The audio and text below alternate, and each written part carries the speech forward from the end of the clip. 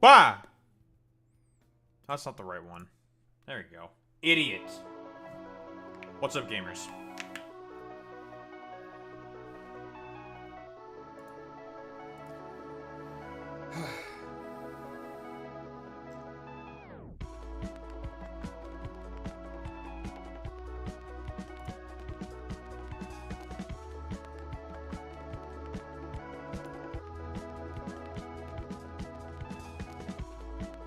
Well.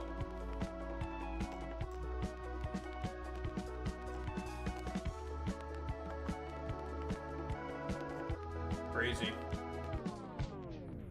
Let's try something else. Doesn't try anything else.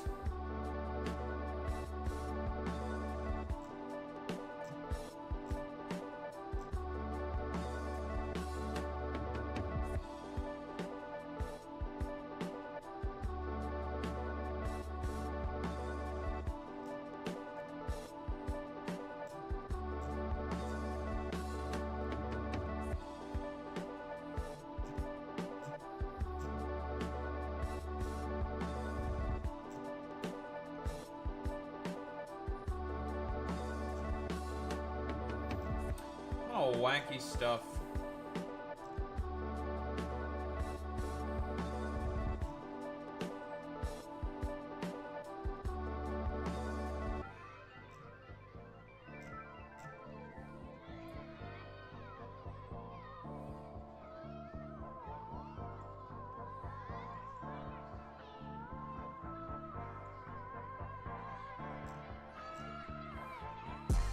Okay, opening game time. Ugh.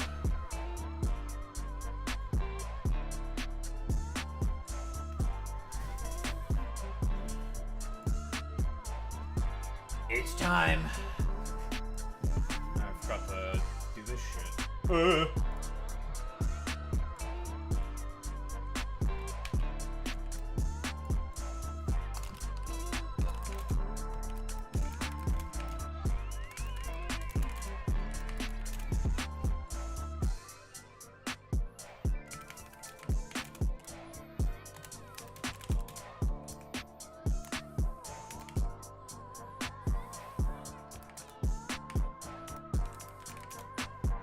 Islamophobia. Is it Islamophobia? That's O-phobia.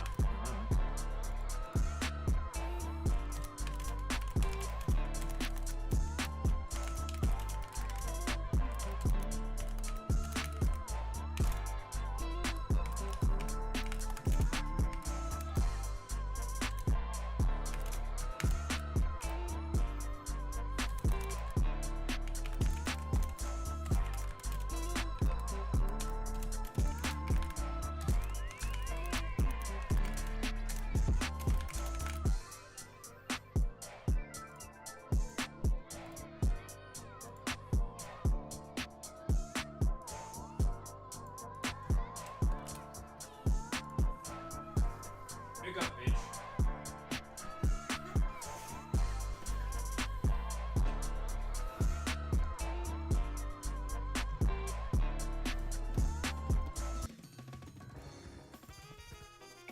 I am on this file, which I don't want to be on right now.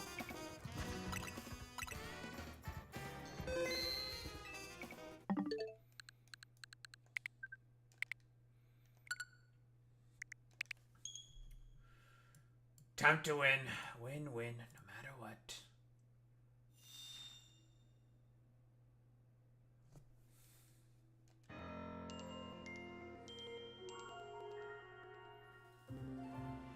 I forgot to put on my shit. Ripsh.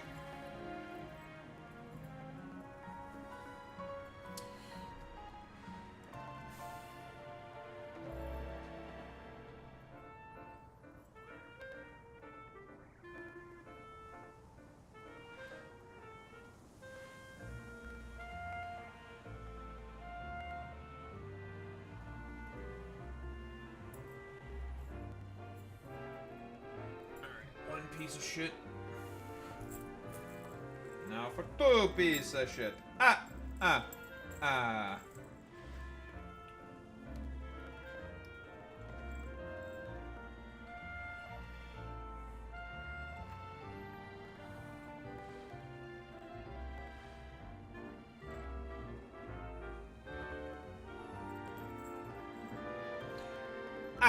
Can't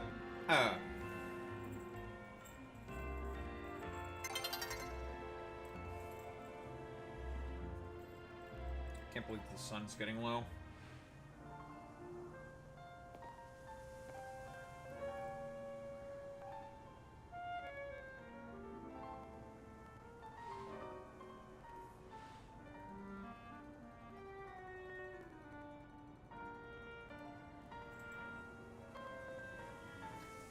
You bitch.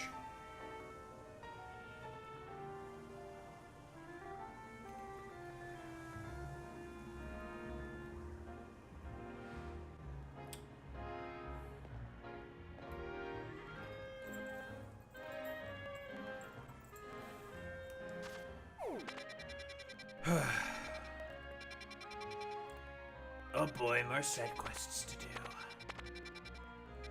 Time to get it over with.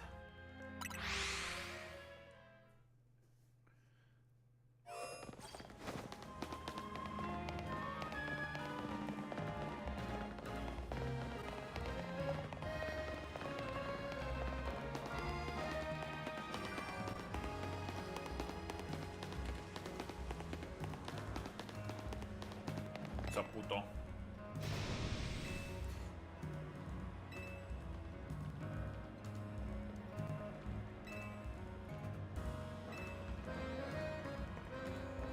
Bro, do be rolling, roll, roll.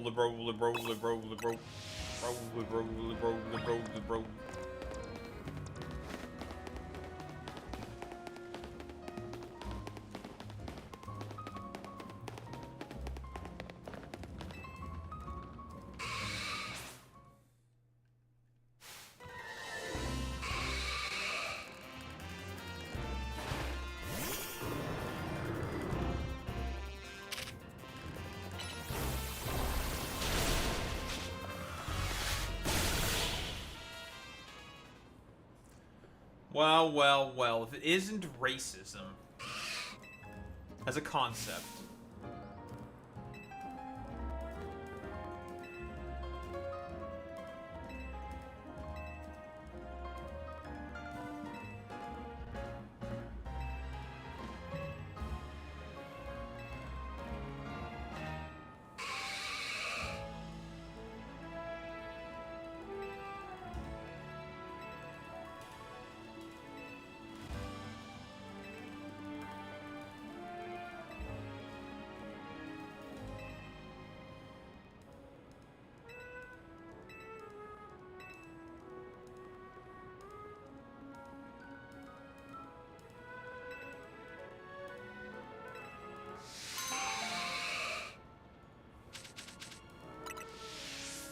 Alright, well.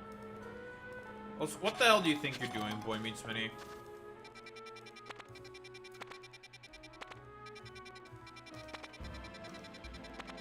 Listen, it's all about punching the shit out of invisible walls, Boy Meets Mini. You wouldn't get it. You just have to punch stuff.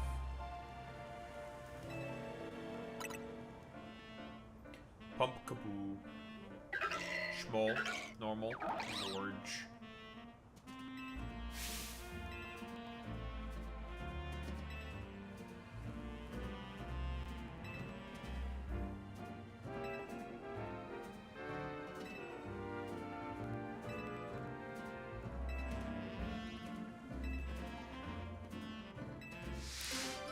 Pump kaboo.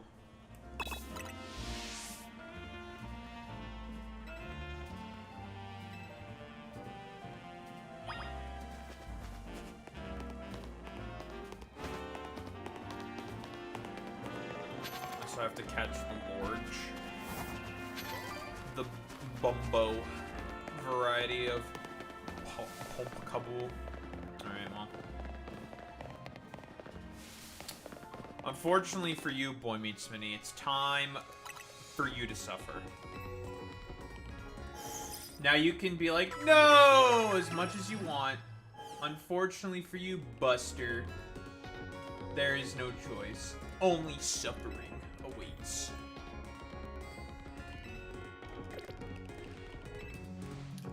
Boy Meets Mini, I already said that you have to suffer. I'm already being as racist as possible to specifically, I don't know. In my own personal interests, as one should, as the critical racist theorist. I just need to pass some time. This is real and true. Existence is suffering. I am suffering.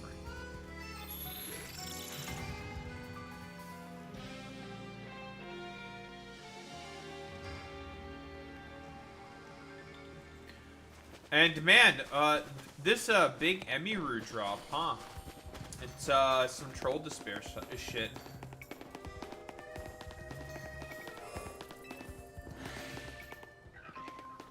Alright, where's the very large?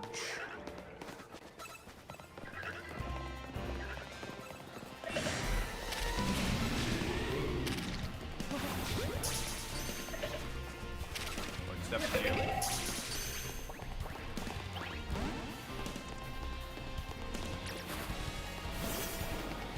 Yep, she came out with some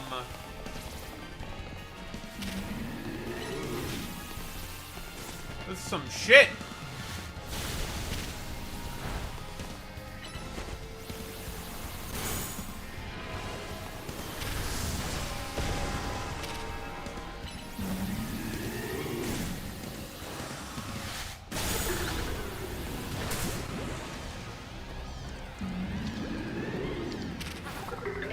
Fuck. Okay, you're in my way. Death.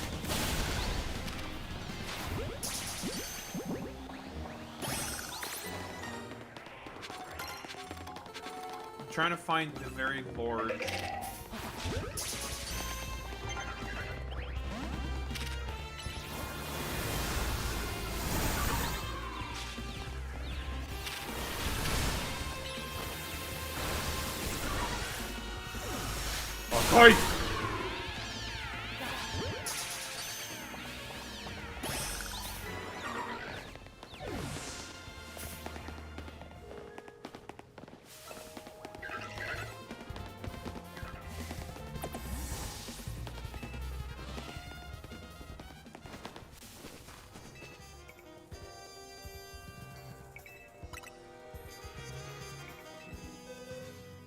There you go. There's your Lorge. Your very Lorge. Look at that. Your beak.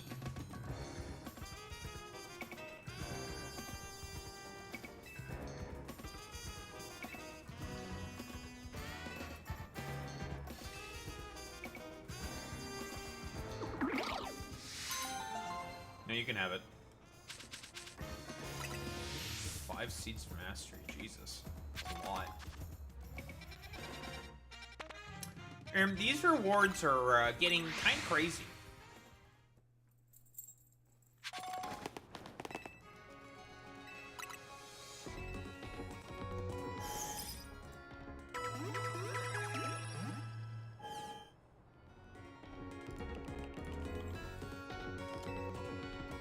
Man, it's turning out that OTK was just a den of abusers and rapists. Who would have thought? I'm shocked.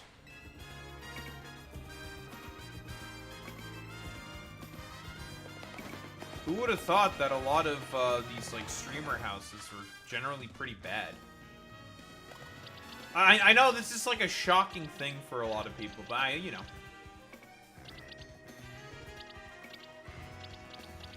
What, the fucking Steak and Eggs podcast or whatever the fuck? I guess that's what Tectone was like talking about in terms of how much of a piece of shit Miskiff was. But we already all knew that he was a fucking piece of shit. Like, no shit. Duh. This isn't about Miskiff when it comes to your fucking miserable, ostensible behavior. You're not above board with criticism on that one there, buddy. So it's like, alright, bro. Whatever.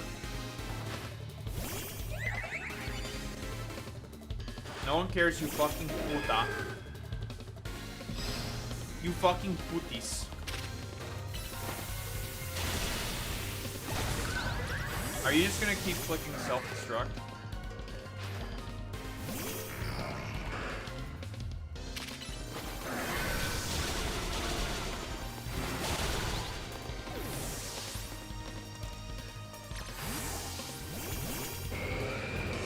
Onyx.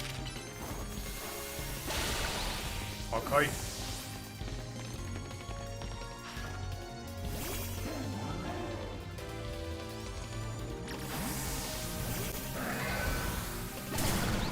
Nice explosion, idiot.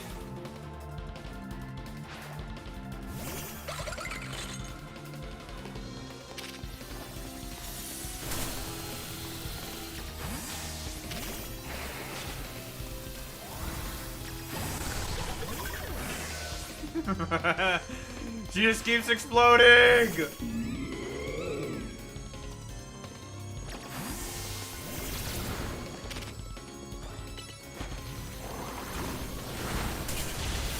She just keeps exploding and has ghost types. This is so goofy.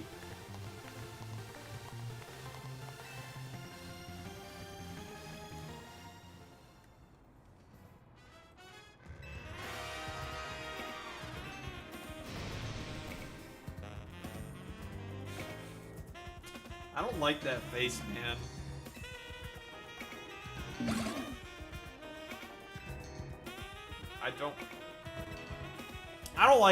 I don't like her. She's weird. 2 bottle caps? It's like, I gotta kill you by killing myself! Shiakazi!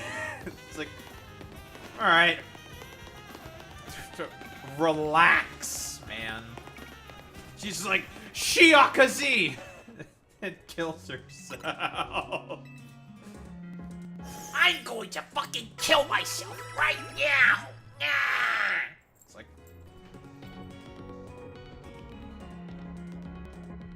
Alright. Jesus Christ.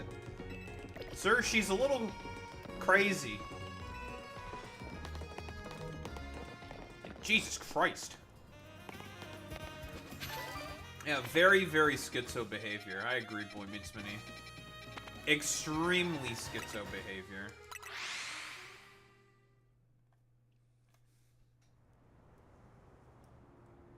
Not the good kind of schizo, the bad kind of schizo behavior, okay? Because there's good schizos and there's bad schizos. That's a bad schizo.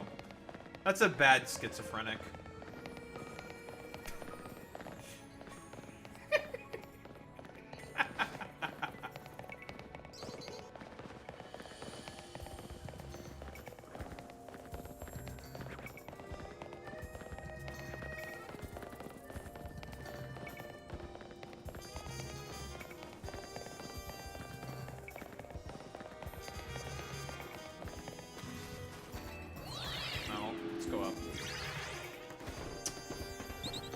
We have to do another quest. I think we are almost done with this game. Hello.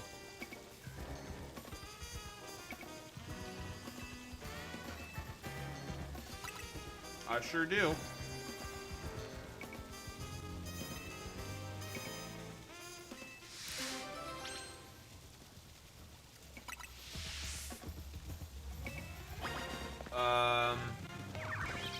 Only ghost types, eh? I do not have a lot of those. Erm. Erm. Erm. Erm. Erm.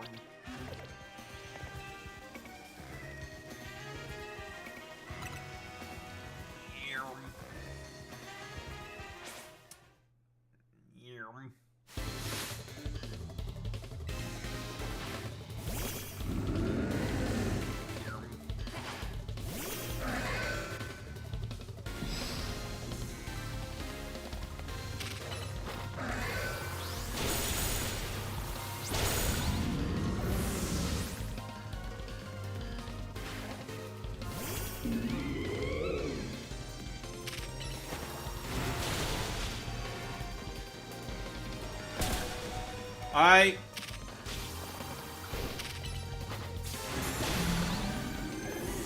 really wanted to recover. To put King Shield there.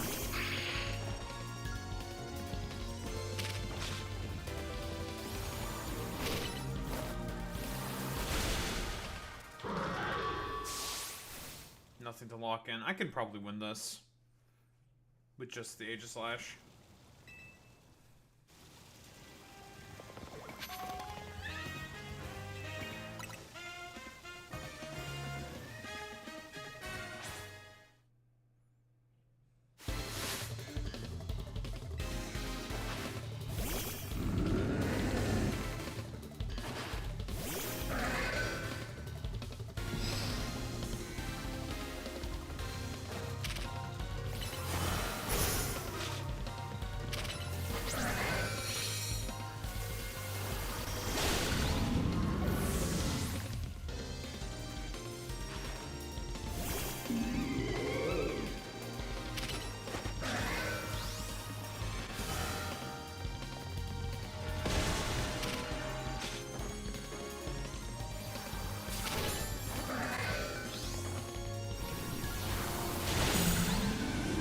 Flamethrower.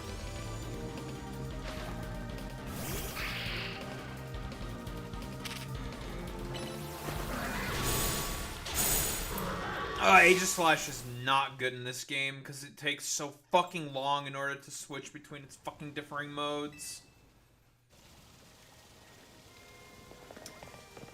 Yeah, Aegislash was definitely a mistake in this game. I'm beginning to realize that. Because it has to switch between its different stances. Can't do that instantaneously in the turn-based system. Doing it in real time is not great. This system significantly fucks it over.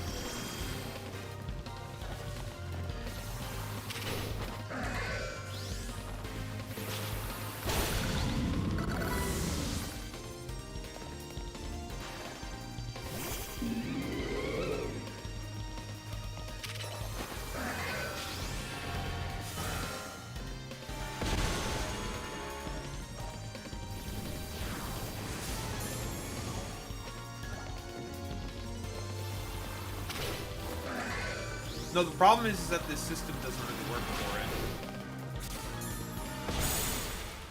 it. And if I can't lock onto something to use King Shield, I can't just use King Shield to get around Phantom Force. This system is just not good for Aegislash, and I do not want to train up another Ghost type. Wait, what do I get out of this?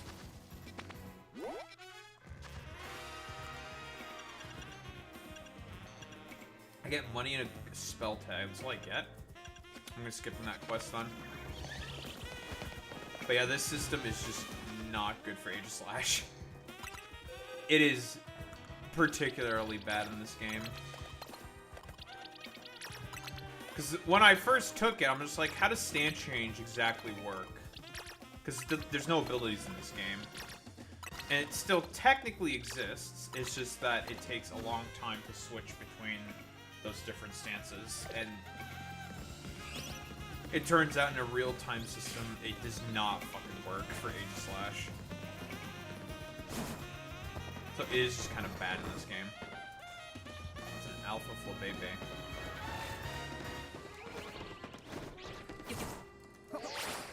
Yeah, Aegislash, I think, is really, really bad in this game. And it's just, it's only to this game.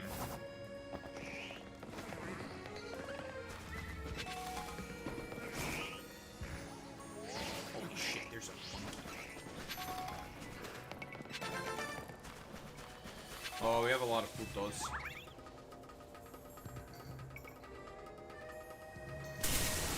Oi! Get away from me.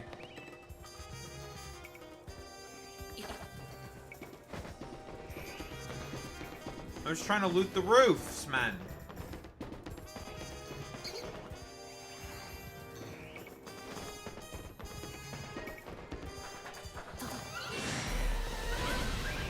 Fuck you. I'm leaving.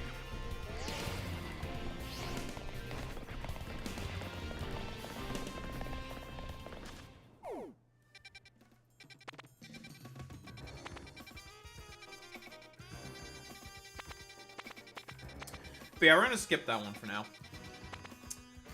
That one ain't gonna work.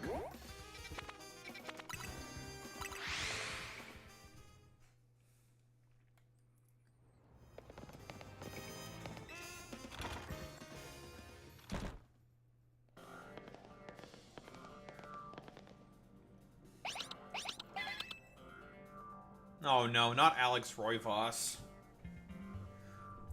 Someone kick that Esper. Kick the cat. What? Who said that? Who said something about kicking cats? Wasn't me. Clueless.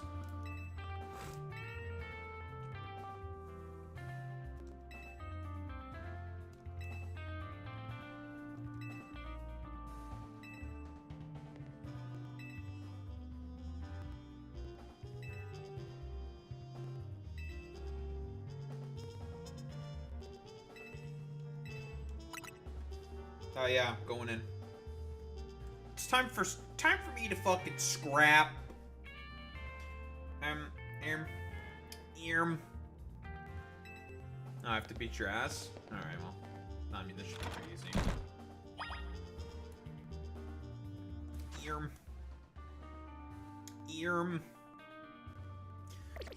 What's Earm? Alright, well.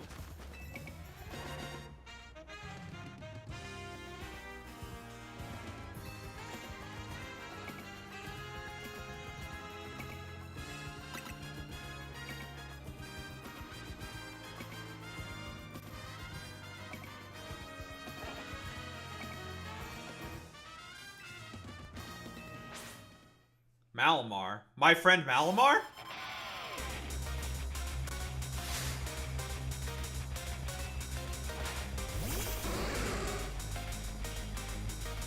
Malamar is my friend.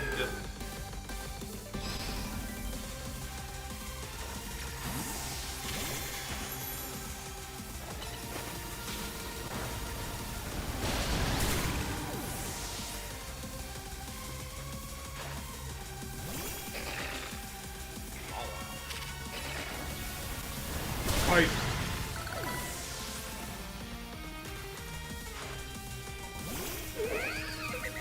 That's a little funny.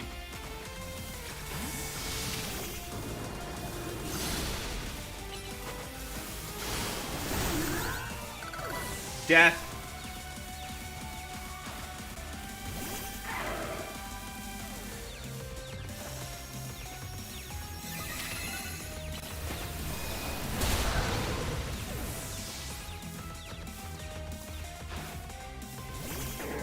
It's our friend Malamar.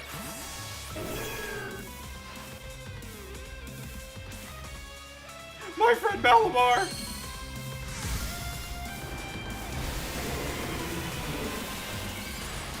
He's about to go on Ozempic! And be shitty.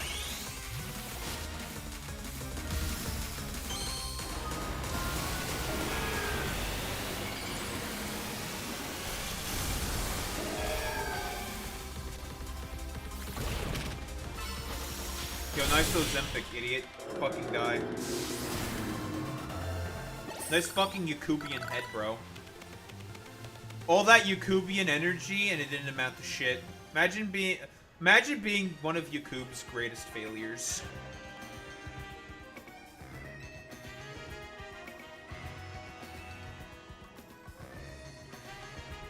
Fucking Lysander.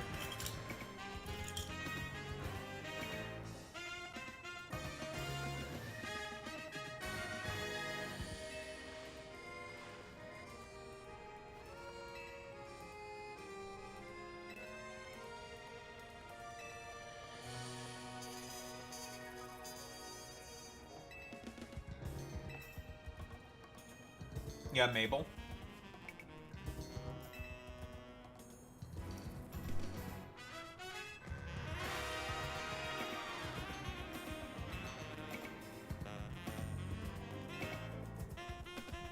Fucking Grisham.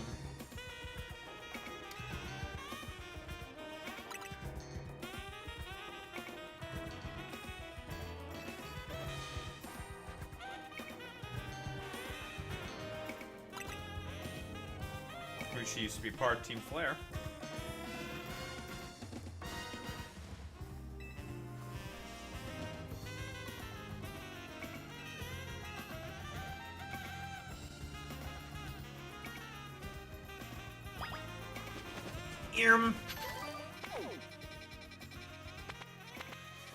What the glearm?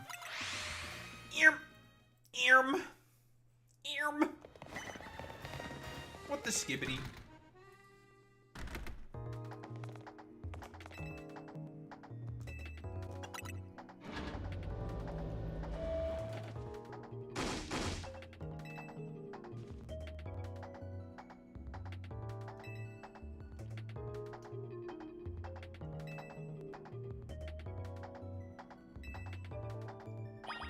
Madge.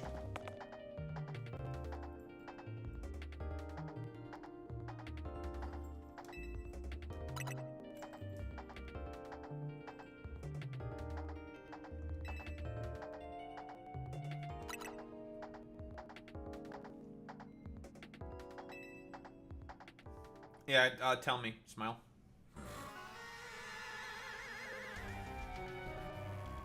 Yes. I knew that already.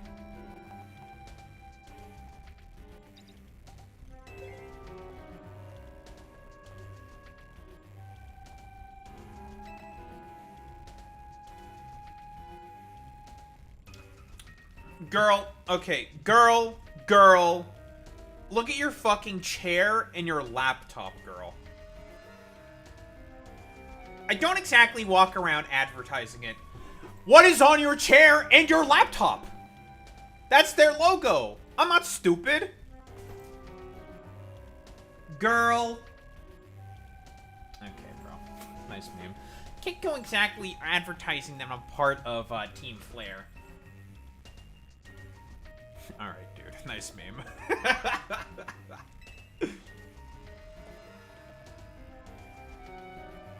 Yes, you got taken into custody, took a plea deal.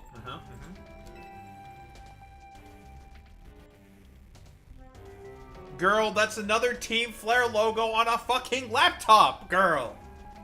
Alright, whatever. Nice meme.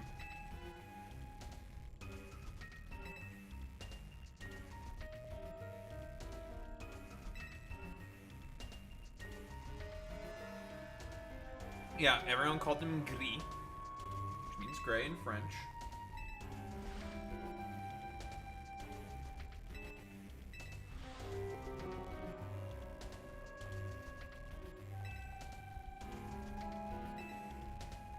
Fake news. Yeah, fake news, you're lying to me. The lying fake news media. Mabel, part of fake news.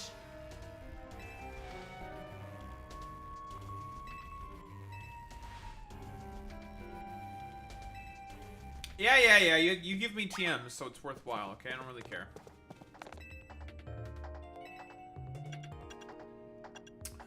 Well, I can't order up a fucking promotion match because I don't even have my fucking challenger ticket yet.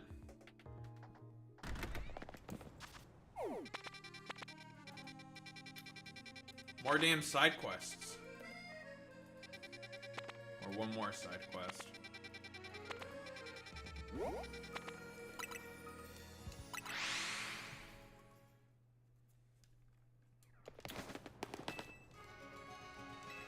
Bonsoir.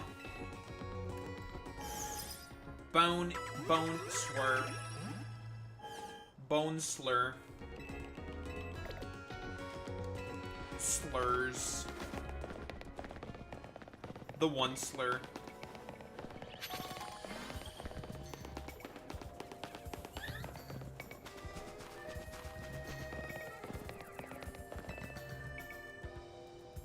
Imagine a world, Raiden, free of cancel culture, where no one can call me out for my outlandish claims. A world where I can say the N-word.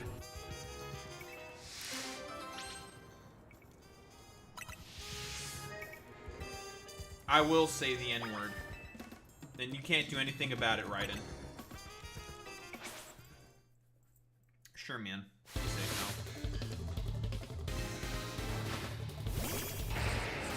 Excadrill. I know that guy.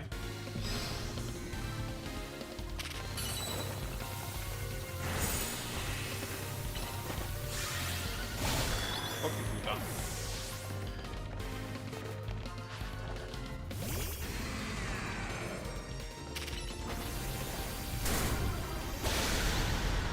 Okay.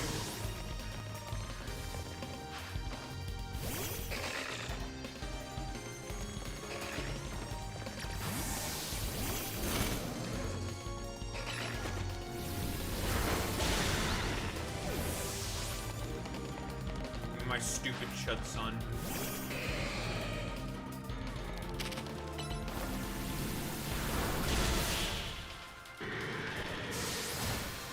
Me and all of my chud sons.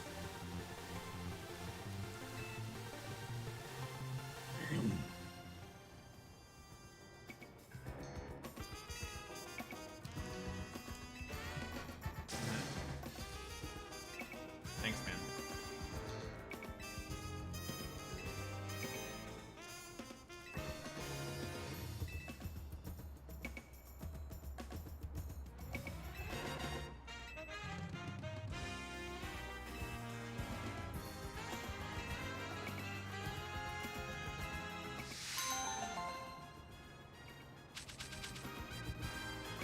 A metal coat, eh? Man, you get that really fucking late, eh?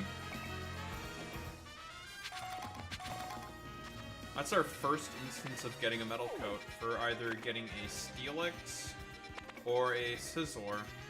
Very, very late.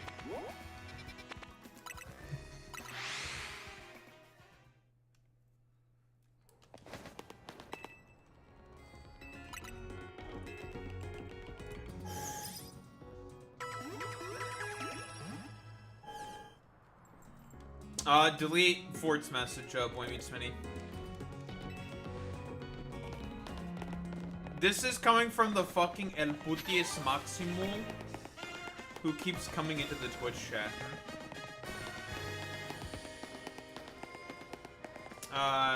Mods, ban Fordnet from Ben. Cope and seethe, Jack.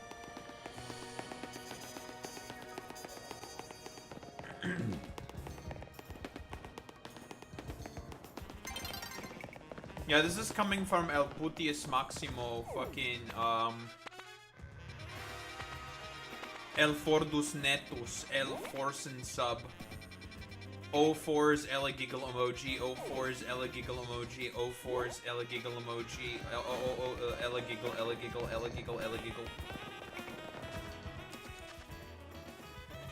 Fordus Netus. Mods, permaban, Ford. You're just feeding these little guys?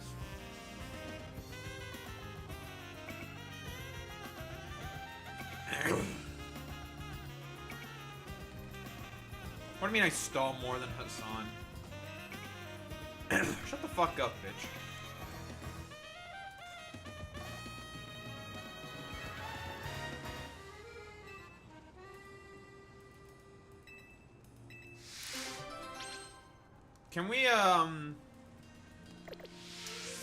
Can we write a twit longer up just for El Fortus Netus? Ford, we're gonna cancel you on Twitter.com because you're a bitch and I hate you.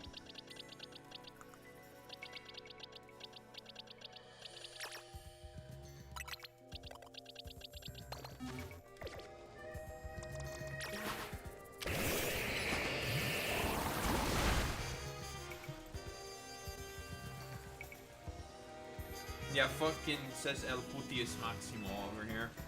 Yeah, right.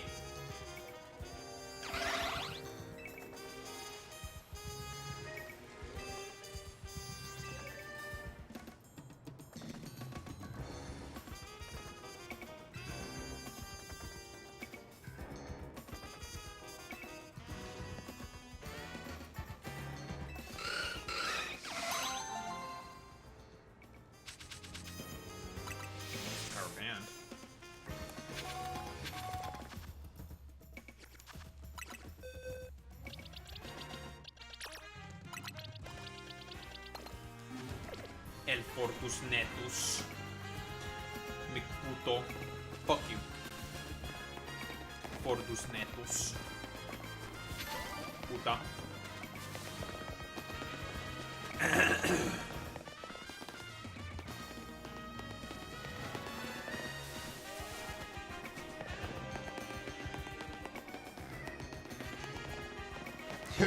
Why are you gay? Who says I am gay? You are gay.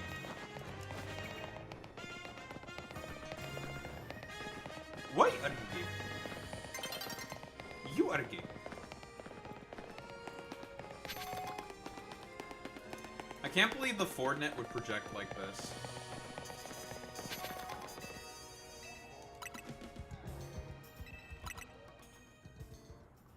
Why would you do this, El Fortus Netos?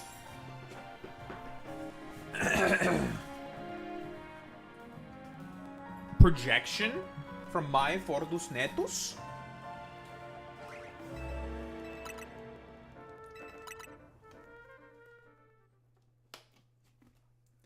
Yeah, that's the design of the city, puto. It's a big circle in the middle of the region that connects the multiple parts of the Kalos region. That's the design of it. Just like Paris. Paris is also a gigantic fucking circle. It's almost as if it's based off of a real place, putis! Puto! I can't believe you figured that out just like I did. Good job, puto.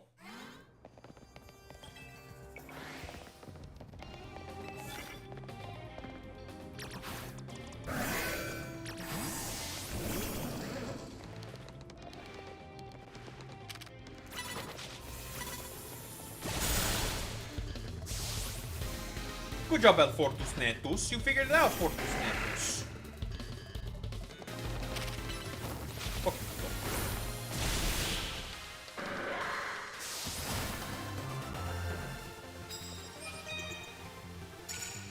Alright, let's make some fucking money.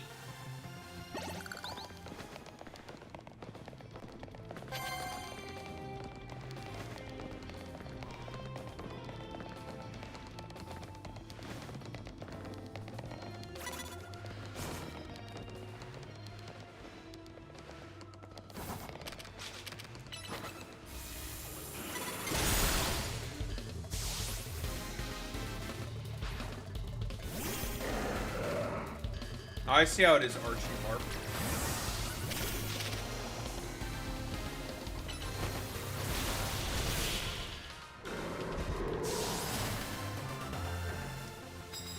That's true, Puto, but you are El Krungus Bungus.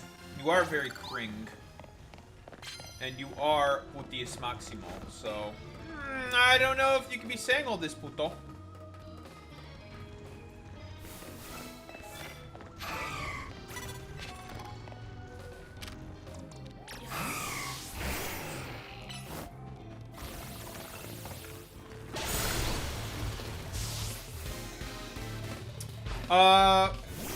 Mods, can we permanently ban Fortnite again?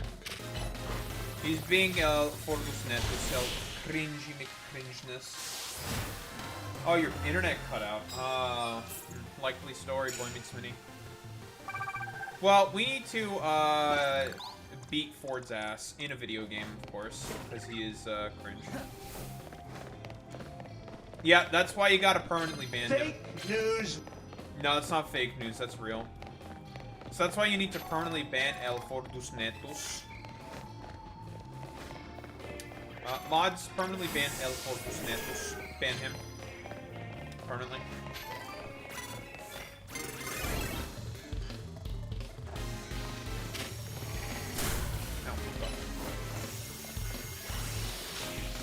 Alright, nice meme.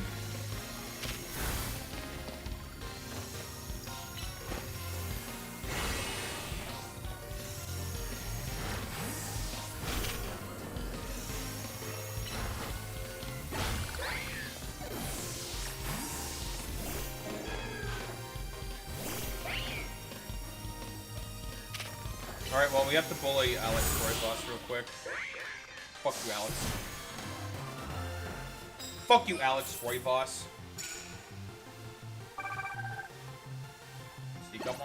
Dark move is steel moves.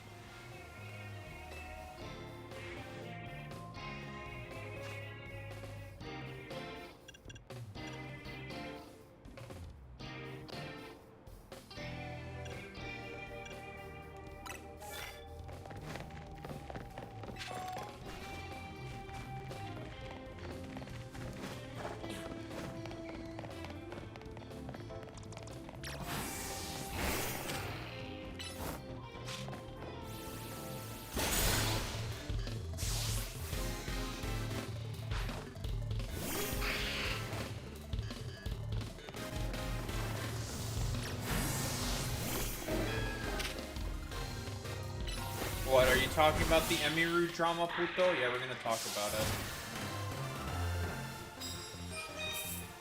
Wait, El Putis, you're telling me that Miskiff is a bad dude? No. What kind of El Sisyphus is this? Yes, Putis, we're gonna talk about that. It's gonna be a short thing, though. Short tings, bro.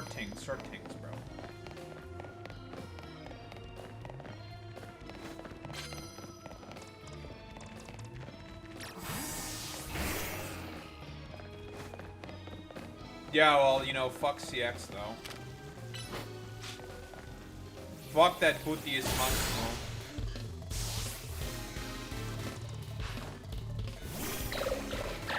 No. Oh, no Sabe. He doesn't know Ford. He has no idea about CX. No Sabe. No Sabe. No Sabe. Pepe la.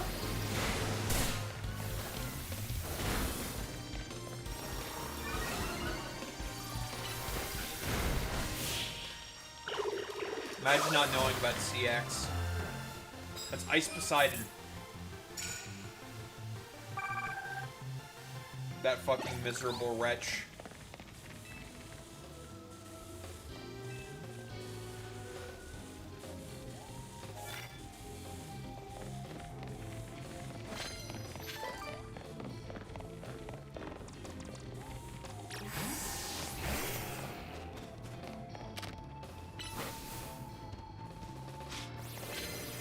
Yeah, he's really bad.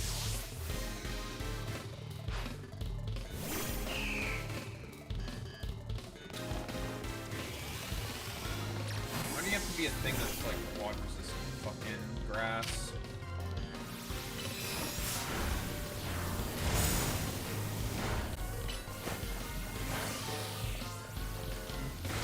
Where's your quad resistance?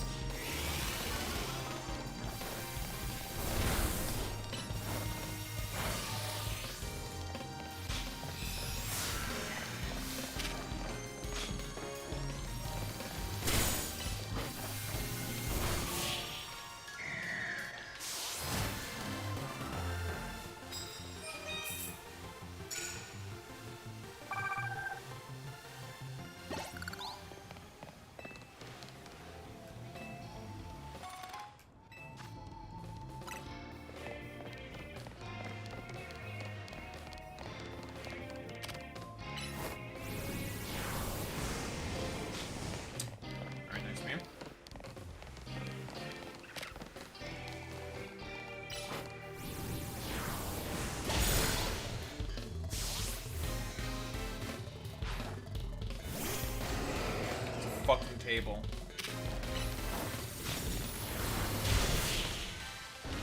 Fuck you, table.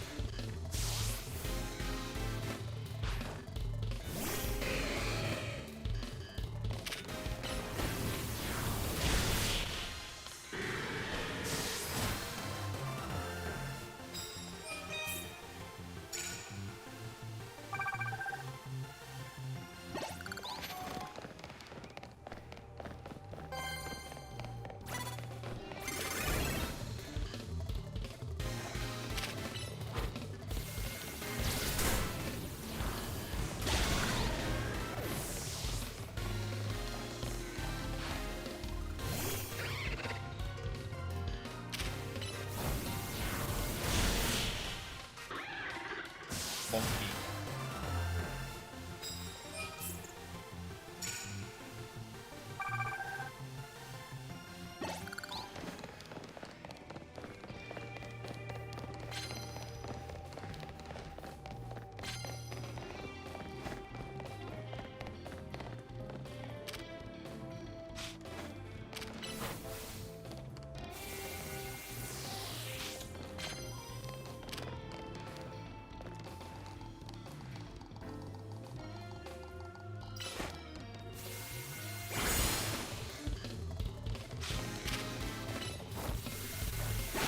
Nope! No explosion for you. That's racist. Another table.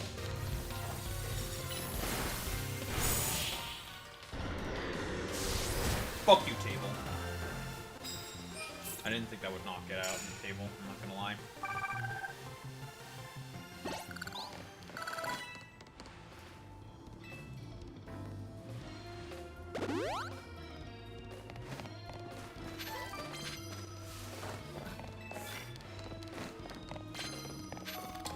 I don't have any poison moves. Hello.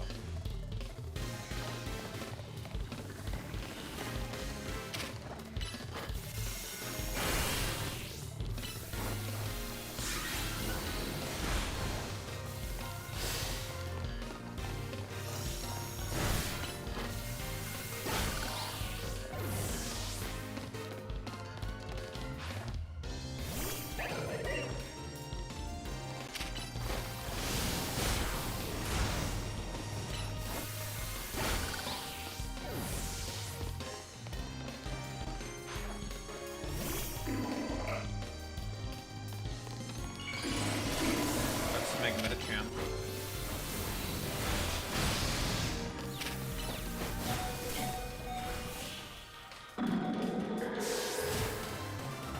Very well. Money! A lot of money, and a lot of points. X fucking D.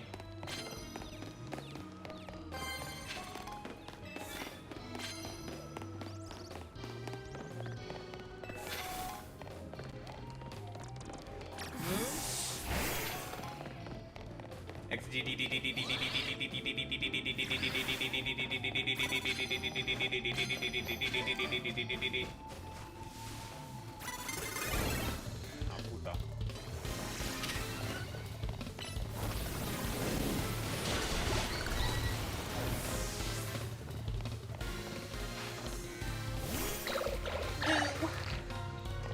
Who said that?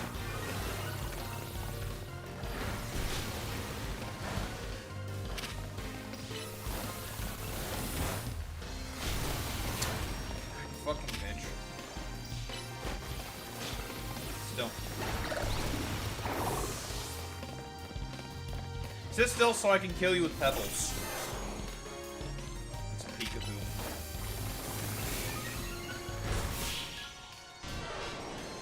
La XDD has arrived. La XDD. That's Fortus Netus' favorite guy as well. He loves La XDD because he is La XDD as well.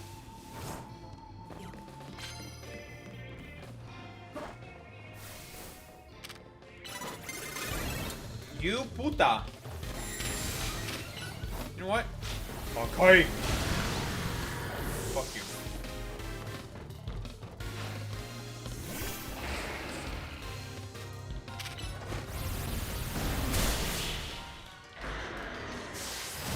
Okay. Trying to sneak up on you people.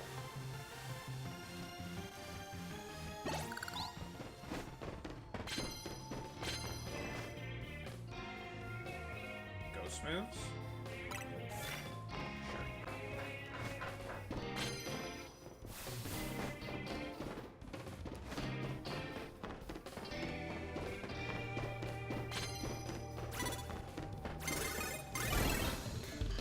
Fuck are you?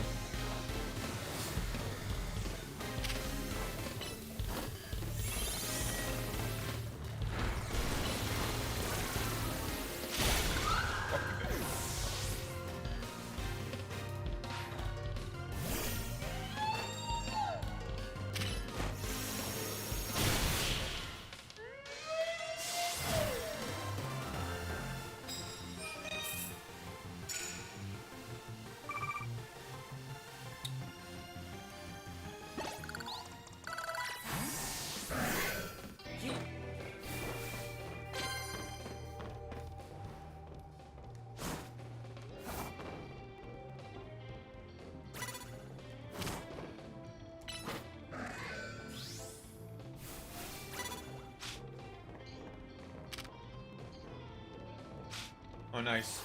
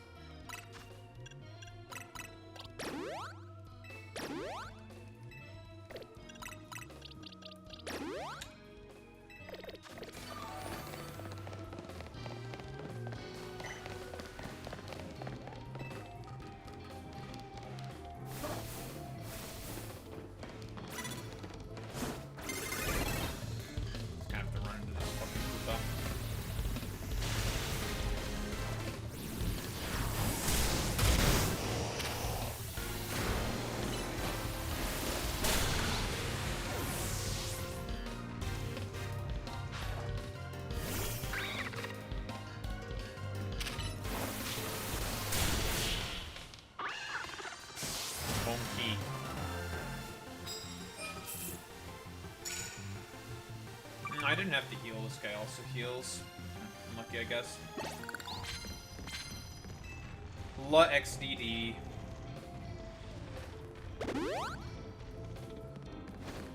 La XDD has arrived.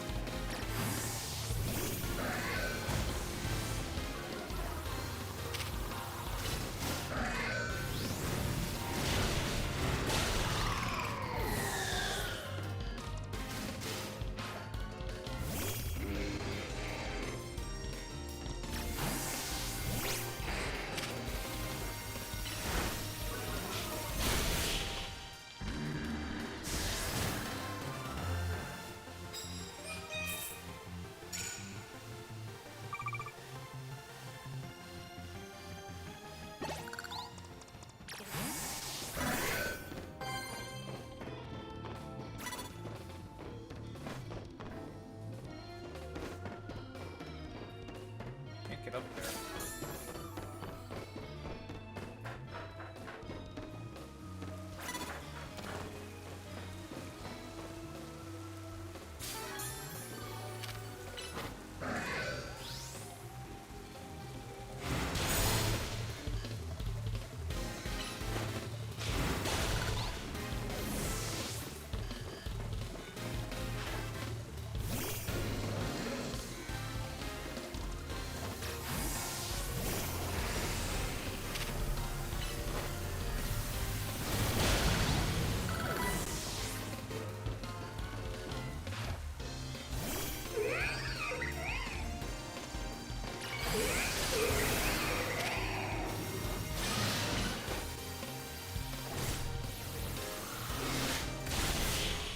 No, nice Megalophony door.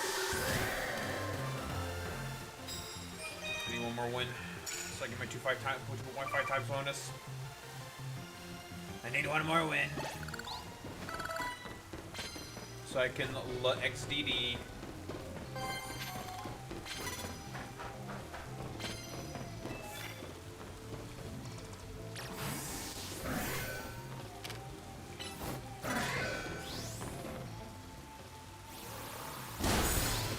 How'd I get away with that? I just got away with a crime, I'm not gonna lie.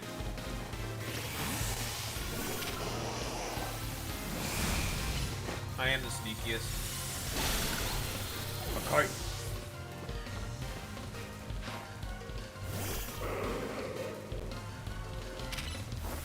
That's not making very well.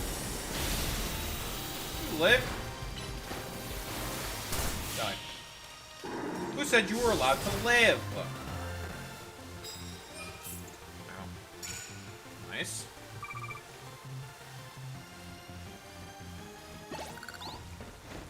Look, give me money.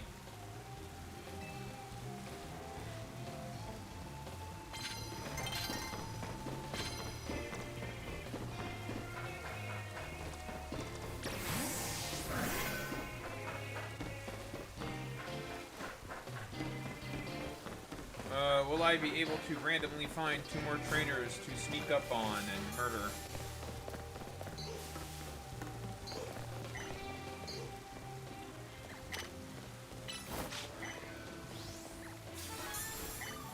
Alright, wrap it up, Domi. We got money to make.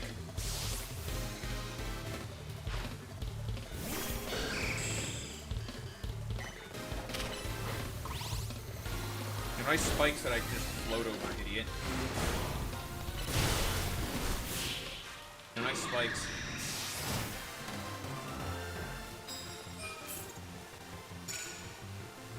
Nice spikes, doofus. You fucking idiot head.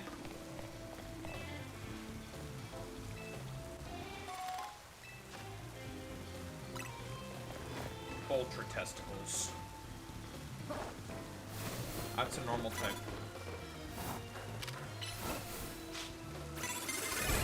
Puta!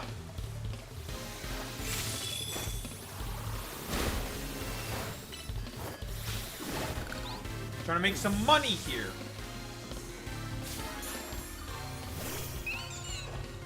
Fuck you, da-da-da-da-da. Okay, you're dead, idiot, stupid.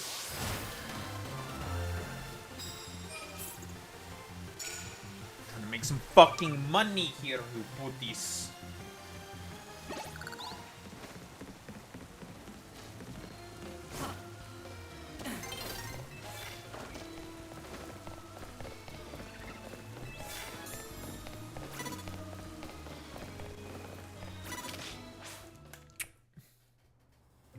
Puta! That's unfortunate.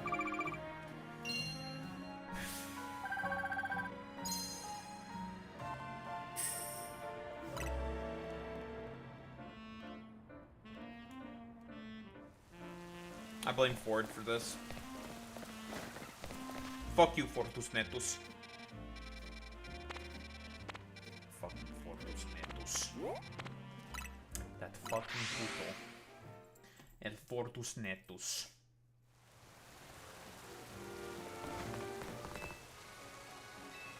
El Fortus Netus.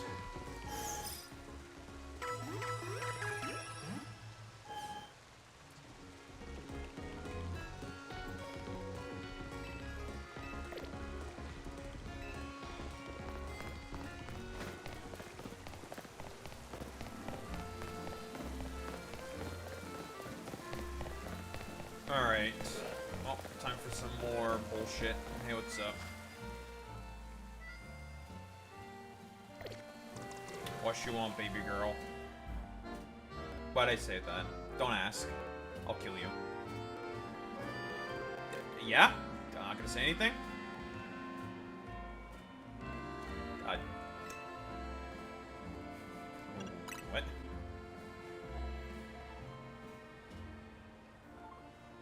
I don't like her anymore. She's weird. Oh. Oh.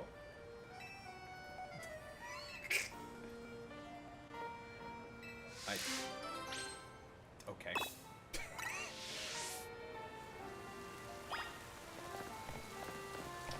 That... I think we found a schizophrenic.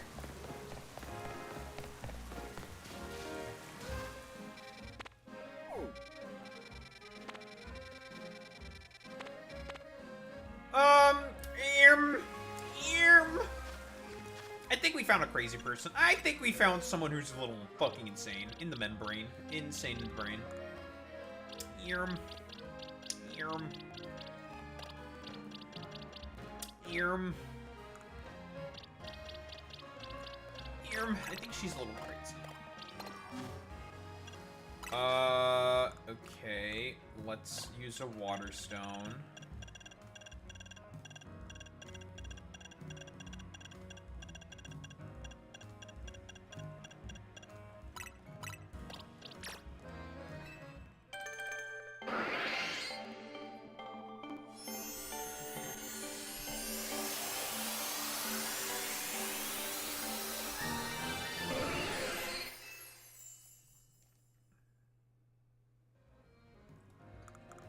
You know what? Time for the further flex.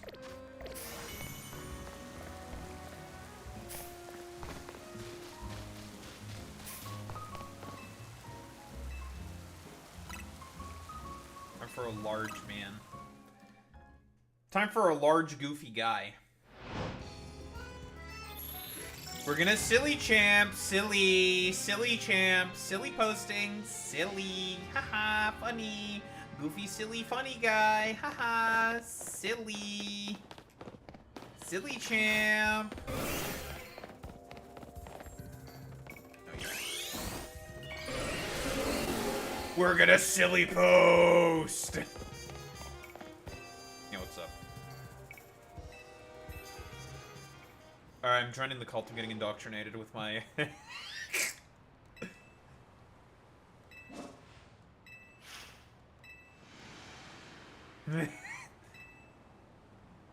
There's like 5 different things that are all the same thing.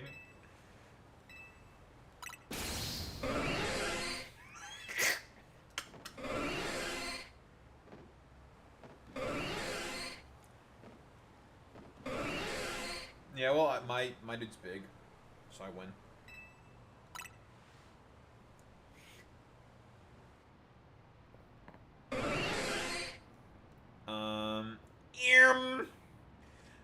We've been found out.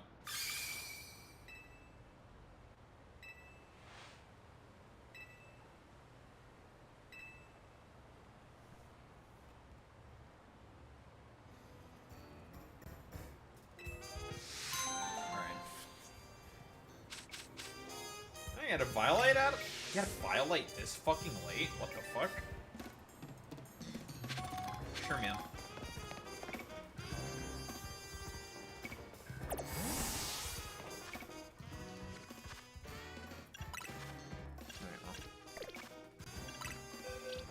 Well, then I'm gonna have to become racist.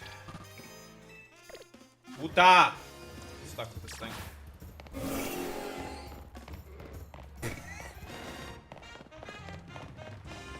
Come on, let's get moving.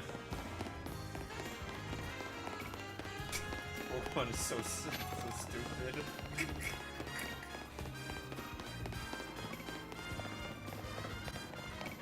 You were running faster in the other in the goddamn fight. What the hell is this? Why are you so slow now?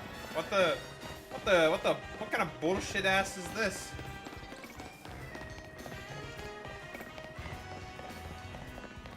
What is puta?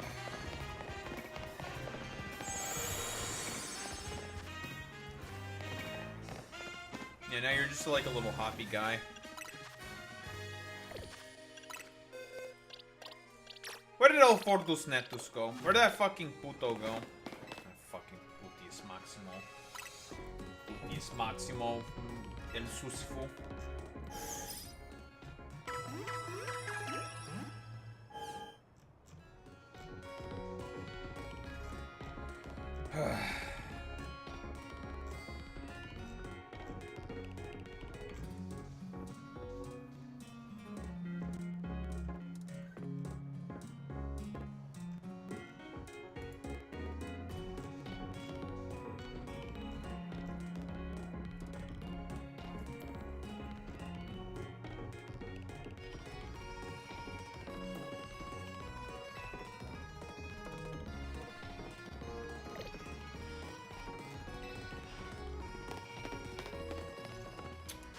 Alright. It's time for what I assume is probably one of the boss fights in this game.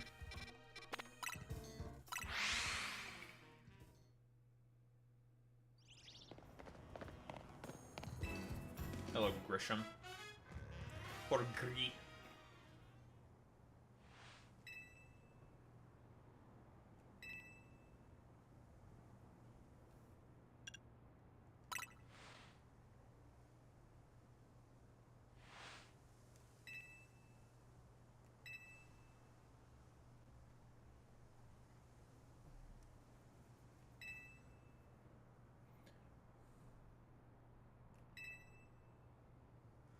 Team Flare Nouveau.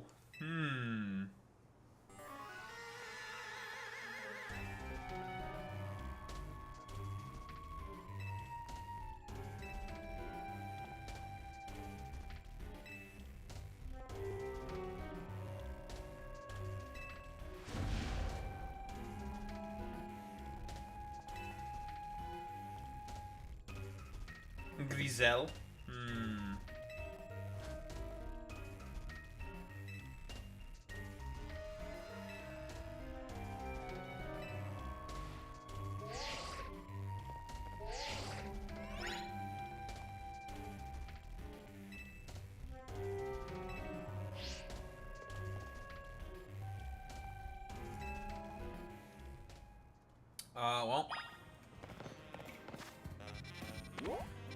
Sir, it's actually, 2 members of Team Flare. Oh.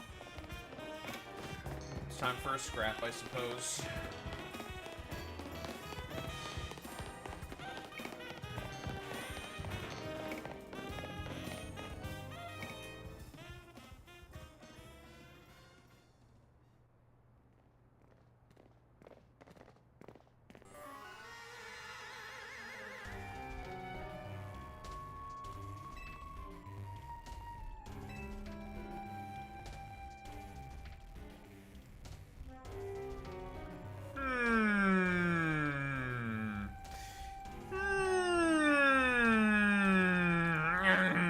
Lysander Cafe, you say?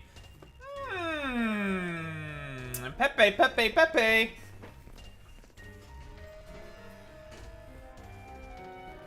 It was all a front.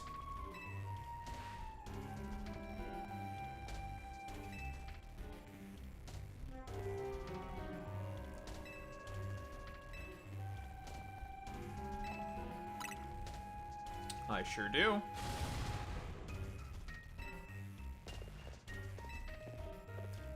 Sir, she's a sycophant.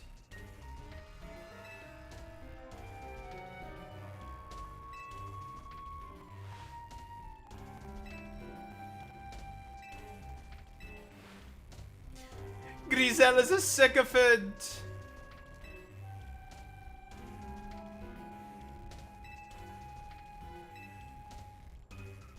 Alright, I'll put her in her pack real quick.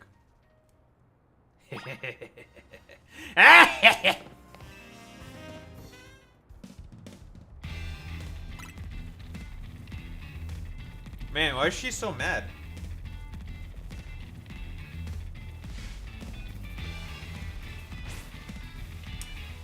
Why is she so mad?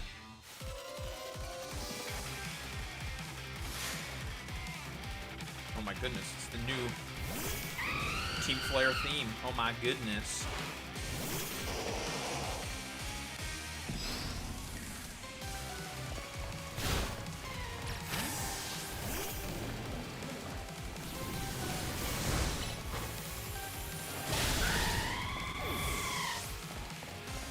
Conserve HP. Come erupt.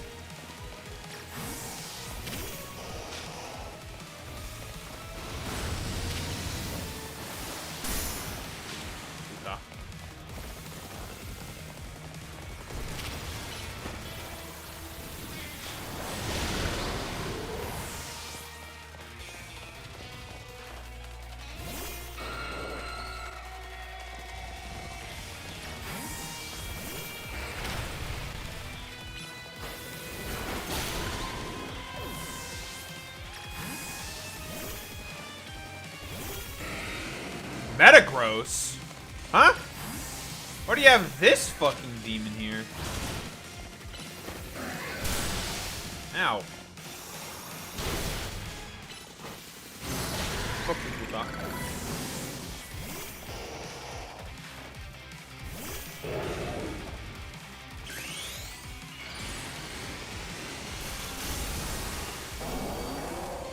I know what you are. Alright, get the fucking hair grown.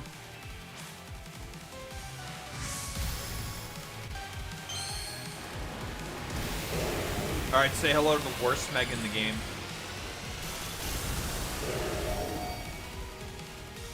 Nice hair, idiot.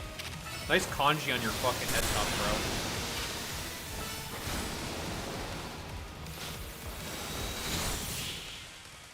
bro. Alright, know your place.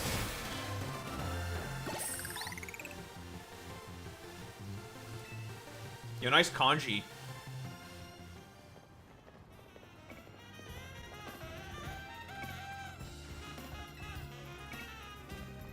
Because you suck.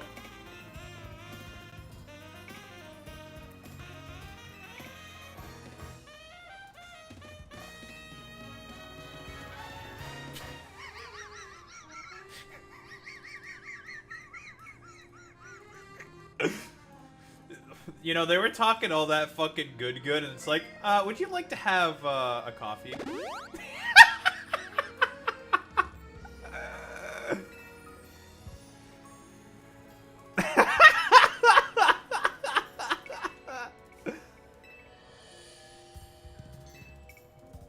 What a fucking goofy game.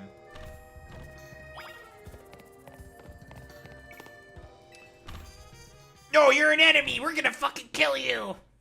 Would you like to have a coffee? Yeah, now he's old and his hair isn't red anymore.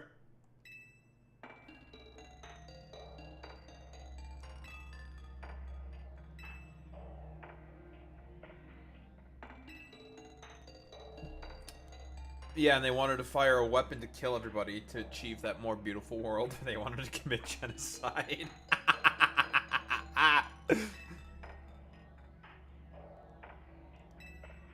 Yeah, disillusion with humanity, huh? Yeah, to reduce the number of people in the world. Yeah, he wanted to commit genocide. He wanted to kill people. He's like, we're just gonna kill everybody that I don't deem beautiful. I'm gonna dig up this ultimate super weapon that AZ built in order to revive his Floette in order to commit mass genocide in the world. Irm!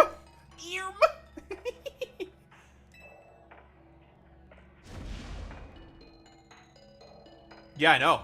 It was his creation.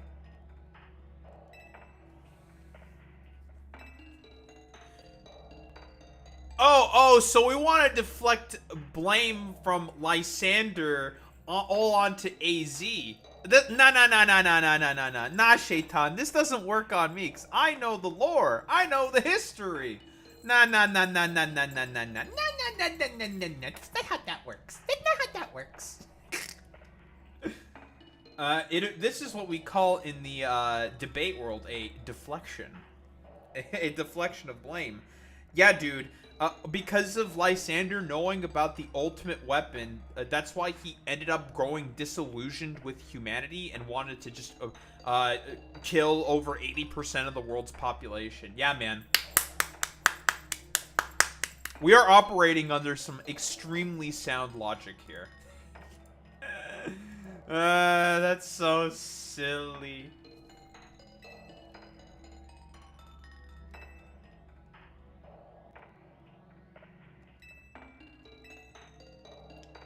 This is the most pathetic attempt at a hypocrisy burn I've ever seen in a while. It's like, alright, bro.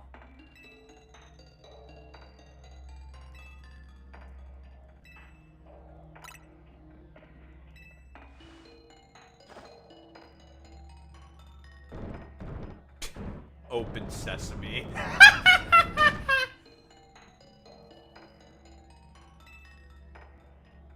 No, all I care about is getting access to the labs.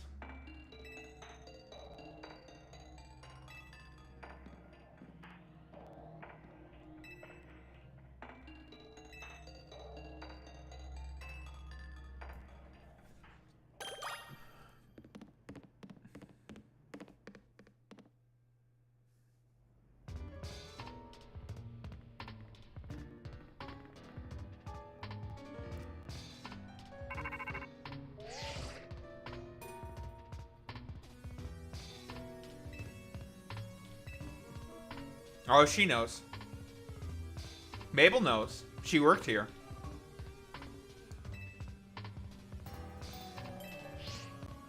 Thanks, Mabel. Okay. All I care about is figuring out what wild Pokemon is in here, and to just... I just don't like how dark it is. If I can find a power switch, that would be great. Because I can't fucking see shit, man.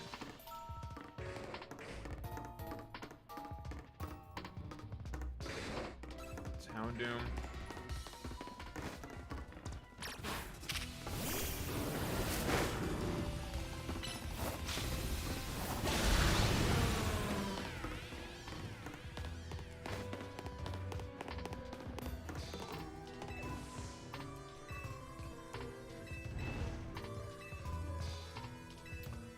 Looks like the first thing we're gonna have to do is find the power supply.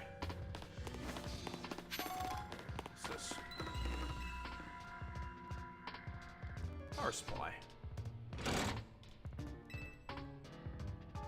Should power up some part of the lab.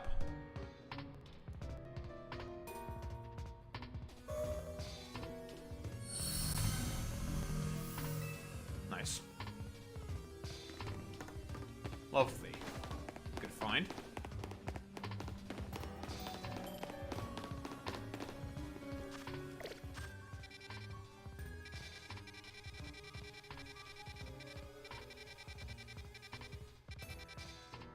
And then only powered part of the lab. So some areas are still going to be locked to us, it seems. Yeah. Only part of the lab is powered. We need to find more panels.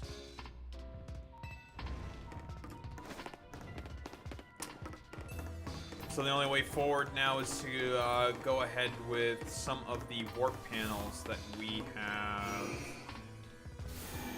unlocked. Okay, so that's how we get to that side. What about the other warp panel? Where does it go?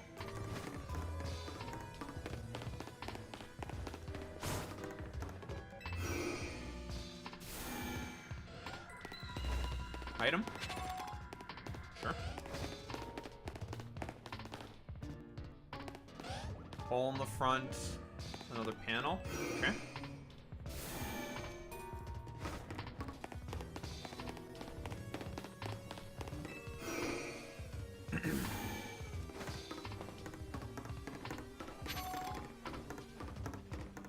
I see a twinkly.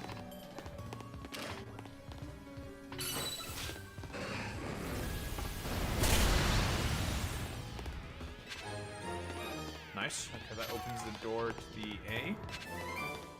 Dark Pulse. Okay, not bad.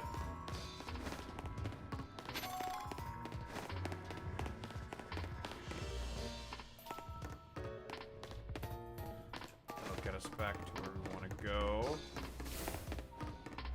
Okay.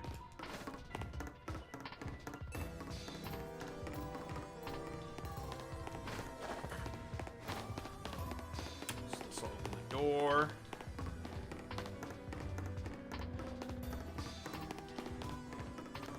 Also, we're gonna get a final je ne sais quoi from here.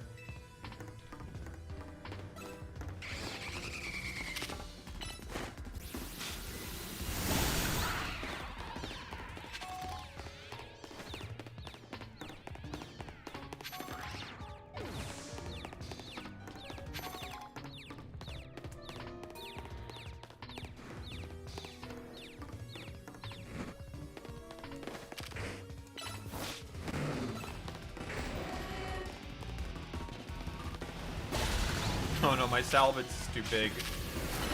He's too big, he can't fit through the door! Here, this should work. He's too big!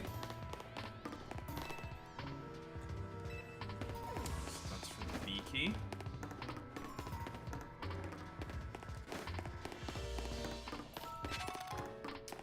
This will power up another portion of the lab.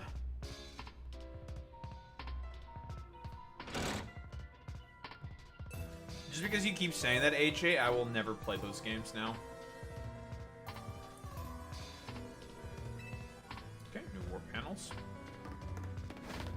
You are making me explicitly racist.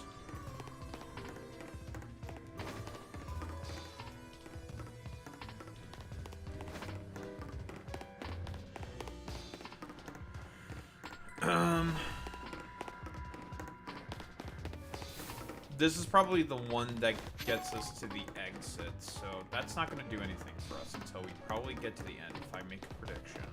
That's for the... That's a door we can't open. So the only thing we can go through is that warp panel.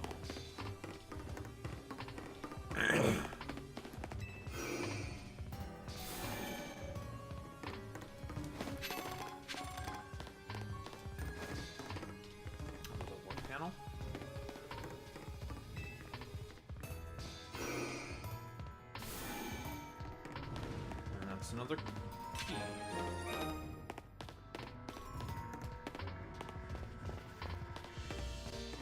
Alright.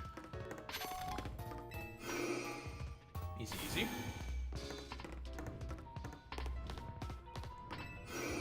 Yes.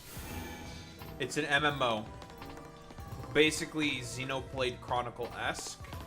And it's based off of all the Japanese regions. So that would be Kanto, Johto, Hoenn, and Sinnoh. The first four.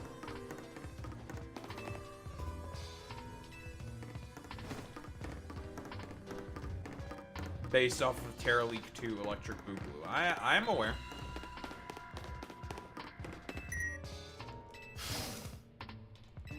Or more so the next Legends game is going to be more Xenoblade Chronicle-esque.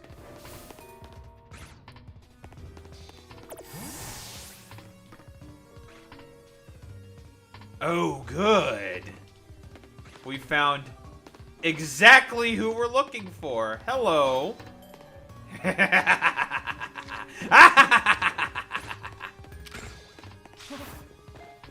missed.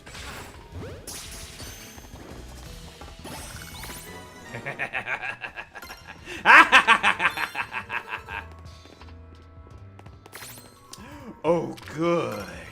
You're getting more paced by the day. Oy puta. Stop that.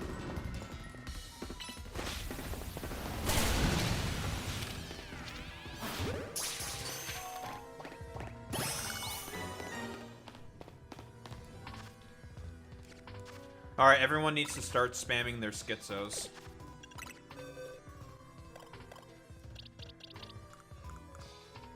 I need to see the schizos. It's time. It's the Dawn himself. Mega Metagross. It's him. It's him! It's him.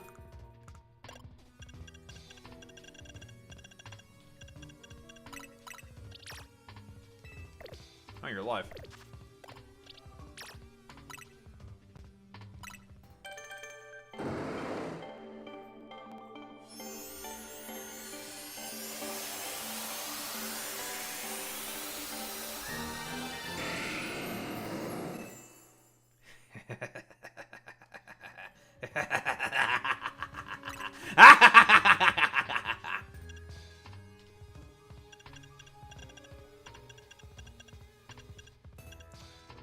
Darho, aren't you going a little insane? Yes, and? What do you do about it? Puta?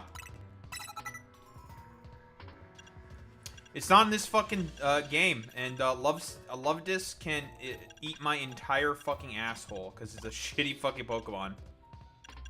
Dog water fucking Pokemon. Literal fucking dog shit. Literal fucking dog shit fucking Pokemon. They're calling Lovedisc one of the worst of all time. They are. And I agree. It is a doo-doo bupkiss Pokemon. Absolute dookie butt. It doesn't exist either.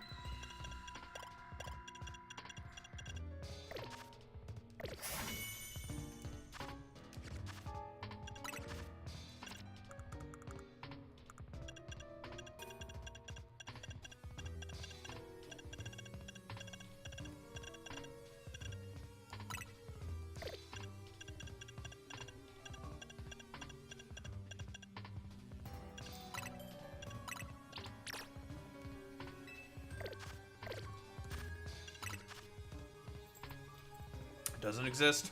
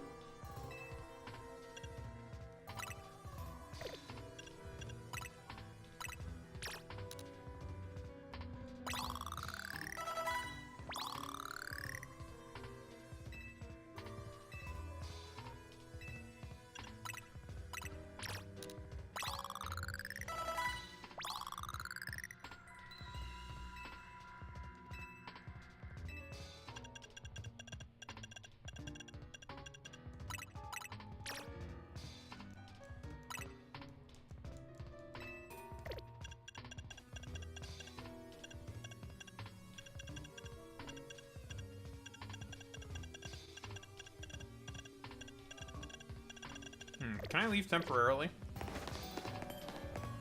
There's some work that needs to be done. To create a monster.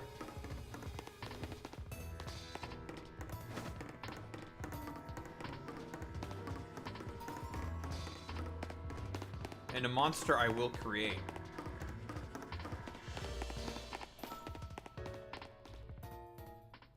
Oh, hey, what's up? I'm just gonna leave for a little bit. Hold on. I'll be back.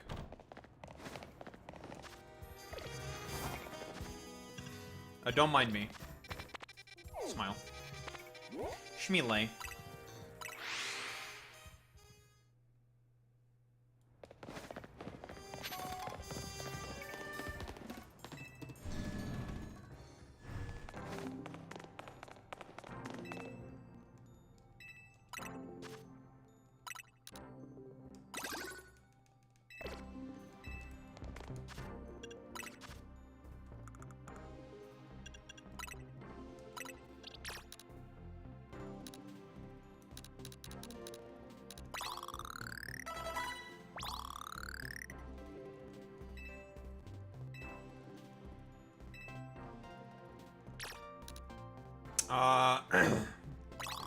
Polytoad's time is gone. Power crept out of existence. Sudowoodo is a gimmick, and that's cool and all. And,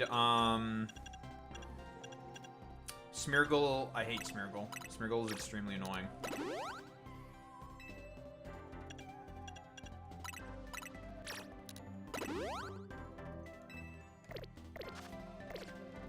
That doesn't exist. Even if it did, it would probably be dog shit.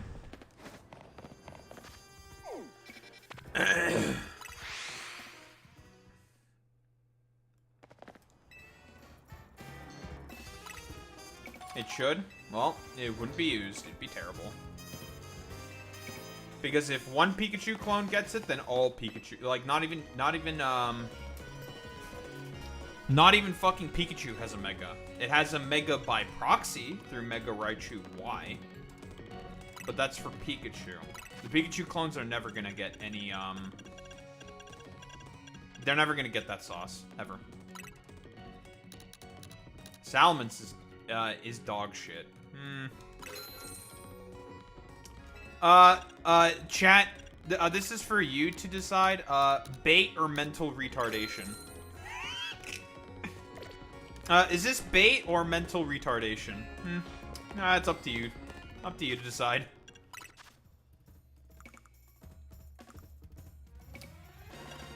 Farigiraf is not terrible. Has niche applications that are pretty good.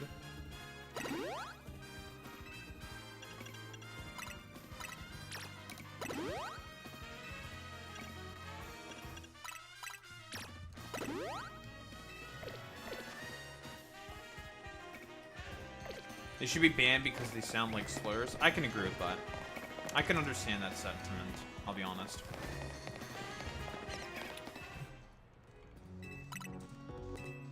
They do sound like slurs.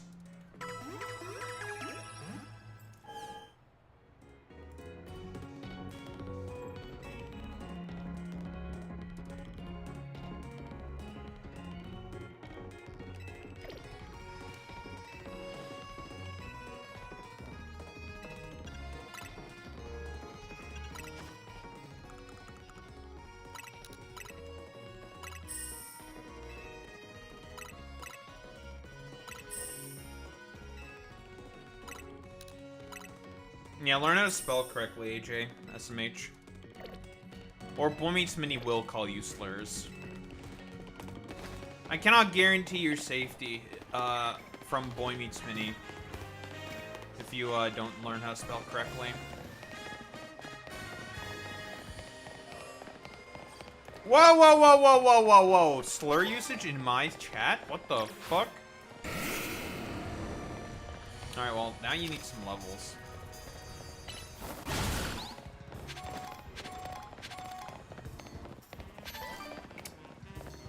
Annoying. And past its prime.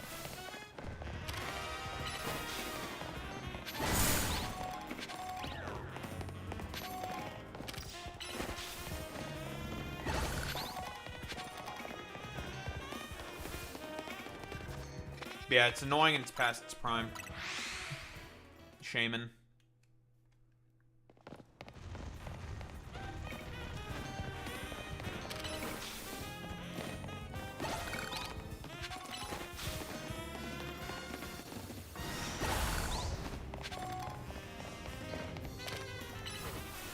For shame. Mods, can we ban Boy Meets Mini? Cringe LARP shit.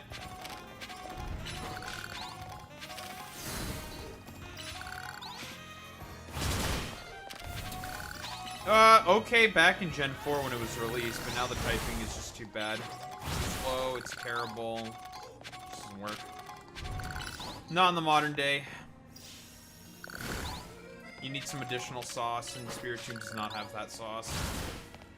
Spiritomb is not the guy with the kind of sauce to hang with the big kids on the block.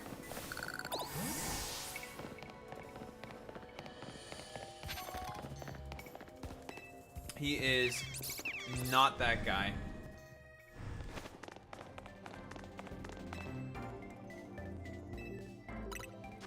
Terrible.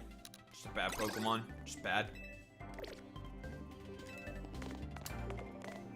Too slow. HP's too low. It's not like Toxapex. Mono Ghost is fine typing, but it's not the best defensively. But it is too slow for what it needs to do. Its abilities are bad. And that Mono Ghost typing ends up being more of a detriment than an asset. So it just doesn't have it. It's bad. Just a bad Pokemon.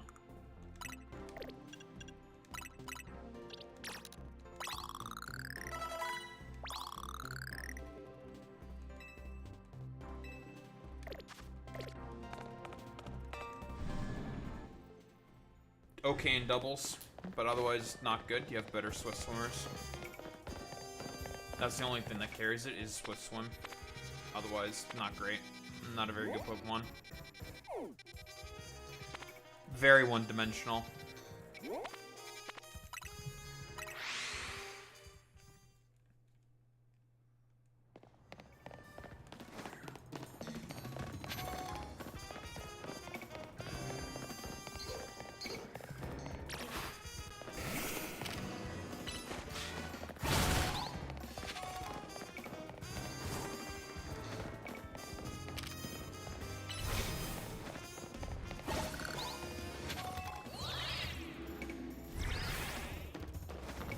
No, Boy Meets. I'm engaging in what we call some critical racist theory right there. That's the racist truth, is that Ludicolo sucks. That's the racist truth.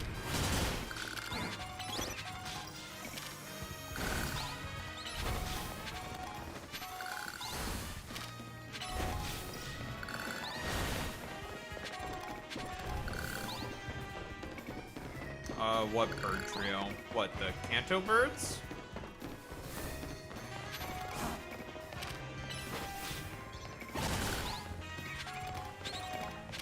Are we talking about the Galarian birds or something? Is that what we're talking about?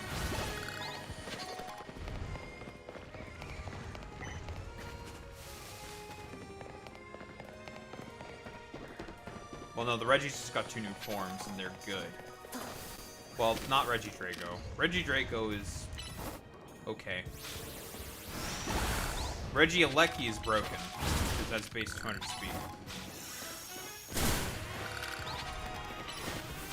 And with base 200 speed, nothing really matters.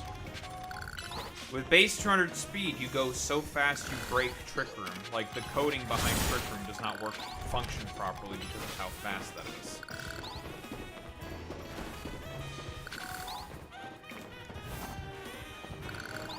So you end up being faster than anything in Trick Room. Yes, with the I think with Choice Scarf, if you give it a Choice Scarf, and of course max speed plus speed nature, it breaks Trick Room, and it ends up being the fastest thing in Trick Room because it breaks the coding. Because of how fast it is.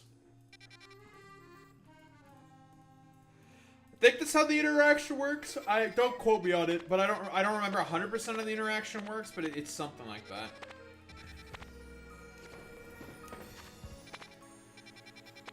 Now I need to farm more shitters. I need to head on top of more roofs.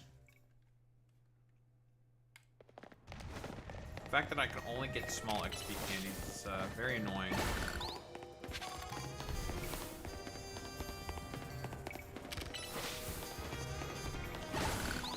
I must say, I do like Bullet Punch for farming these damn shards. It is not bad. I saw a Twitter video about it and I thought, isn't that good for farming shards? It is pretty good actually for farming shards. Very quick.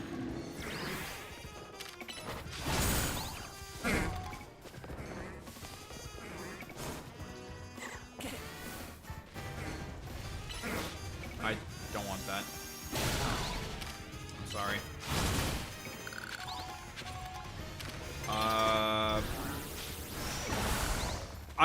AJ, I'm gonna tell you right now, Lovedis is one of the worst Pokemon ever created. It is astronomically bad.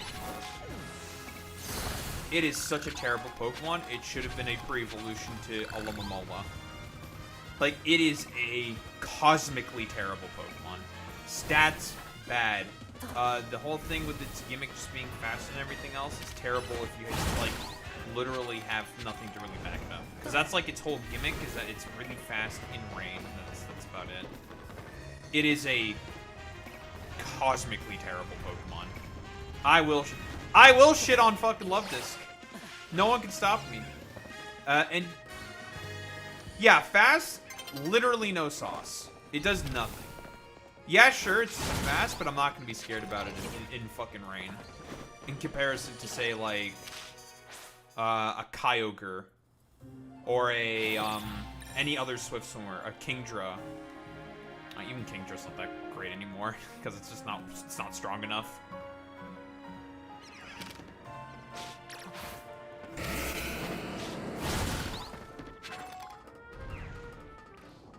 But yeah, fast, zero fucking sauce. You need speed is good and everything, but you need sauce. Which is why Regieleki, even though it is not that strong, it makes it work because of its ability. Regieleki makes it work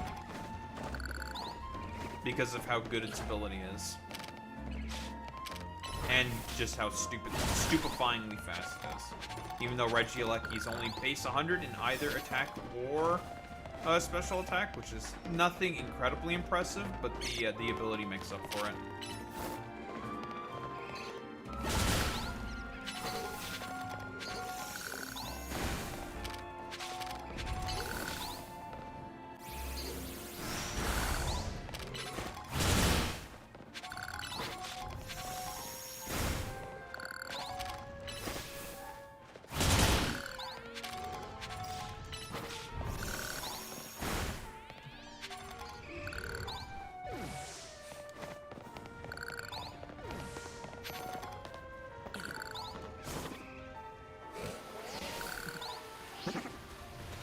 Bad.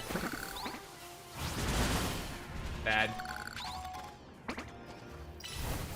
Same with the Alolan Ducky, it is also bad.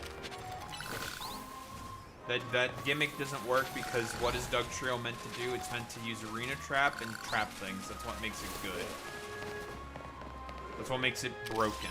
But otherwise, if it can't do that, it is just bad.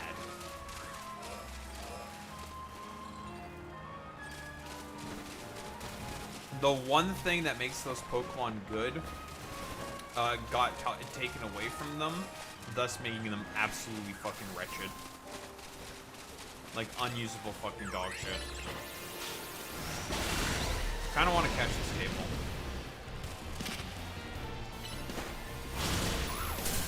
No, bitch. Oh yeah, this table is gonna be pretty hard to fucking take down, so we're gonna do this. Now we want to talk about a good Pokemon. There's a good Pokemon. Mega Metagross. That only got stronger thanks to the move changes. Yeah, people who say that Mega Metagross is gonna get unbanned, nope. This boy ain't getting unbanned. He's staying banned. Yeah, this thing has one of the highest defense stats in the game.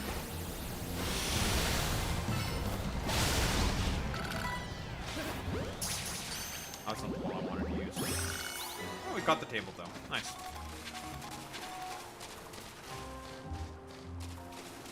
Yeah, we want to talk about a good Pokemon right here. This is a good Pokemon. That's a good fucking Pokemon.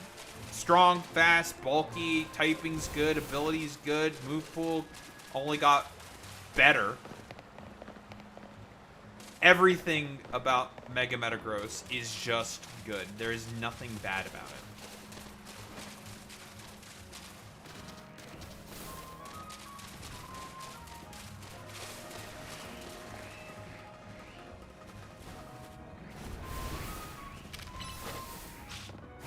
And that is why it will stay banned when it comes back.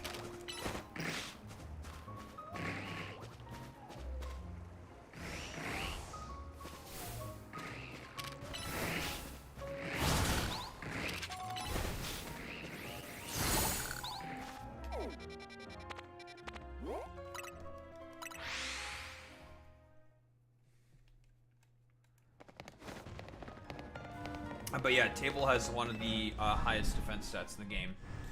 Problem with Table, it's pure ice. Pure ice is terrible. Ice is a terrible, terrible defensive type. Just god-awful. A god-awful type. Badaho! Didn't ice types get a bunch of new tools in Gen 9?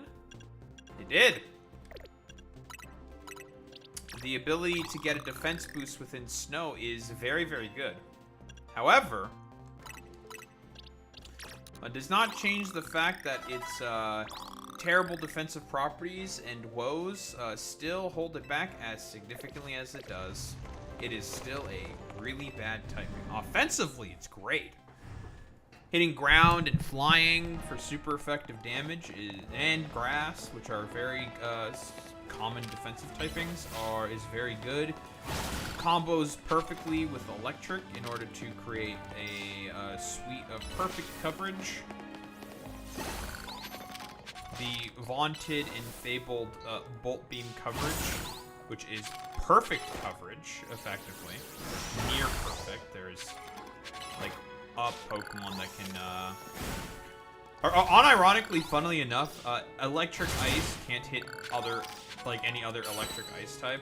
But there's only one that exists in the world. And it is broken. For reasons. But yeah. Electric and ice is a very, very good type combination, offensively speaking, but defensively it's terrible. It's like weak to everything. They do not complement each other very well defensively, but offensively they are perfect.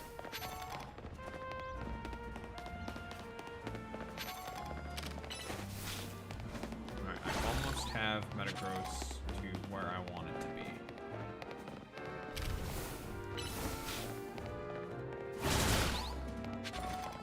We just need a few more Mega Shards.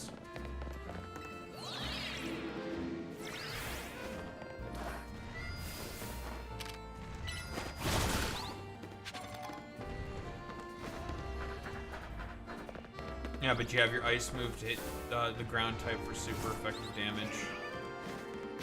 And anything that's electric and ice is probably going to be fast as fuck.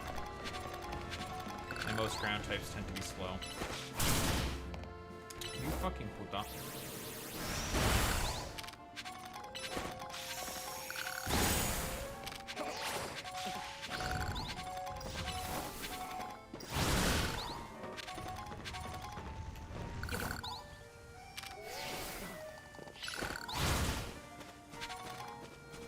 Like I said, there is a reason why there is only one electric and ice type in the game, and that is Arctozolt. And guess what? It is broken. It also helps that it has a particular signature move that also makes it incredibly fucking broken, but it is broken because it has Slush Rush and Bolt Beat. And then it has appropriate ice coverage while outspeeding everything in the fucking goddamn snow, so. And it gets a free defense boost. Good. Makes it less vulnerable to priority, which mostly tends to be physical moves. Great.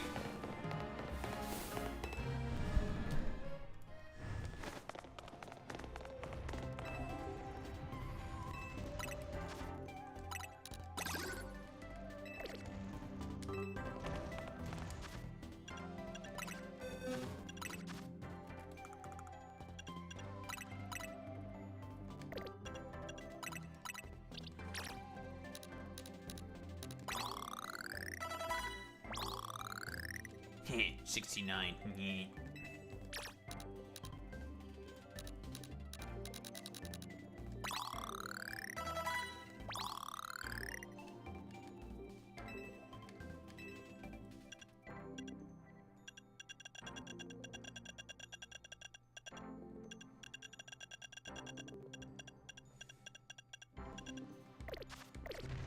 Kinda don't want to waste my fucking rare candies on that. I kind of wanna...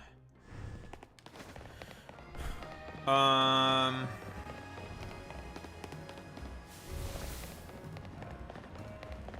tiny bit more XP.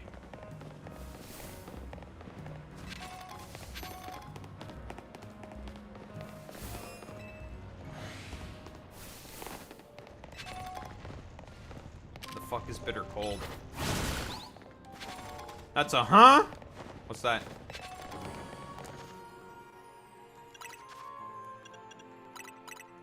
Huh? I don't know what that is. Seems kind of chud-like.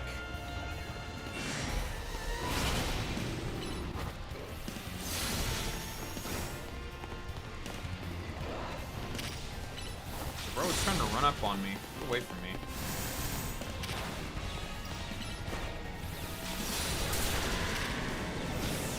That died.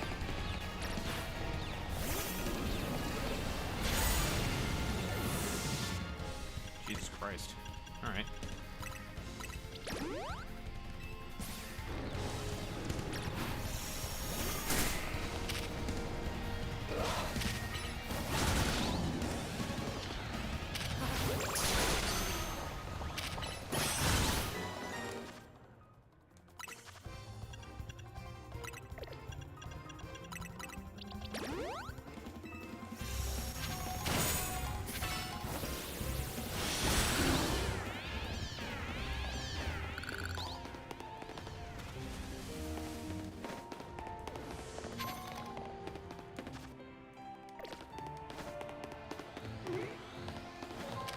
Gooner bait.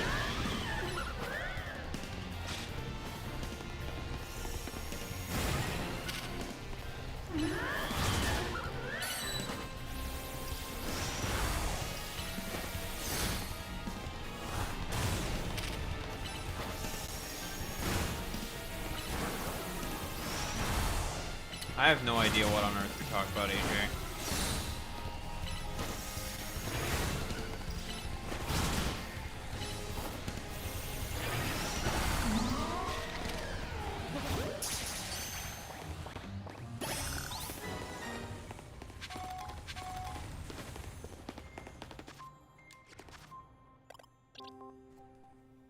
Kieran believed in fate, so he worshipped bitter cold. I have no idea what this lore means. I am clueless.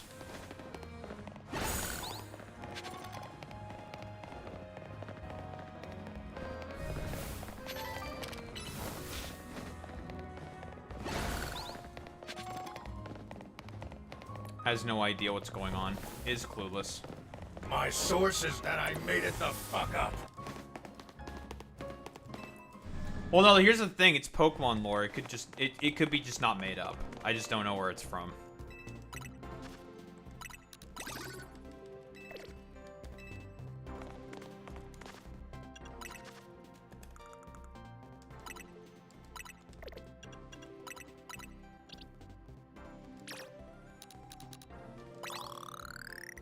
It's okay.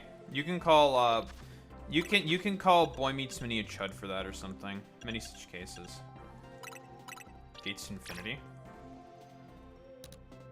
I don't know what that game is.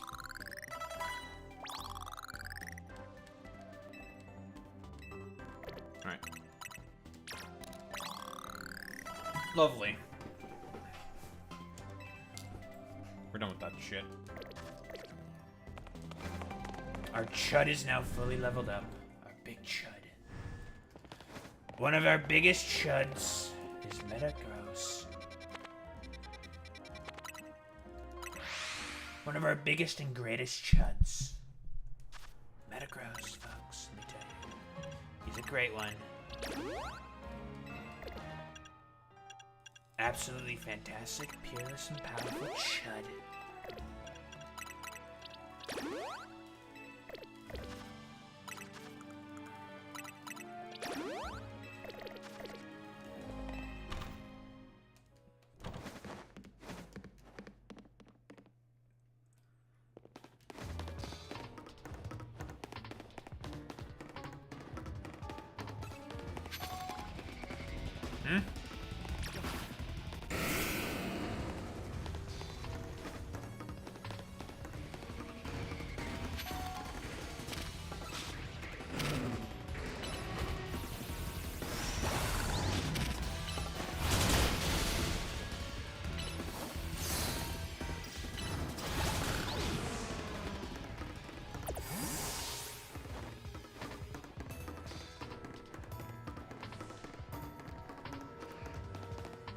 See, I still have no idea what Gates to Infinity is, because I've never played the game. I just don't know what it is.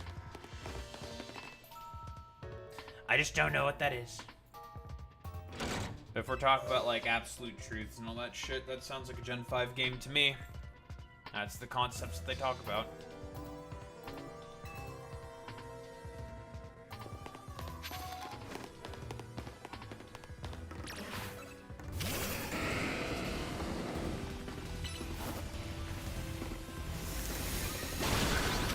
Oh, that's why I don't know anything about it. It's a mystery dungeon game.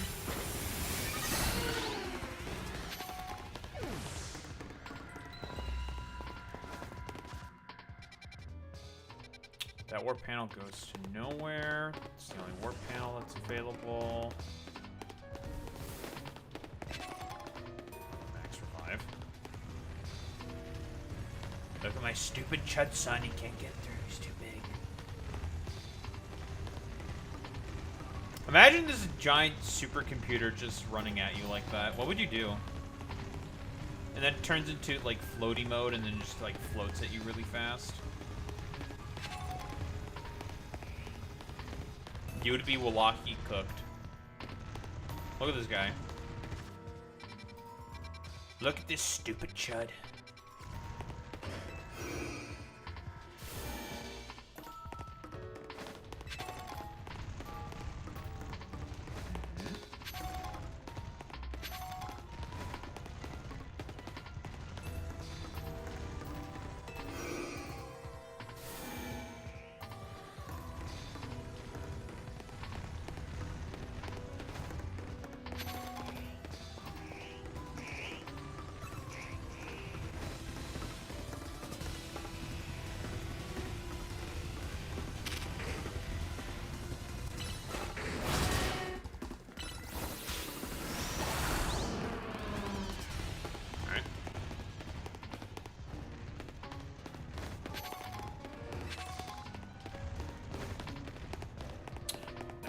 Go through. C.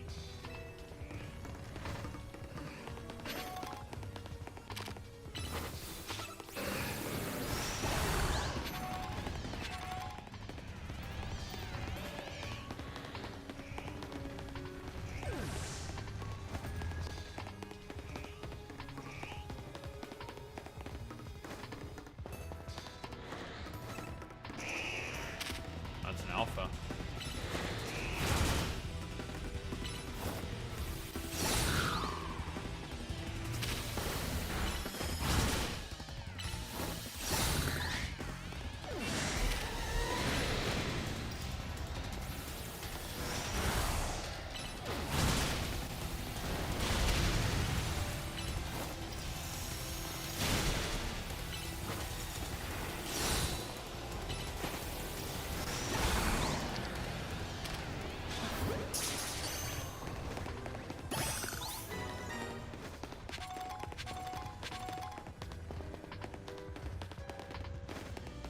Dark matter is basically the same thing. But it's suppression negativity instead of paranoia. You used to throw the planet around the sun before the blah blah. But you used to throw the planet into the sun, though. What? My North turns RC stone. People say that Pokemon has insane lore. We want to talk about insane lore. Pokemon Mystery Dungeon games. Now that's some insane lore. Alright, well, we are relatively close to where we need to be. Oh, whoa, whoa. Hello. Alpha Aegislash? Alright, little buddy. What's up?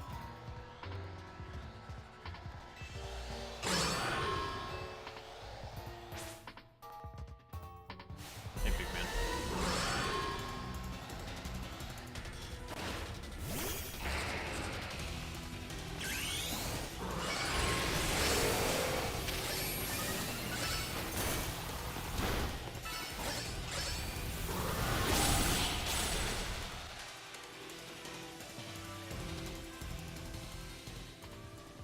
I wanted to catch that Aegislash. What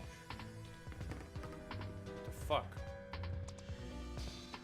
I'm not happy about that. I wanted to catch that guy. Oh well.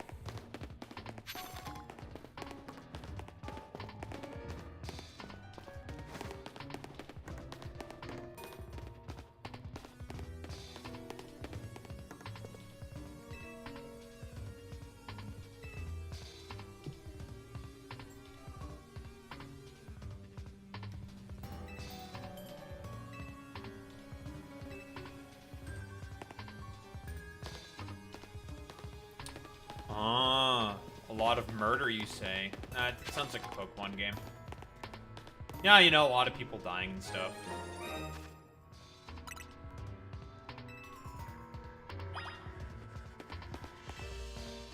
Well, let's turn this bad boy on.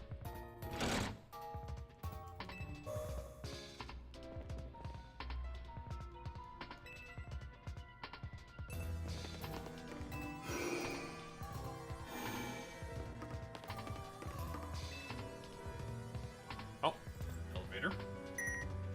Easy peasy.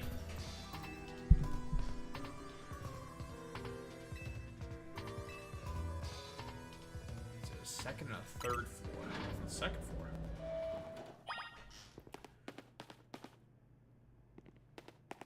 Oh.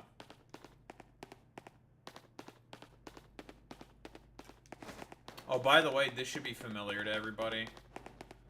Because this was the exact same sequence in X and Y, where you ran through Lysander's fucking labs to get to the bottom of the, either the Cocoon of Life or the Cocoon of Destruction for Xerneas or Yveltal.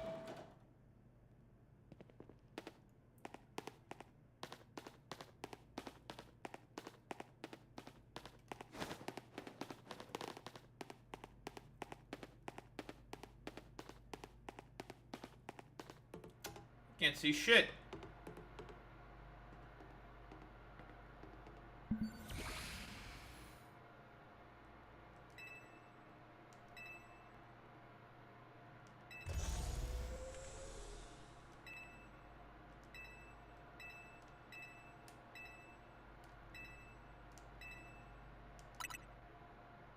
the device that grants life. So that's the Cocoon of Life for Xerneas.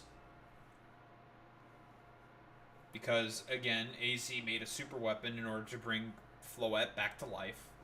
It ultimately worked, but at the cost of murdering a lot of people. And Pokemon.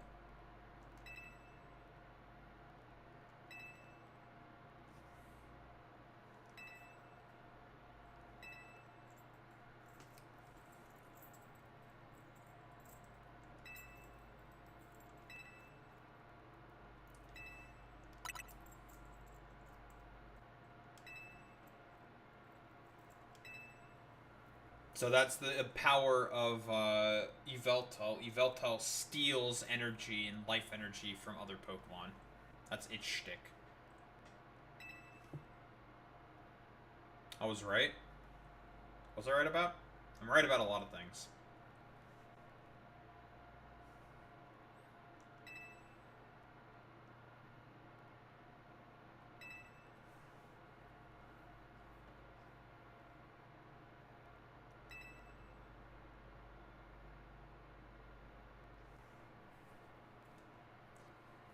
That's true. He is a little gay. Sasuke is a little gay. He's kind of a homosexual. Xerneas.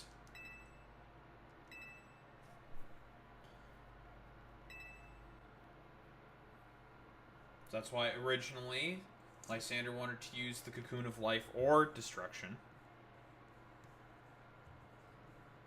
Do you want that question to be answered? Because that's a pretty big spoiler, Matt. That explains Sasuke's story. That's a very big spoiler. Do you want the answer to that question? I know the answer to the question.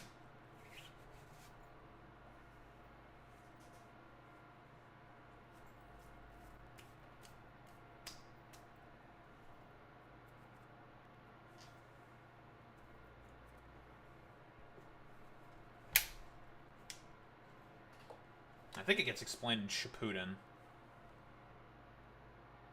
Yeah, I'm pretty sure that gets explained in Shippuden. So you are a ways away from having the answer to that question. I think.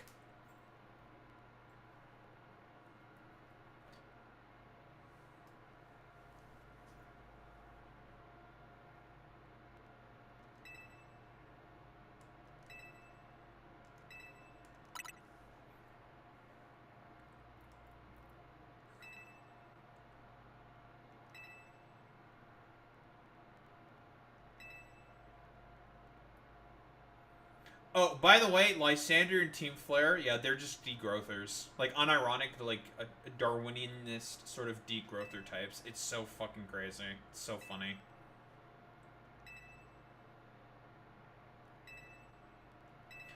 Well, it's time to reduce the population of Pokemon and people. Yeah, they're degrowthers, unironically. Hi, Zygarde.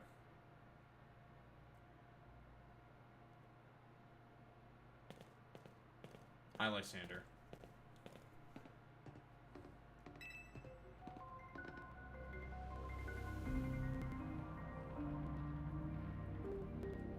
You know, AJ, the thing that you're describing to me, it sounds so Kingdom Heart-esque.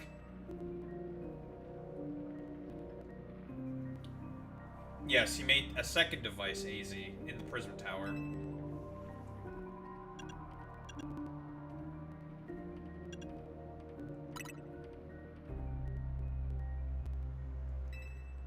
Well, you are Lysander, we know this. So, a quick reminder, when you defeat Lysander in Pokemon X and Y, it is assumed he gets killed, that he dies, but he lived.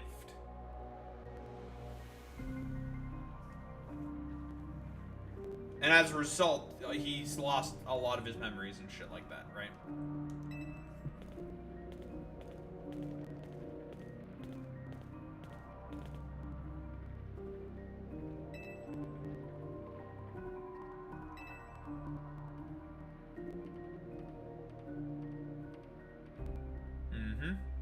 So the ultimate weapon was actually 2 parts. The ultimate weapon brings destruction, and the other one brings life, I think. That's how it works. And yes, it's AZ's Floette that turns it on.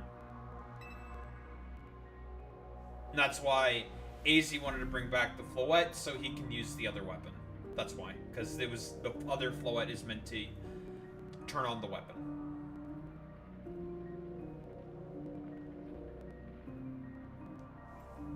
Well, we don't know. AZ shows up at the end of X and Y. We didn't know where AZ was. He just randomly shows up and then expresses repentance for his sins. It's very, very ham-fisted, but they just, like, stuck him in at the end. No, assumably, Lysander... I don't know why Lysander's like this. He lost his memories. Because he's assumed to be killed at the end of the fight. Like, he falls down like a pit. So it's just like, oh, he's fucking dead. But apparently not. He gets recovered and he's thrown in jail.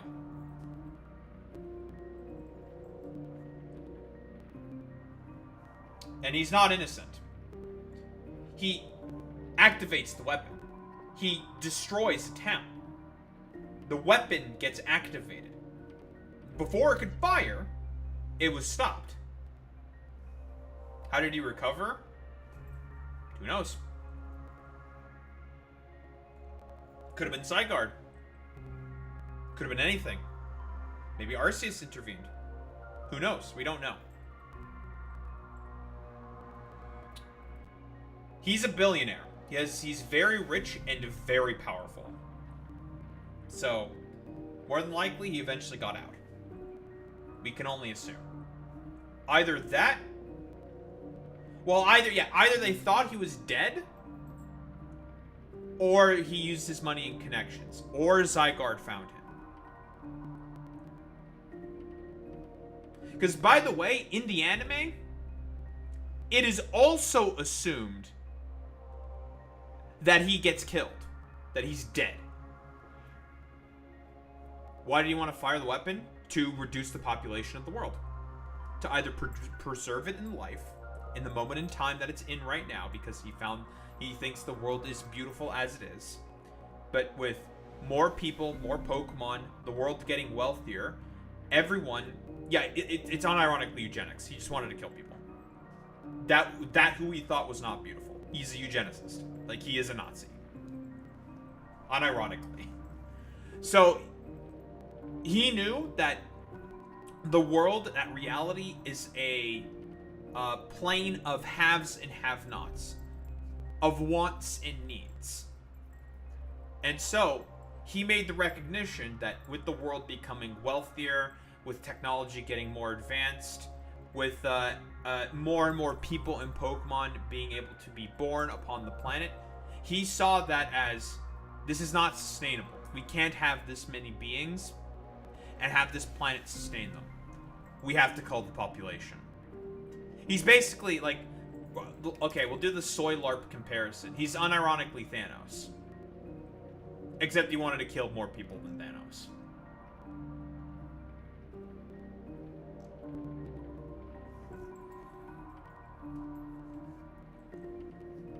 That was the original intention. The weapon uses the power of Yveltal to drain the souls and life force of Pokemon in order to take that energy from the weapon in Geosynth Town. With the weapon to revive the Floette, because originally AZ built an initial weapon within Prism Tower. That's what Prism Tower in Lumiose is. That's the first weapon, and that gets powered by his Floette with a special move called Light of Ruin. That is Floette's signature move. It is essentially like fairy-type Steel Beam.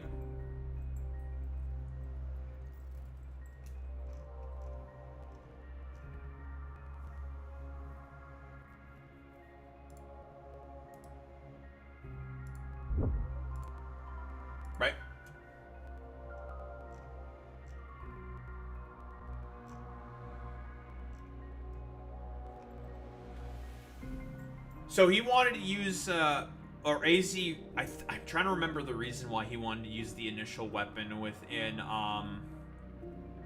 because when the weapon was created and everyone found out about the creation of the weapon, the ultimate weapon within Prism Tower that he wanted to use his Floette to carry out to basically just kill a bunch of people, because AZ, I think, had similar thoughts to Lysander. There was also a, there was a war because of it. Wait, no, I'm misremembering. He fired the weapon. Right. So he made the weapon in Prism Tower, powered by Floette. And then the war happens. We assume, but we don't know 100% for certain, that the firing of AZ's weapon is what made the crater in Paldea. Yes. Thank you for reconnecting it there, AJ. Yes. The crater in Paldea, we don't have any evidence for this, but it is assumed that it was created by AZ firing the Prism Tower weapon onto the planet. And that's what caused the initial war. Because he fired the weapon, everyone was just like, what the fuck? And in the war, Floette dies. AZ, racked with great grief, created the weapon in Geosynth Town that was meant to drain life force away from Pokemon to revive the Floette. However, and AZ was successful. Another war happened. He was able to successfully drain enough life force to bring back Floette. But Floette was just like, dog, that was really fucked up what you did there. I'm leaving you. For thousands of years. AZ, because of whatever life force bullshit that he had, he's basically immortal. He can't die. AZ can't die. He's immortal. Because he also zapped himself with a bunch of life force juices. So he's immortal. He can just live. He lives forever.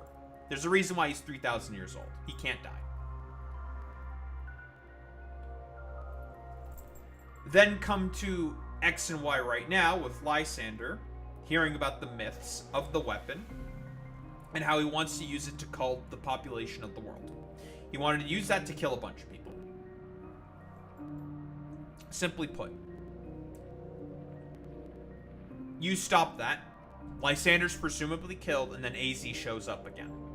He just pops in out of nowhere and says, I've become a hermit and I've walked around. And there's like some slight mentionings of AZ from like NPCs and stuff, but he is very, very not prominent within the story of X and Y.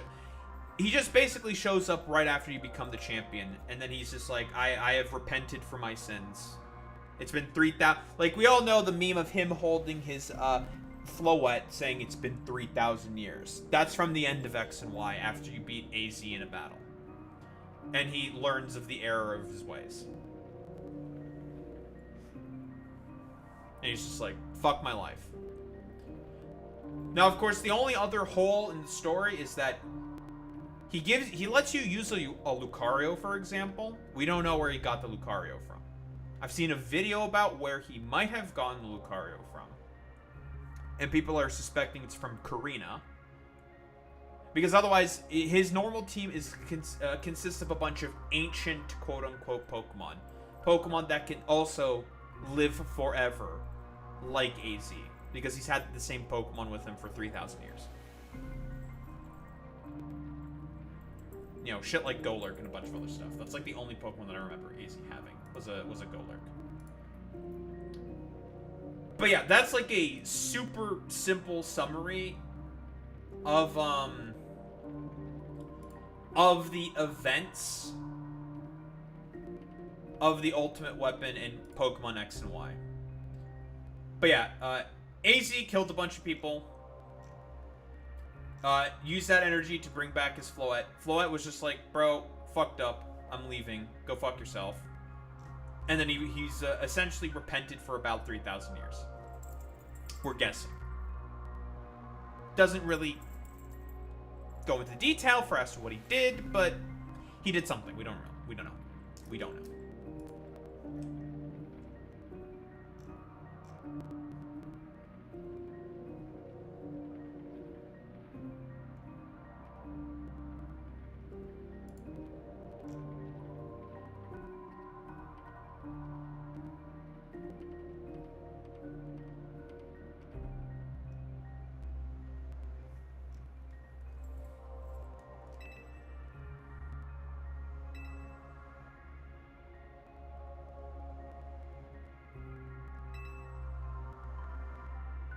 No, you just didn't have the Floette.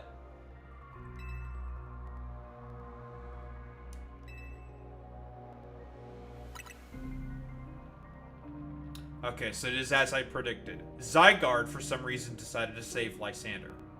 For some reason.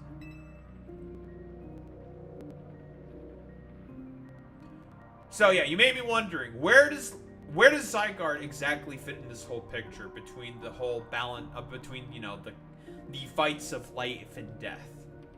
Zygarde's whole shtick is maintaining the order and the balance of the world. If it detects something that throws anything out of whack, such as something that threatens life and death and destruction itself, it is basically a neutral arbiter. It will protect all of it. It doesn't care. It'll protect anything if it thinks it is in the purpose of maintaining balance.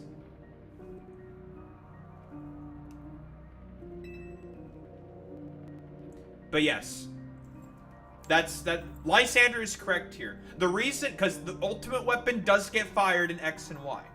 Who stops it? Zygarde stops it. We can presume in its complete form before we actually knew what it was, and Game Freak fully fleshed out Zygarde's lore. By the way, that is why, because there's continuity in the next game, in Alola, besides it being partially the reason for the introduction of Zygarde complete form. It's 100% form. And it's 10% form. That is why you can find its pieces within Alola. Because it went to Alola in order to recuperate its strength. Or at least that's how the story works, basically.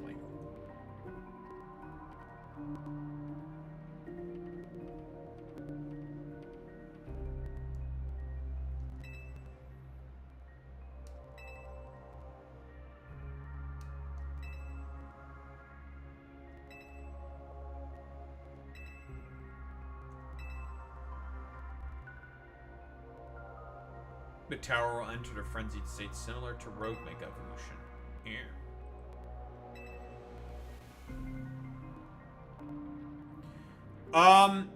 The Alola stuff, the reason why it was put in there, yeah, we can definitely agree with the argument that it was rather ham-fisted, but it was basically an excuse for the Game Freak to introduce the Zygarde forms and all of Zygarde's new signature moves and flesh out its lore.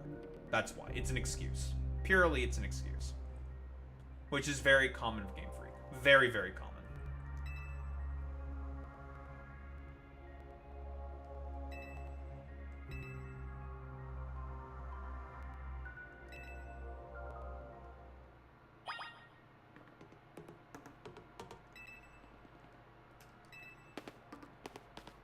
So yeah, we're gonna fight a tower with Zygarde.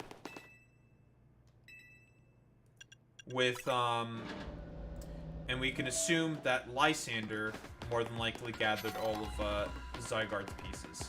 The cores, the cells, the everything.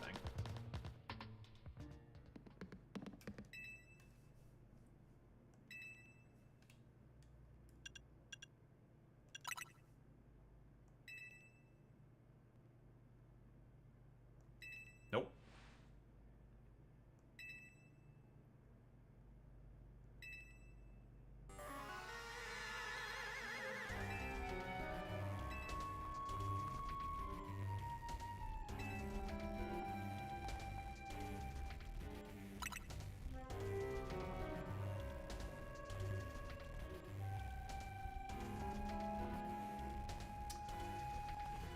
Why is Zygarde saving Lysander? That's...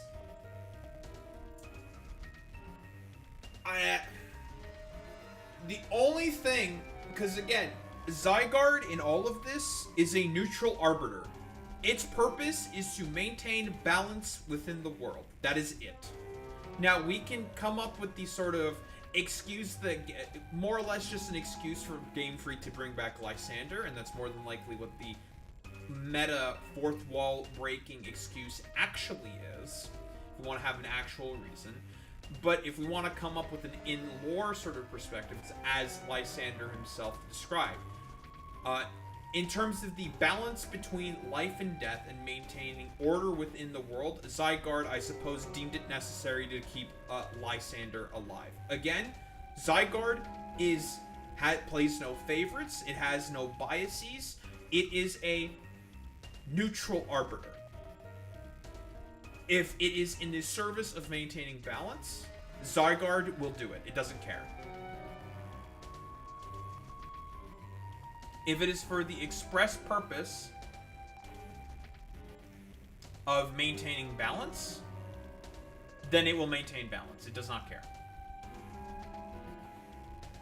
So it may have deemed it necessary to keep Lysander alive to maintain balance within the world. Balance of what? Order. It is known as the Order Pokemon, I believe, if I recall correctly. Zygarde.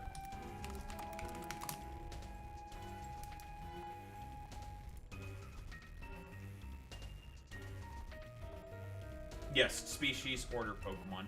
That's what its whole shtick is maintaining order. That's it. It is a neutral arbiter, and it will just do anything it deems necessary to maintain balance within the world. That's it. It doesn't care.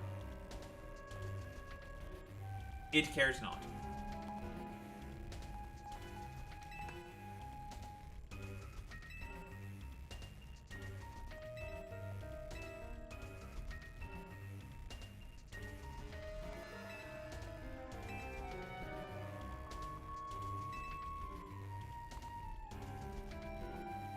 Yeah, but it's kind of correct that Team Flare became pariahs. They were really bad.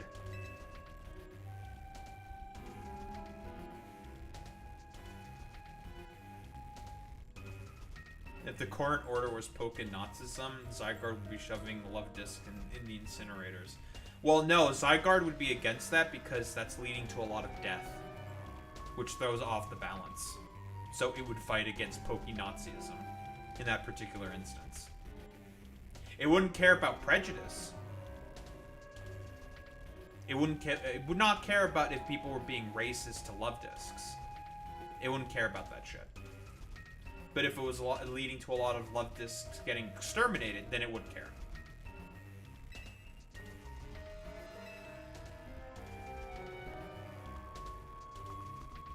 But when we're dealing with gods, it did stop Lysander. It stopped the firing of the ultimate weapon. Right? In the thing that we explained before. The ultimate weapon was fired. It stopped the firing. The big-ass mortar was fired in the sky and was coming back down. Zygarde went, we assume, in its complete form and stopped the weapon. It stopped it from firing. That's what happened. And I've seen the end cutscene of this game. It's playing off of the same trope. It's going to be the exact same trope.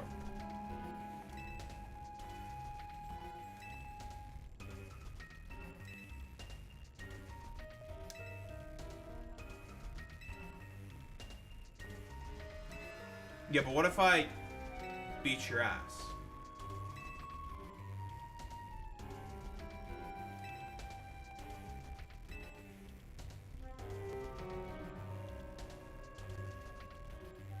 Yeah, but Lysander isn't trying again. It's seemingly he had an epiphany because he was buried under rubble, and then the dog saves him, and then he was just like, "Well, I've been chosen to do a particular task as ordained by Zygarde." Just like how Zygarde has also chosen us to do a particular fucking task. Again, and this is a sort of thing that was talked about in that... I'm trying to remember that PokeTuber's name. That we listened to about Giratina. We are attributing human morality to gods. Pokemon gods. Which is something that you can't really do. Like, for example, Giratina does not care about human morality. Its purpose is to also maintain the balance of dark and light within the world. Similar with Arceus. It is its other half. So if something is threatened, or threatening to do that, Giratina will then act if Arceus cannot. And Arceus hardly acts, so Giratina is more likely to act. For example, human morality being attributed to Pokemon is not accurate. Verlisify has good analysis of it. Yeah. We all have seen the Whale Lord set, right?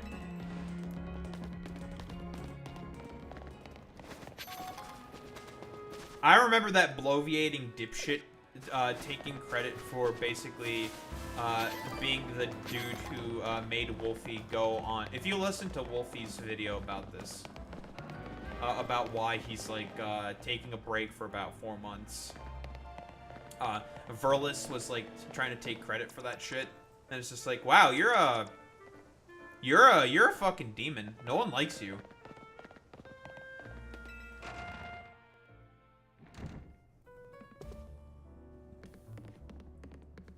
What's up? What's up, AZ?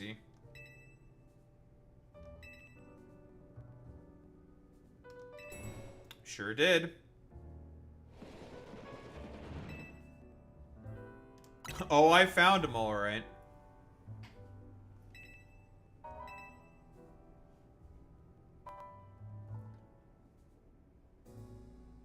You don't know who Wolf Glick is? Wolf Glick. Well, also, Verlis is a Nazi. He defended the Unite the Right rally in 2017. He's a Nazi. So, we need to immediately get that out of the way, first and foremost. He's the world champion. Wolf Glick is single-handedly probably the main reason why the video game competition within Pokemon, with competitive Pokemon regaining any form of prominence. He is probably the single reason for as to why. Or are you talking about Verlis? Oh, yeah, Verlis is a Nazi. He's like a social pariah. No one likes him. Everybody fucking hates him, and he's a Nazi. I think he blocked me because I made fun of him for being a crypto weirdo.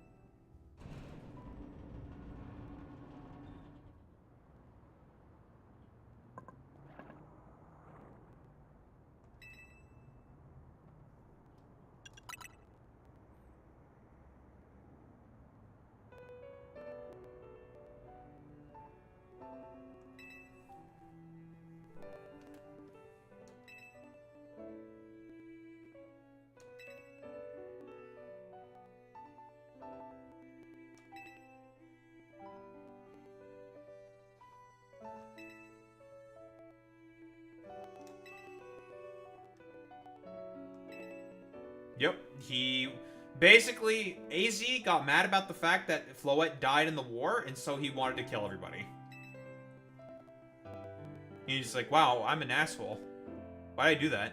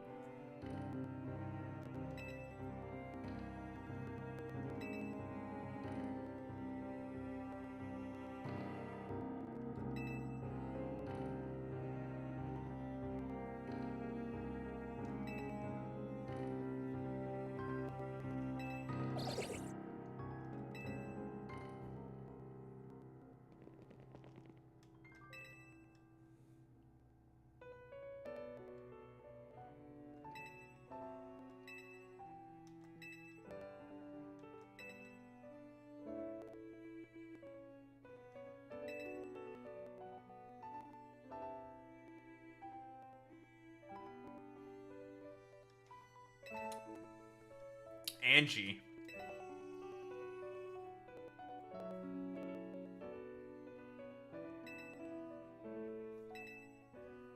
So that's the opposite half of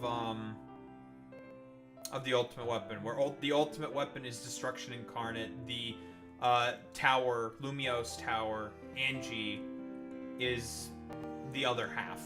Because again, we're talking about Pokemon here. They love dealing with the halves and other halves constantly. Very, very constantly.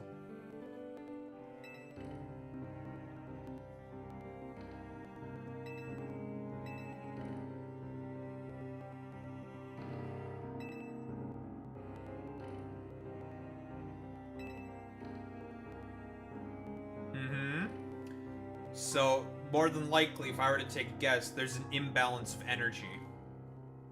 Which is why Zygarde's also looking to investigate into this as well, and senses that there's something wrong.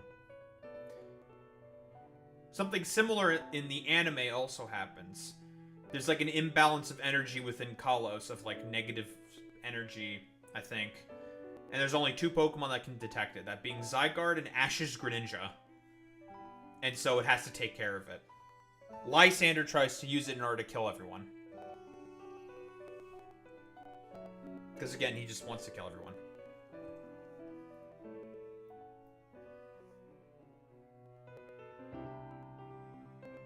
Never kissify.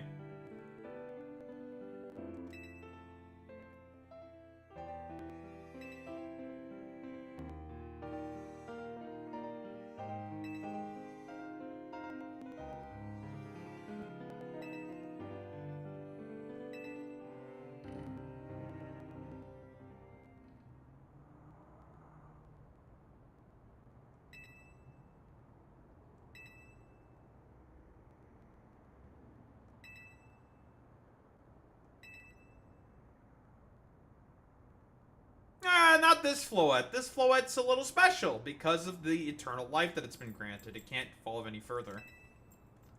Can't evolve. Azzy's Floette's a wacky, wacky gal.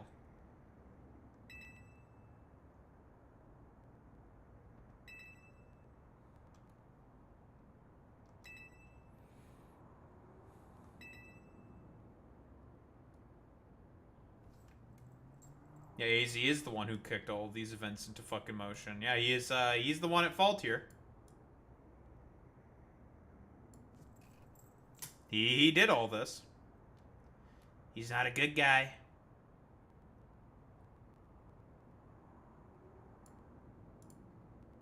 He's a pretty bad guy. He's not a good man.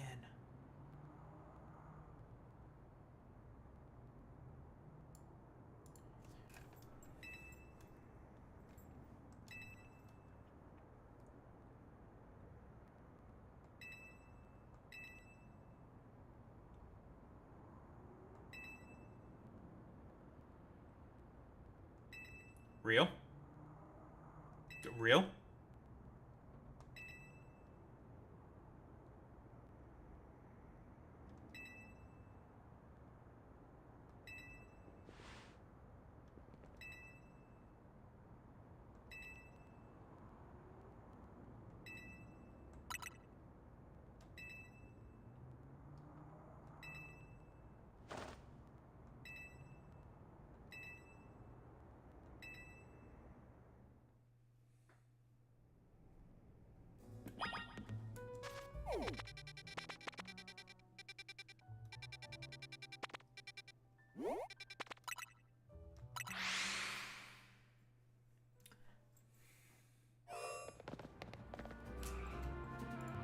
Oh boy.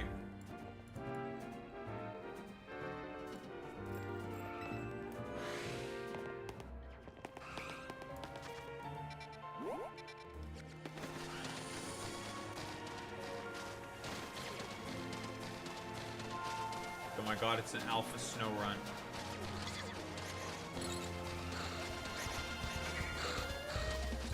Excuse me.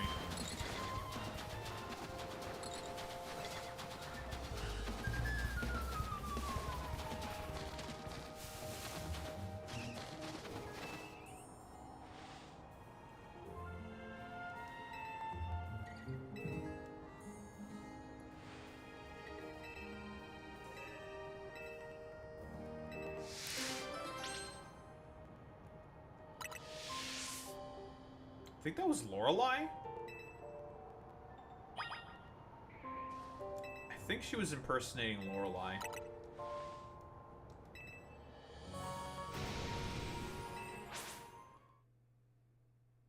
I think that's Lorelei. Or was it Glacia? It might be Glacia. If we're using Glalie, then it's Glacia.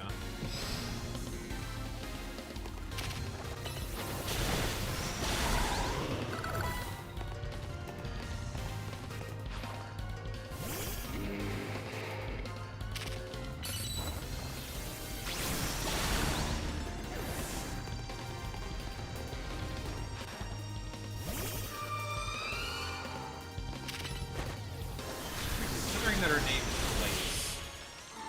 I think she's referencing Glacia.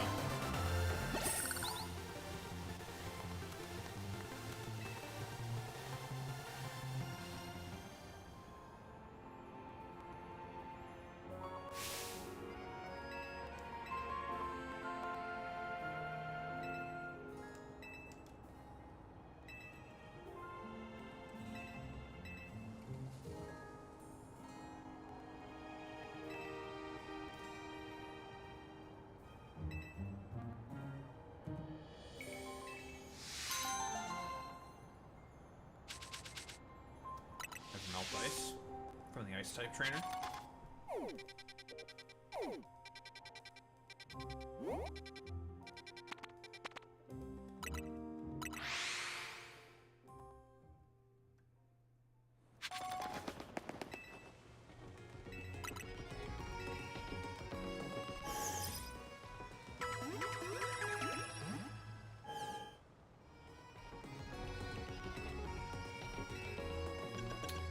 If there was a mass death event and then a bunch of mass life came, yes, it would be okay with that. Because it maintains the balance, maintains order. It would not care. It would do everything possible to facilitate that return of life. Or if it's sensed, for example, that someone was intending to do a mass death event, it would try to stop it.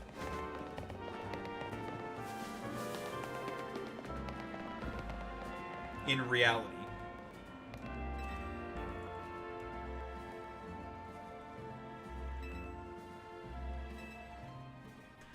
If it was,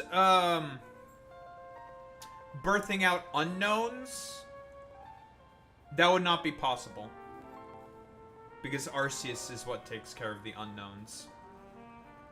So that would not happen. So Zygarde theoretically could be fascist. Okay, again, like, this is the main problem. We're attributing human morality to gods of Pokemon. They do not operate on the exact same forms of, like, morality. So technically speaking, yeah, we could say that it's fascist. We could also technically say that it's this, and we could also technically say that it's that. And technically, theoretically, we could say, like, basically anything. The problem is that we're attributing things, human social constructs that we've created to Pokemon.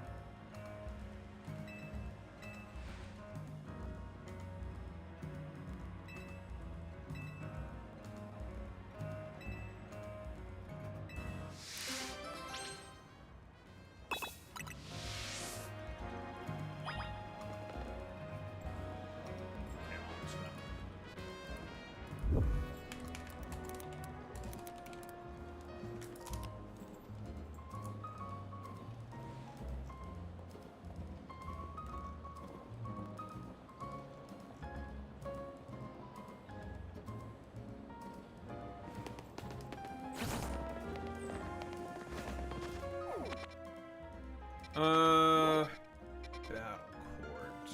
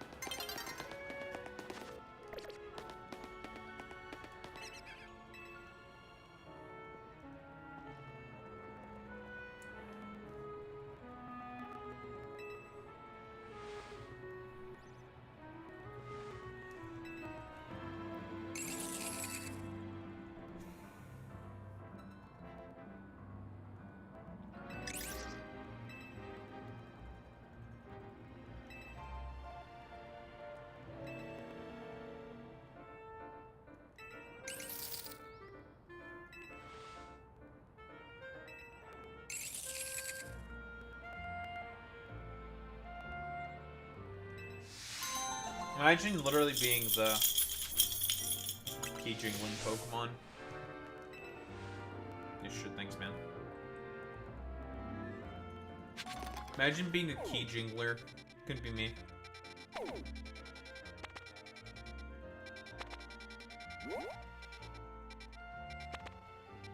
Only Boy Meets Monique could imagine things being a key jingler.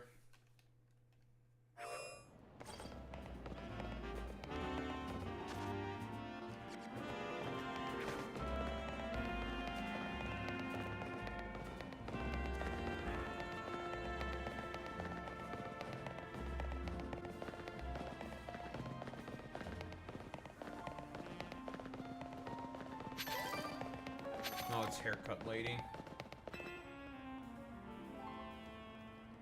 Sita!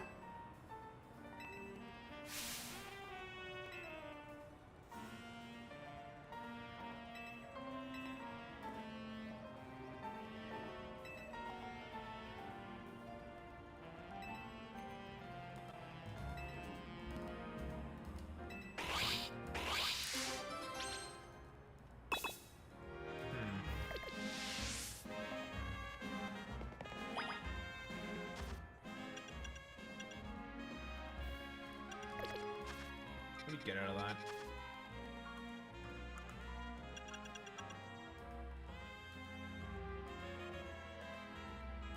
Holy shit. 30 grand and a gold bottle cap. Those are some pretty fucking good rewards. Those are really good rewards. Holy shit. Jesus Christ. Those are insane rewards. You only have to use a Furfro?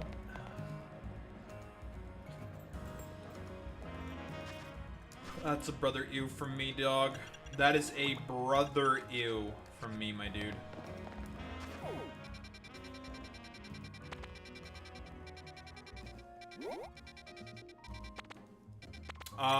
Looker and his dead Krogunk? Eh? I don't remember anything about that.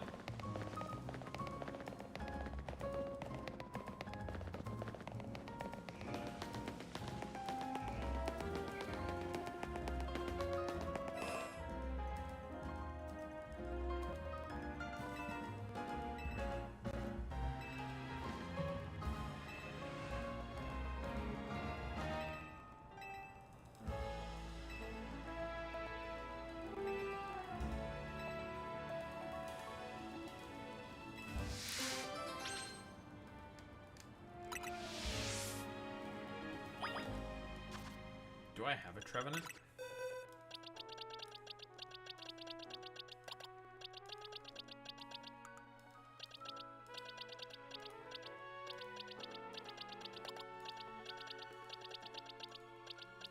I've definitely thrown a ball at a Trevenant before.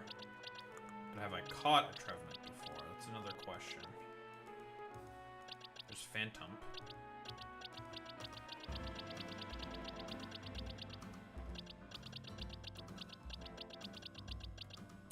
I have a feeling that I do not have a Trevenant.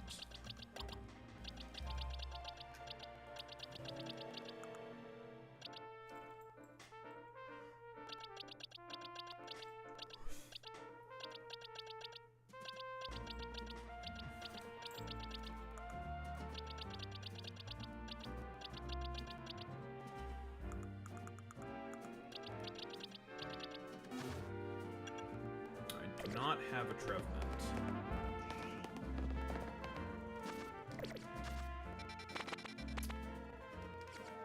It should be Area 13. Probably do that side quest first and grab the Trevenant. And then...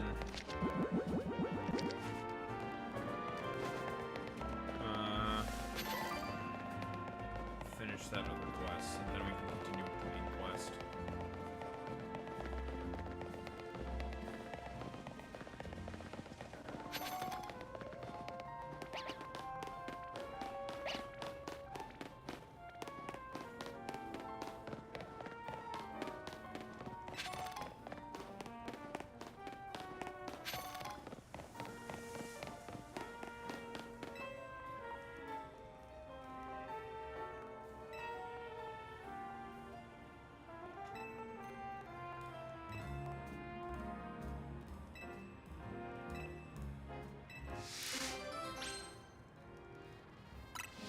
Well, I'm sorry to say Constance, but that is like one of the worst types in the fucking game. So you have Mega Beedrill. Thank you for letting me know. She doesn't have Mega Beedrill. Well, I have a large man.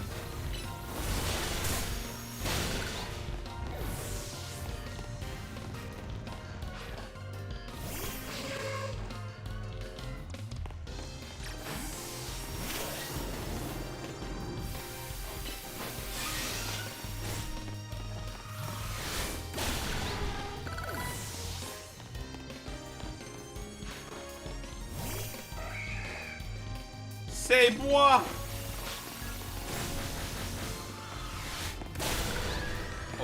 What?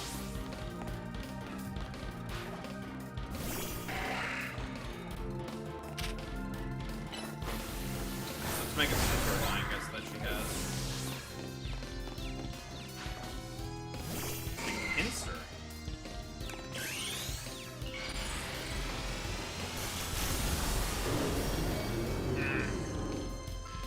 Long time to do that. Okay, that's bullshit. So you're dead.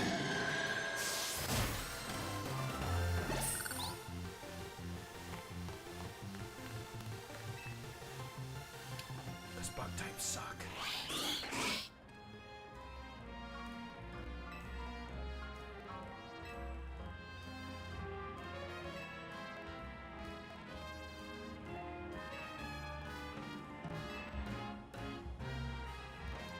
Boy, what an interesting rumor.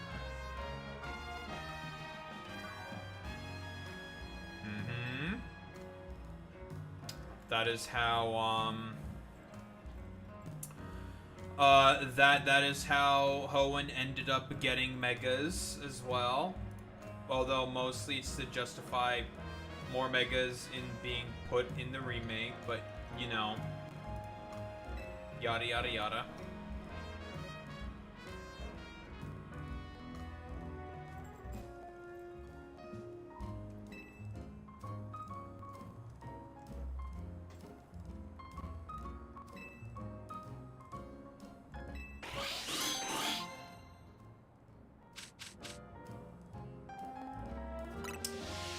Power Lens, that is the last power item.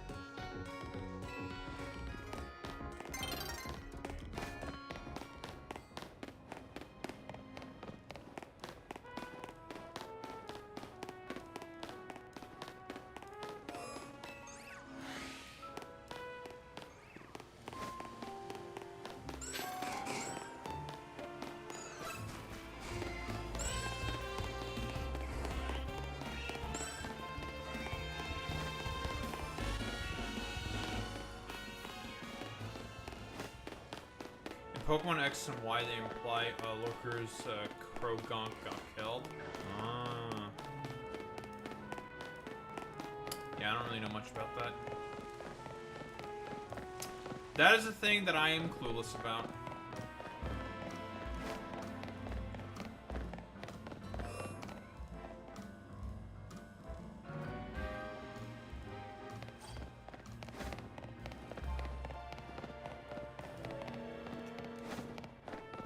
I do not know much of anything about that. Need a bench.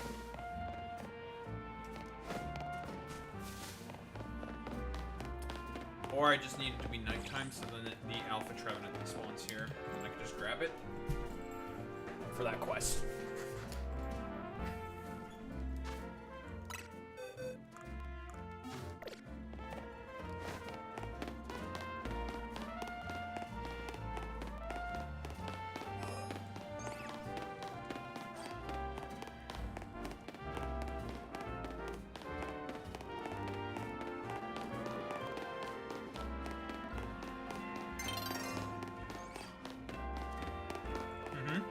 Yeah.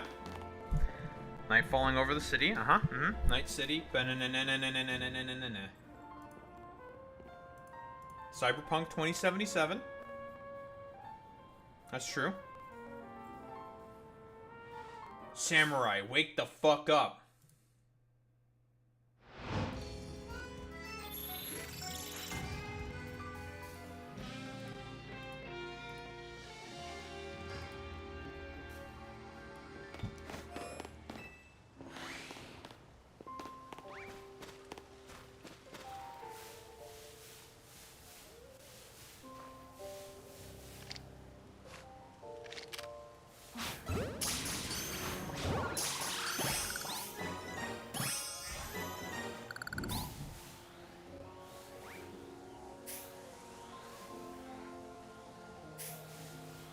I also see Scyther there.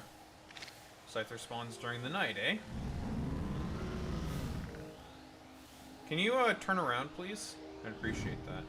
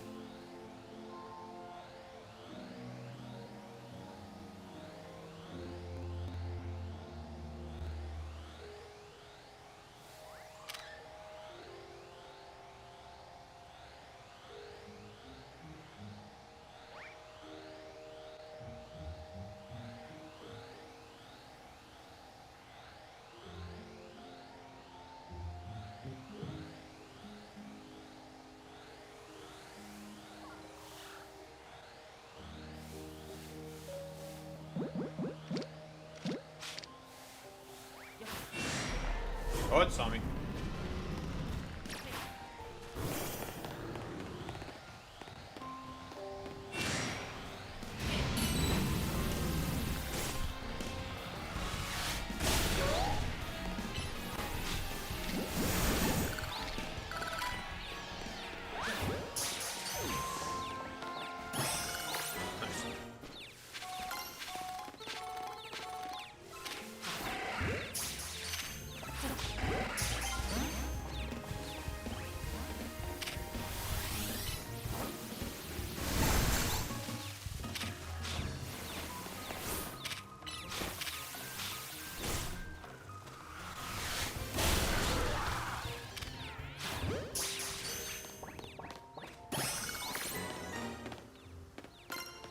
Look has no Pokemon in Sun and Moon despite being sent in to deal with interdimensional beings. Well, he is a part of the International Police.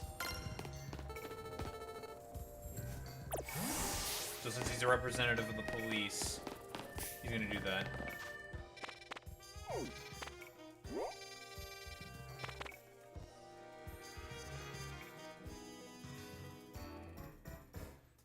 I'm trying to recall, did he have Pokemon?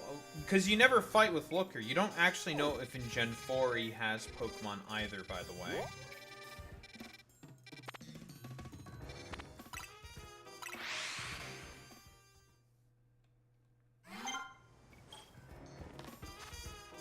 Why'd you...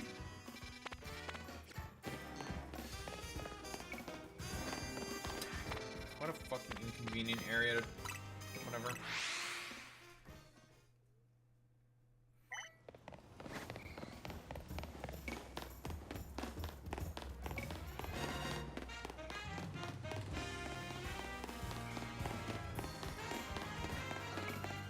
What's up, bitch?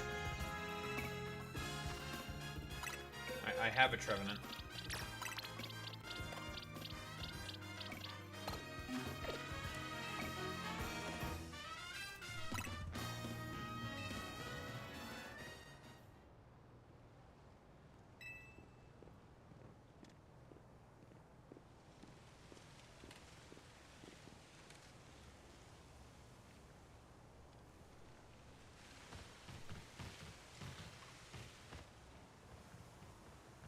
Look at this big spooky tree.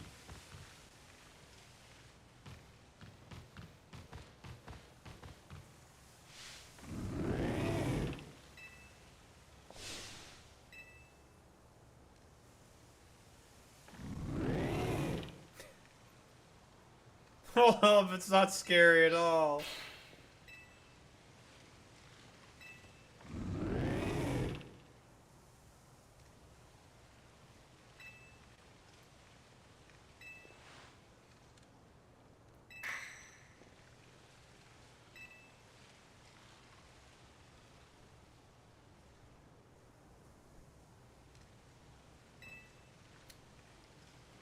I mean, technically speaking, you also have to train Pokemon to be actors. So, alright, whatever.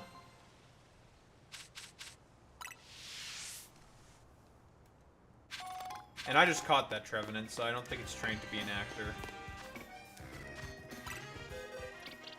I might be being a bit too highfalutin, though. I might be using my brain a little too much. I think I might be using my, faculties of logic and reason a little too much. Which is a mistake. So I need to become Grug and not use brain. Grug. Hello, I am Grug. Me no use brain. Me stupid. Me Grug.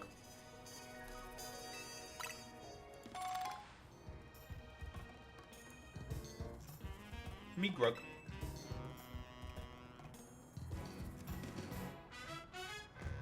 Me Grug.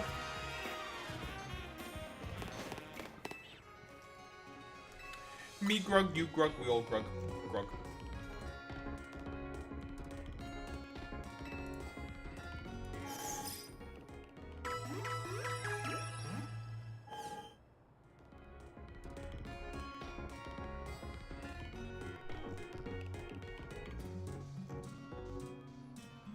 No.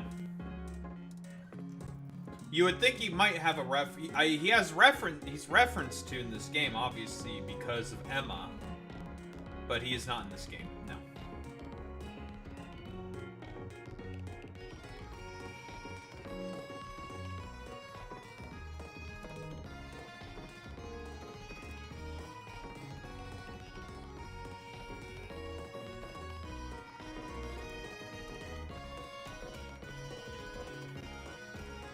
Chat, I'm starting to think a lot of streamers aren't good people. Should probably also bring up the Asmongold thing that where he talks about Miskiff. That is probably very valuable.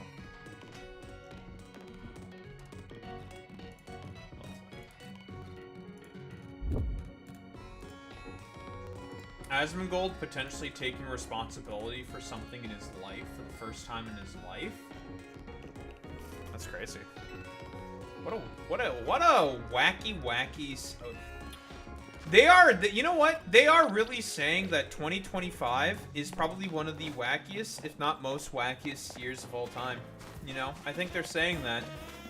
And I think many people are going to be saying that this year is, super fucking wacky.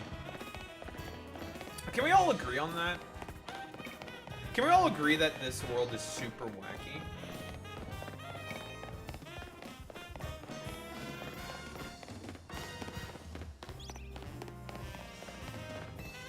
Hello, Grisham.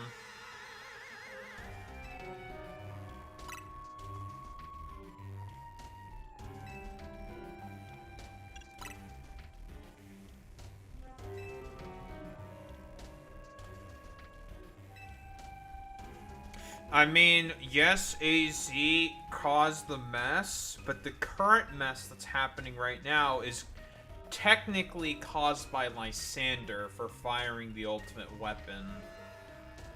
without using Agni.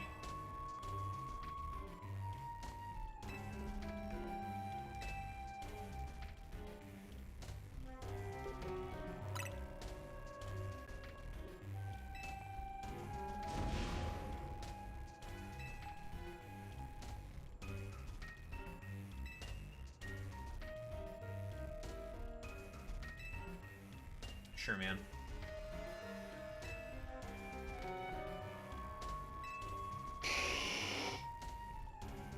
Alright, well, let's get the LARP shit out of the way.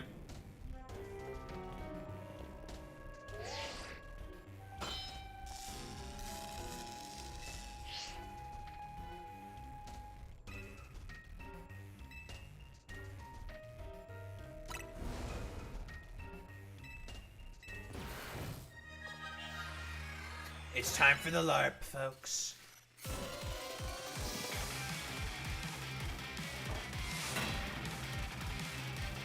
Well.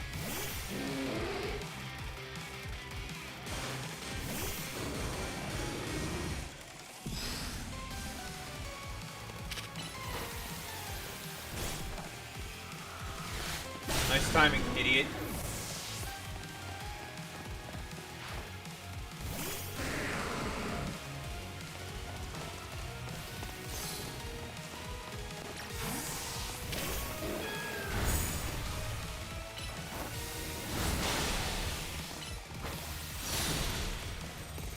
You fucking bitch froze me.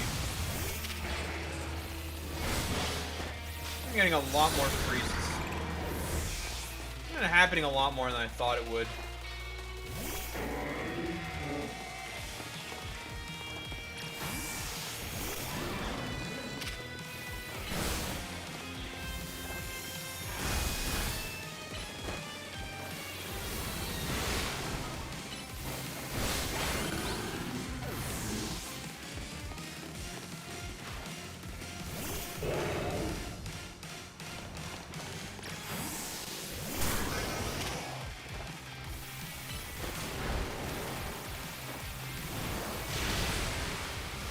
Because of the snarl.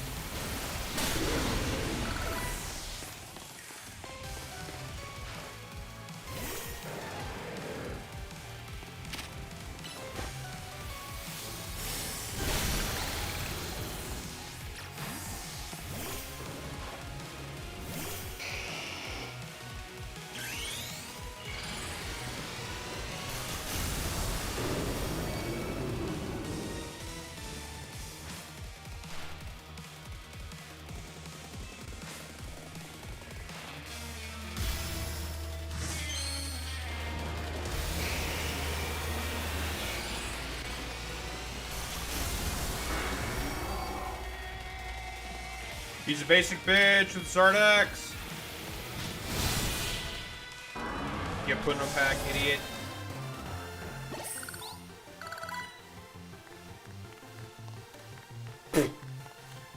Bro's talking all that big game and starts clapping.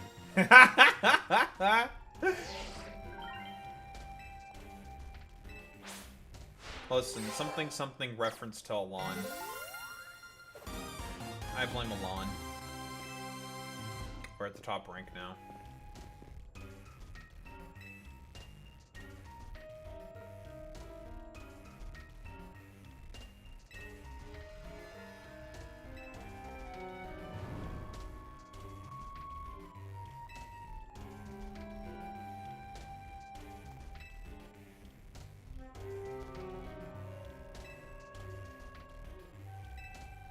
Yeah, well, he also wanted to murder a bunch of people. Sorry to say.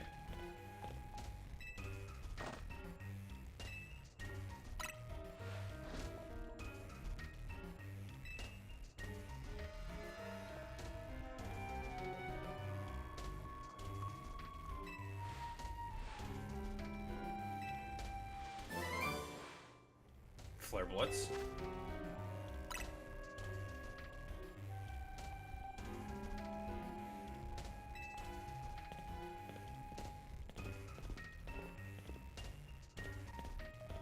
Hi, Zygarde.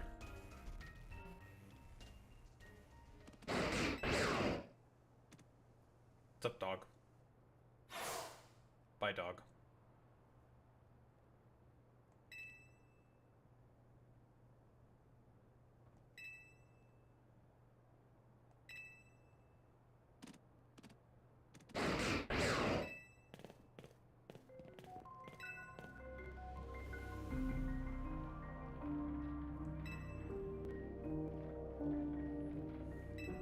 Real?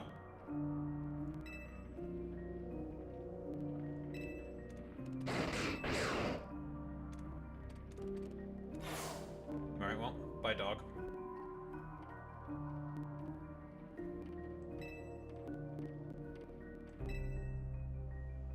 You still haven't found all the fucking Zygarde cells, Lysander? You're the one with the cube. I can't fucking find those even if I wanted to.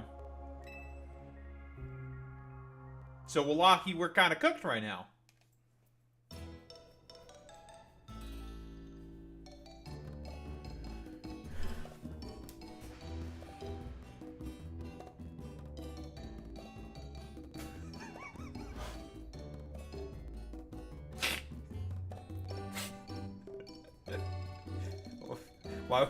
Why was she staring into my soul? Like, back off. Get away from me, woman. Jesus Christ.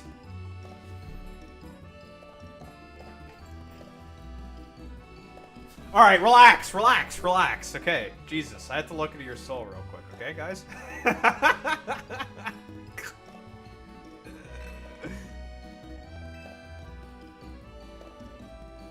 Oh, God, bro.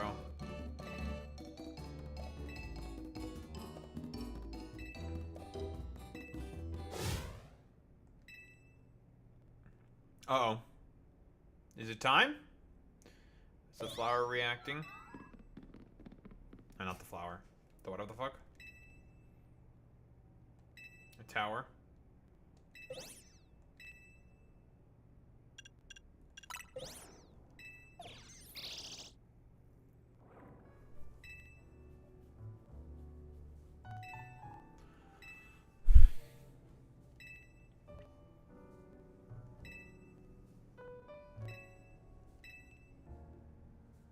Ah, not if the tower says anything.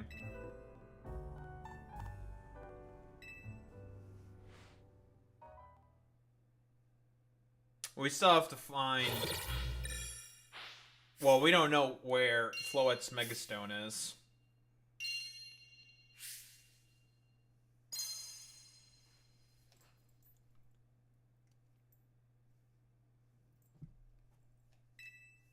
Oh, never mind. I think we're about to get a rude awakening. Yep. Wakey, wakey, it's time for school.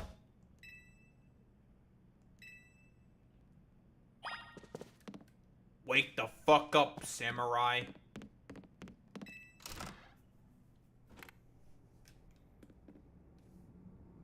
What's up, putos?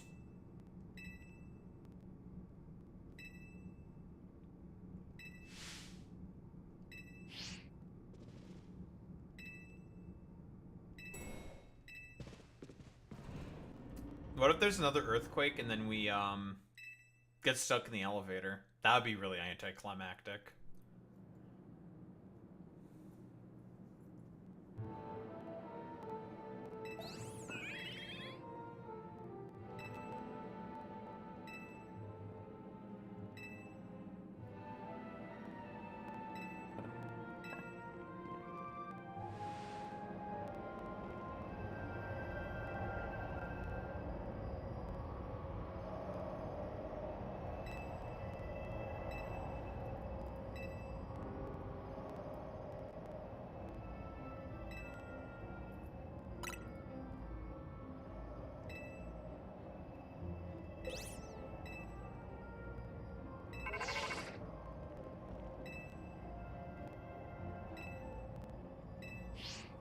Sir, it's time to go.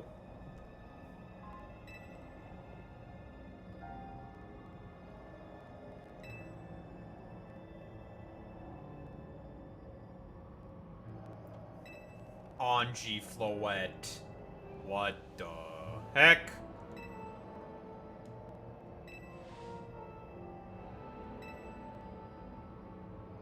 You wish for me to cook?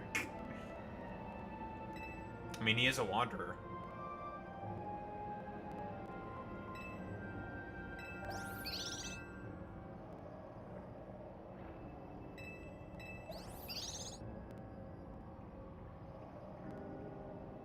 Oh. Side guard cell. That must be one of the last ones we need.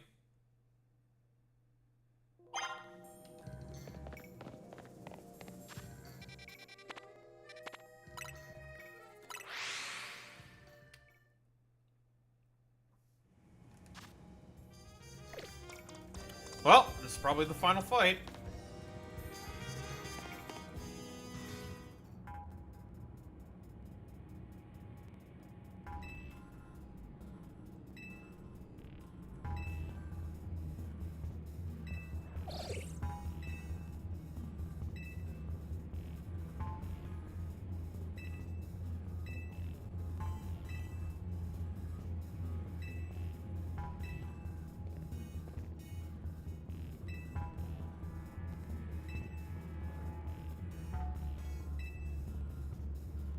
Yeah, but what if I beat you?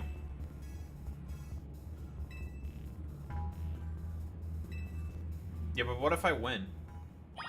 What happens? So there's these guys. Hey, what's up, guys?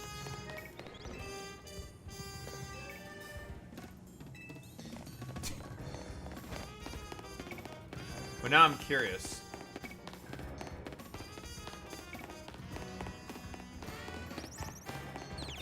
Get out of here, little fletchling! You shouldn't be here! Shit's about to get fucked up!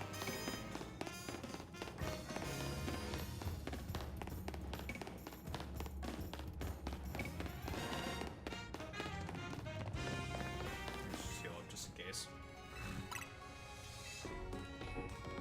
I don't know why I'm doing a lap. I guess I'm mostly wondering to see if there's anything wacky going on in the background.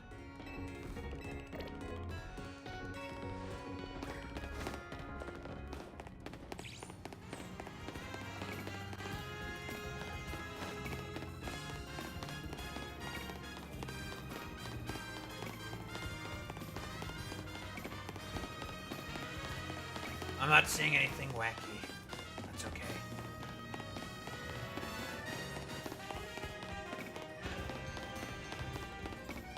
Nothing too sussy-wussy is going on, folks.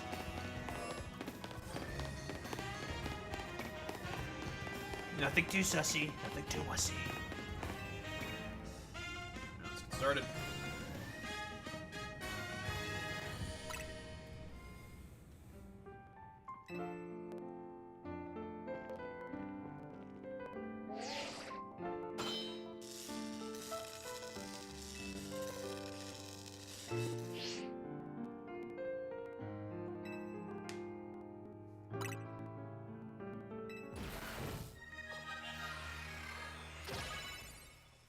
It's all come full circle.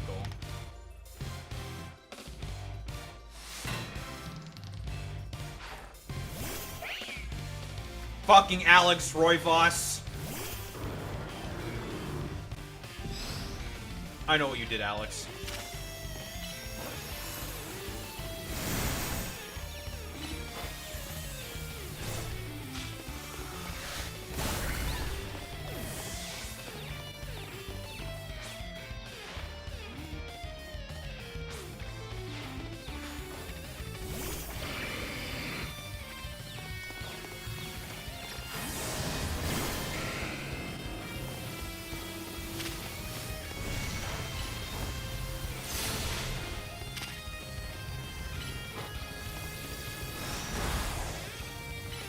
Waste an extra turn of screens.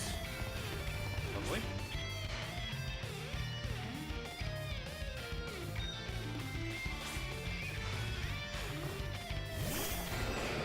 It's a fucking table.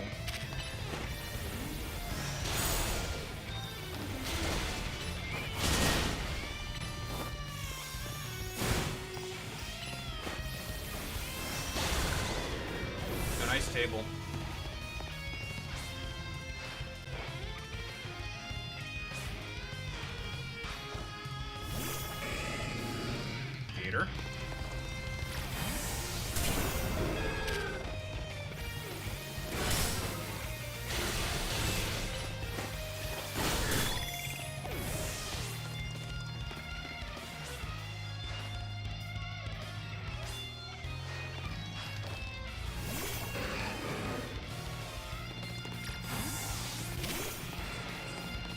can't Mega Evolve the Emboar.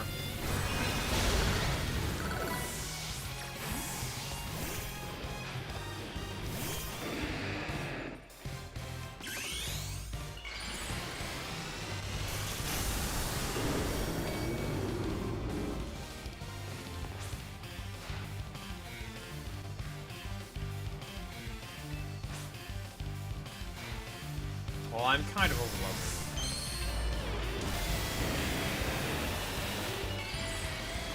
It's Terracotta Sentinel Man.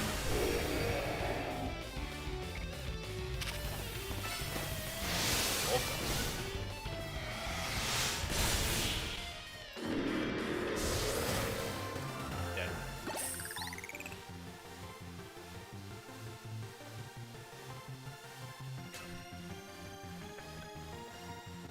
She's dead, sir.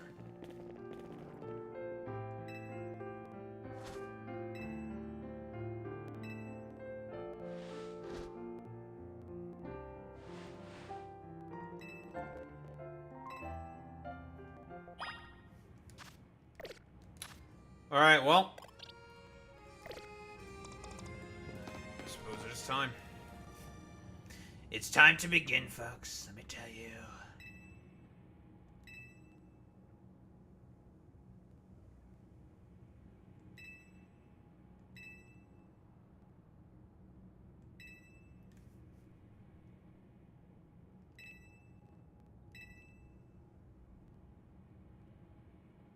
She's technically correct. Well, she wants to go into the tower because she thinks she can find the person she's looking for.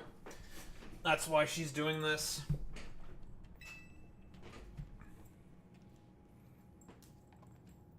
Yeah, but why can't I just do both? Go inside the tower with the Floette and also just have Zygarde there in case things go south. I mean, ¿por qué no los dos?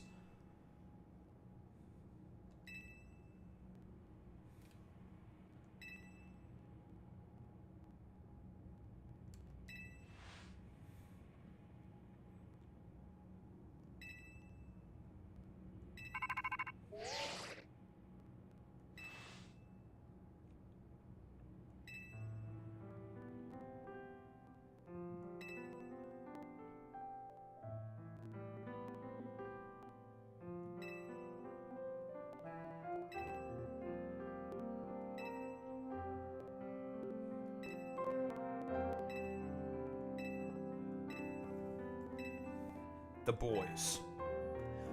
The boys.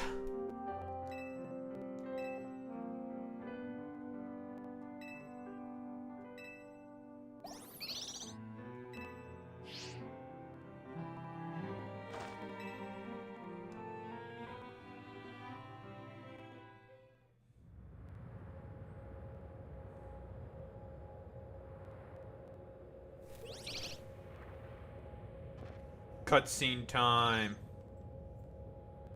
It's her Mega Stone.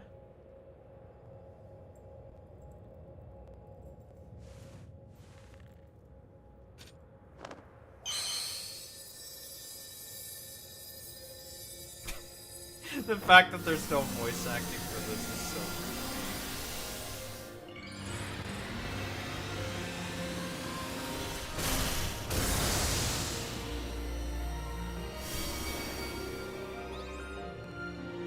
Sir, she has a gigantic flower.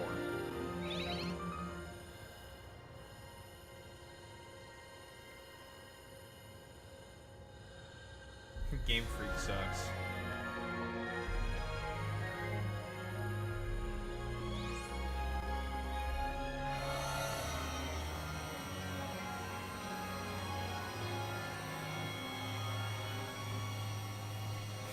Tembo the badass elephant also sucks.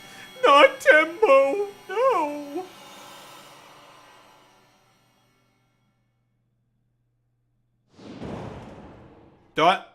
They just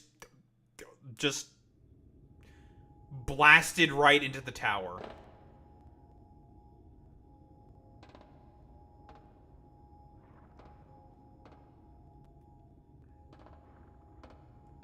I don't think you should sit in that throne. I died. I don't think this is a good idea. I don't like this.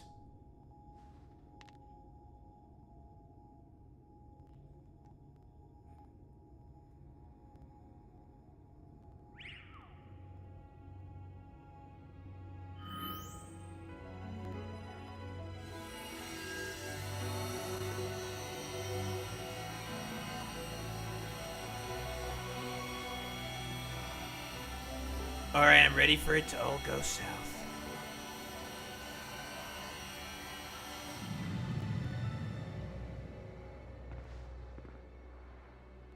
Is this the mega weapon? No. The ultimate weapon is in Geosynth Town. This is some other thing. Basically the life device.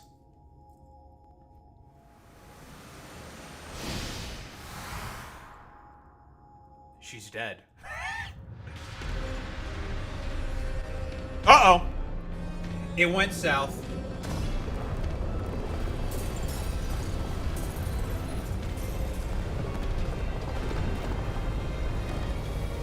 Sir, it didn't work.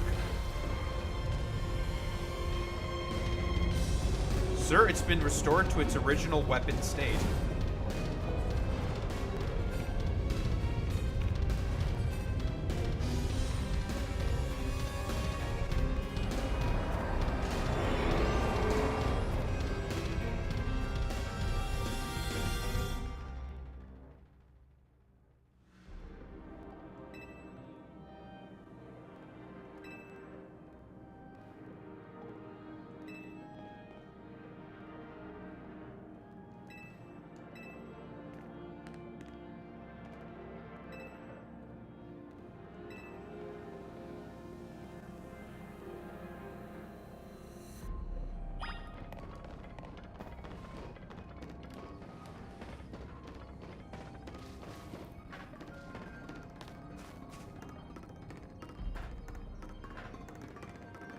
Man, what a convenient path. Surely this was totally intended. Level this.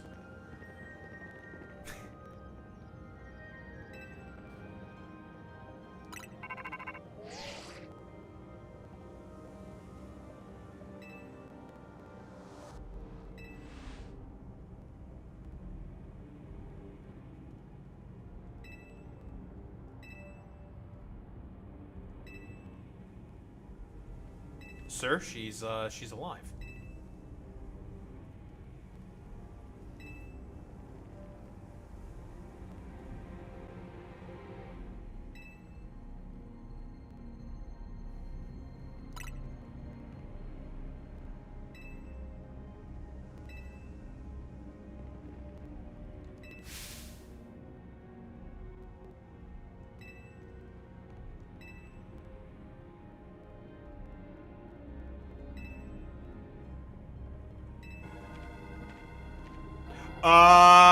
Hi.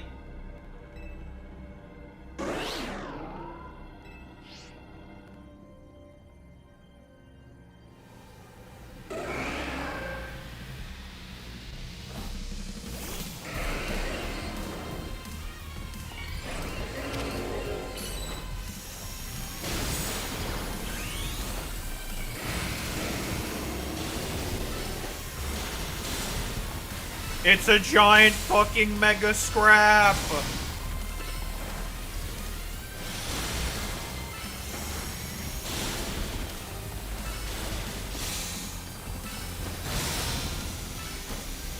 Oh shit, it's a giant fucking scrap!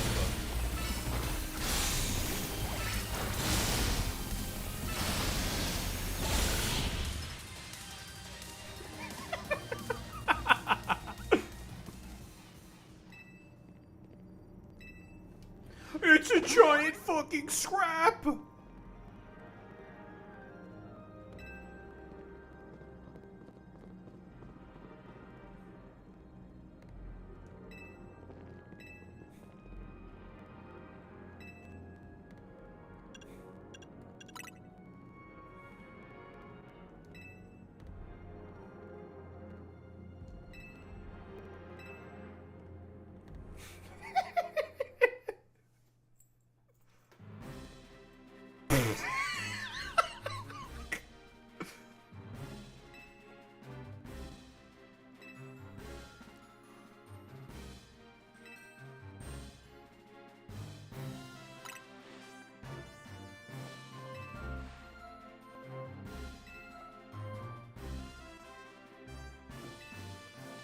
And we need to get to the dog.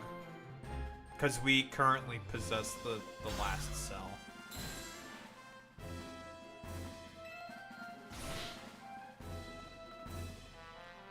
Sir, it's the streamer. We did it, Patrick. We saved the city.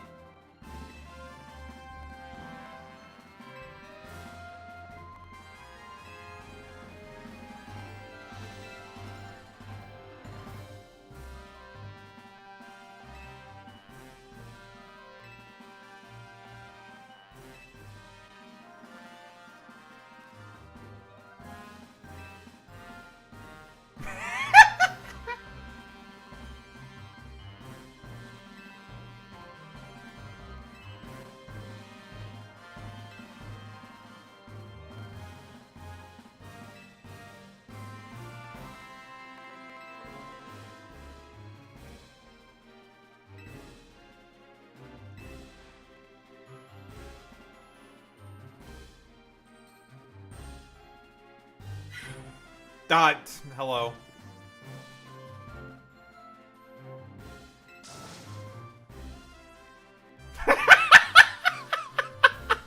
Real! He's so real! That's the most real thing I've ever seen heard him say! Listen, we need to get a reel for that. God, he's so real. Yeah. Copium.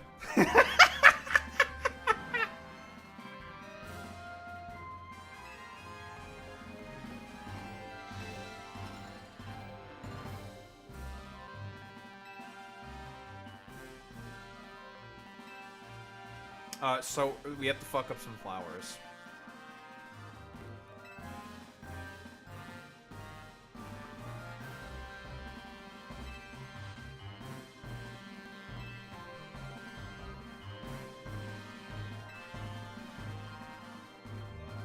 This game is so goofy. A goofy game.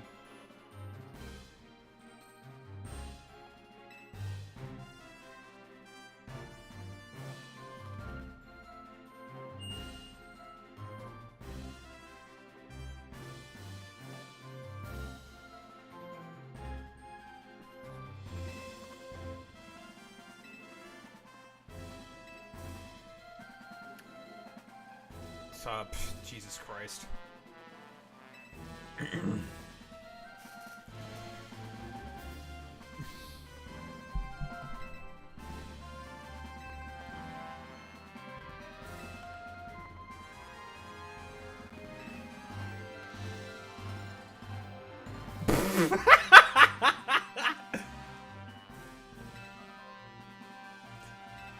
The tournament later. Alright, no tournament now. Stop.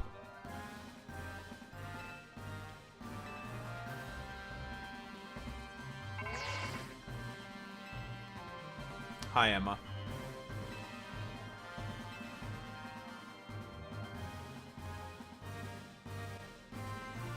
Oh, yeah, you're saying that he's not trying to kill people this time.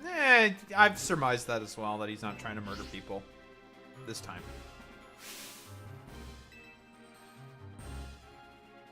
Sir, he's not going to kill us this time. For now. Unless I don't know, he gets like kicked in the head in a particular way and then he just wants to become like a... He wants to murder everybody again. Oh my god, dude.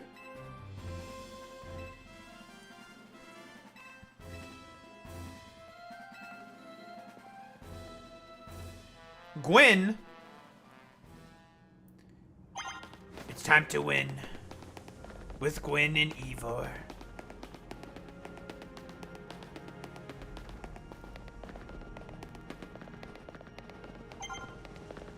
Alright, which rogue Mega Pokemon are we going to be facing? A Garchomp and a Kangaskhan. And a Pidgeot? Guess all the boys that we've not faced yet are making their emergence.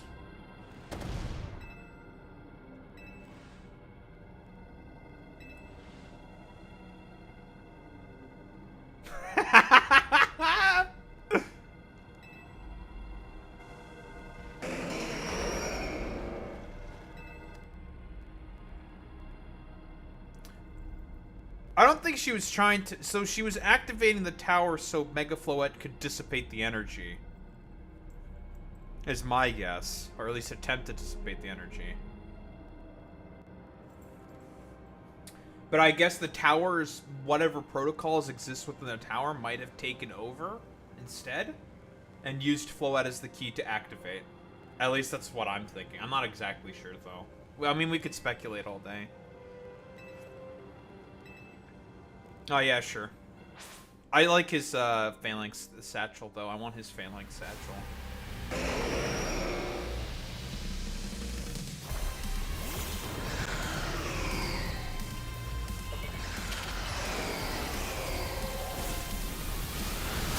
It's a giant fucking mega scrap! Oh, we got a burn on the Salamence, on the Garchomp. That's really good.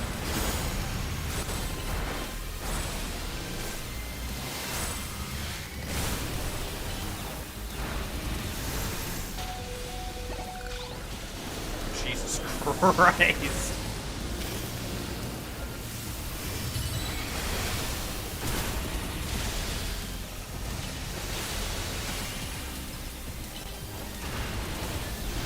Get away from me.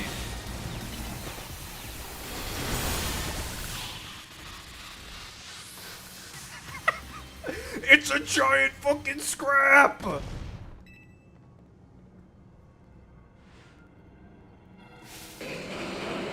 Oh, Jesus Christ.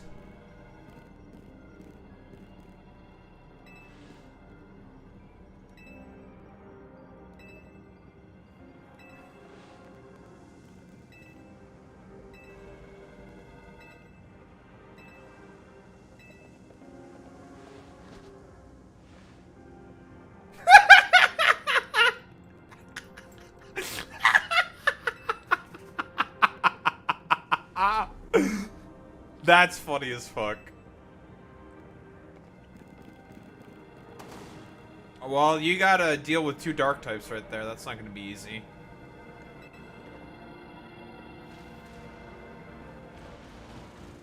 No, the Scizor, not a problem. The Sharpedos.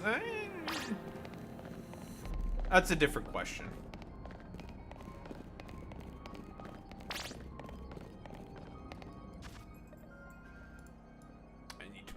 Fucking dumbass cam out of the way because people are saying stuff on the side.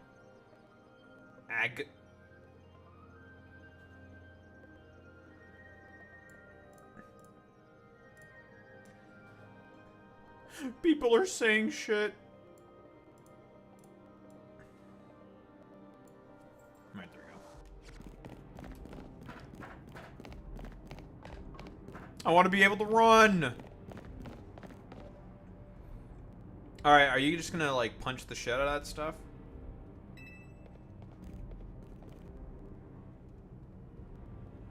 I could simply leap across the water with my finely honed muscles.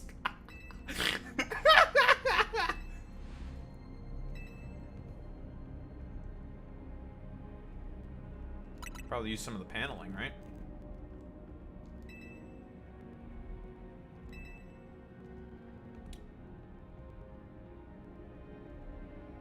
Use your finely honed muscles to...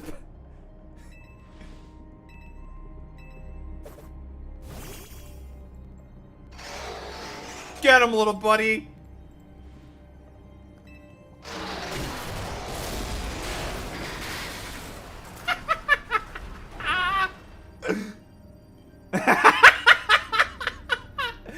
Conveniently made a bridge.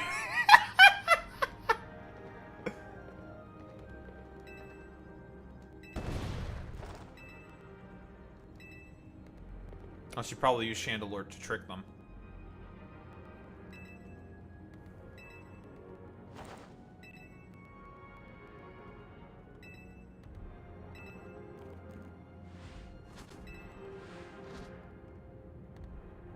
This game is so silly. I can finally run.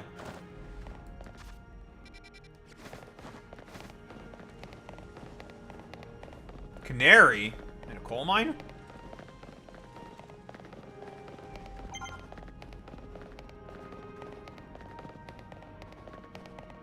The man is still sipping. Steelix? And a Blastoise.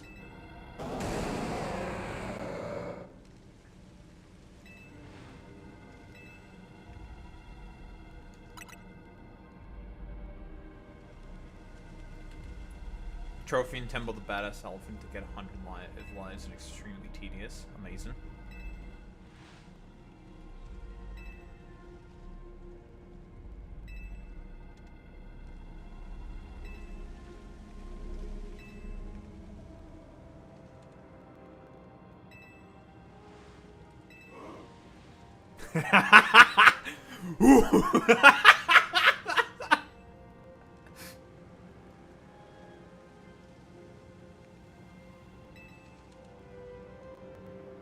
Is this the simp?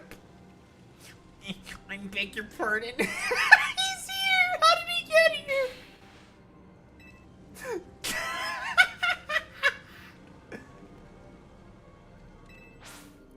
That's objectively one of the funniest things on the planet, dude. Oh my lord, that's so funny.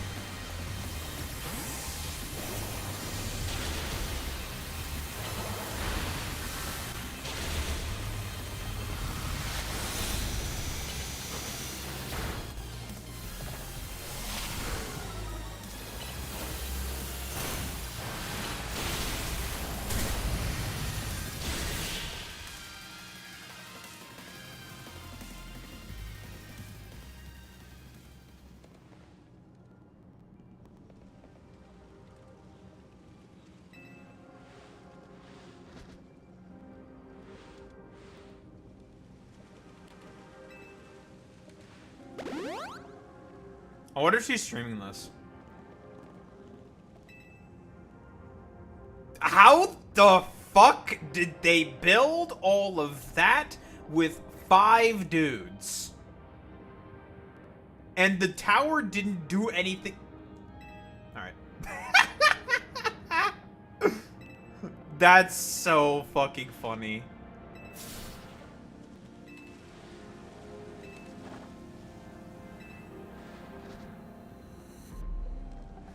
That's hilarious.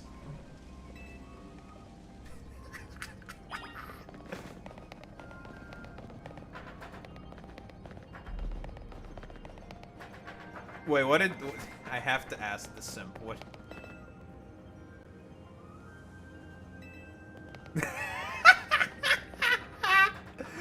That's so funny.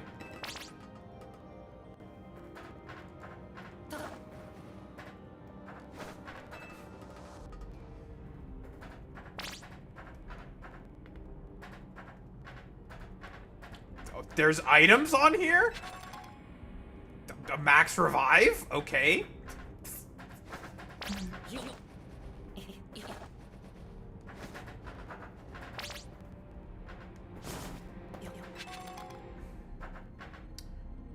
Where exactly am I supposed to go? I wonder if that's a skip. I'm just gonna guess that's a skip. No, Dogi, I do not like Asmongold. I do not like Asmongold at all. A rare candy?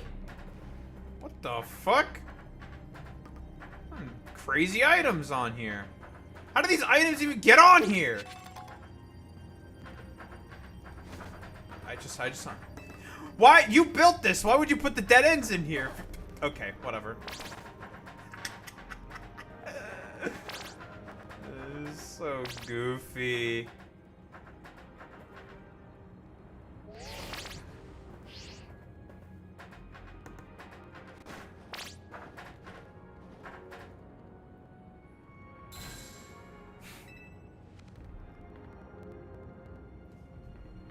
Who would you rather be imprisoned by in their house? Asmongold or Tectone?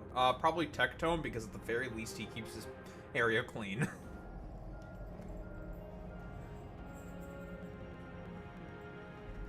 I'm not spending hours or days upon end cleaning up after Asmongold. Fuck that. Absolutely the fuck not.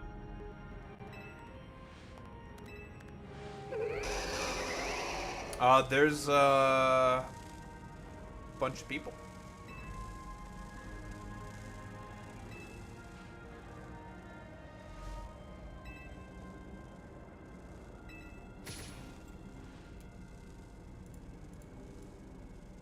Sir, it's going to be a massive fucking scrap. 80%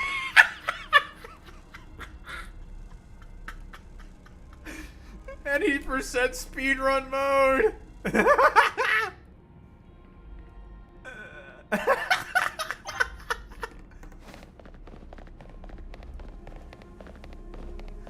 That's so good. Is his dad living with him? I have no idea. Listen, the only thing that I have to watch out for is to not get sodomized, okay? AJ, let's be honest here.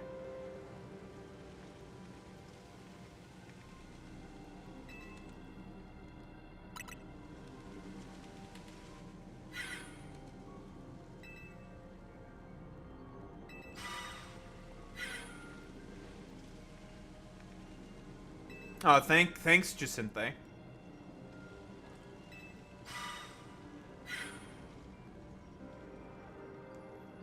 Listen, I've had enough of this toxic Yuri, okay? No more toxic Yuri.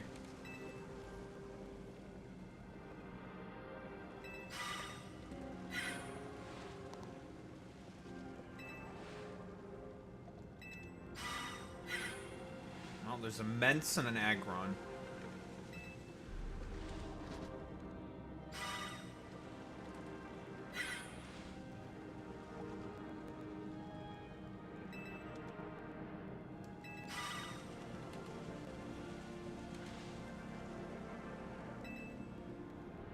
As if I'd ever be a hindrance. Toxic Yuri!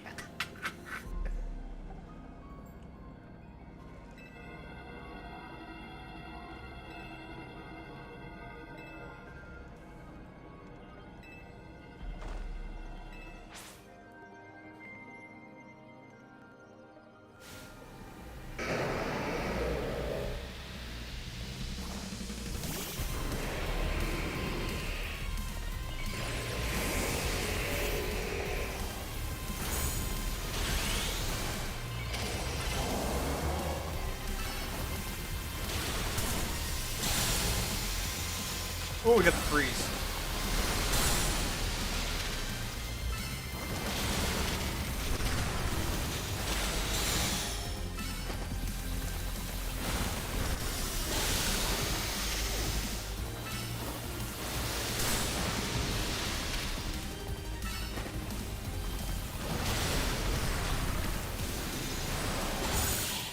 Alright, I'll put in a pack. Put into a pack.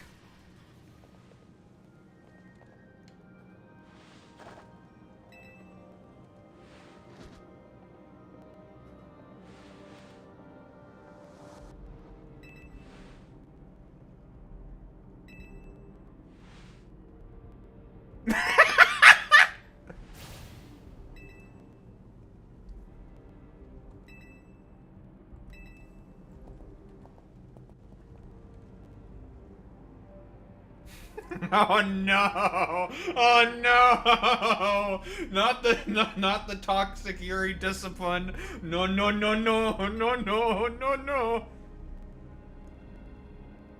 Man, that's a lot of men.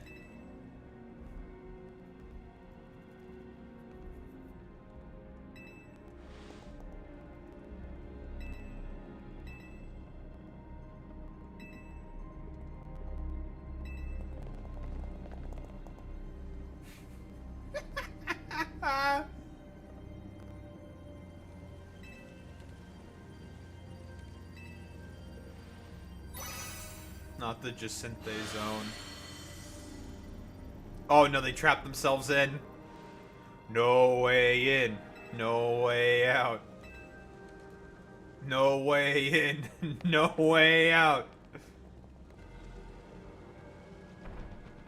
That's quite a lot.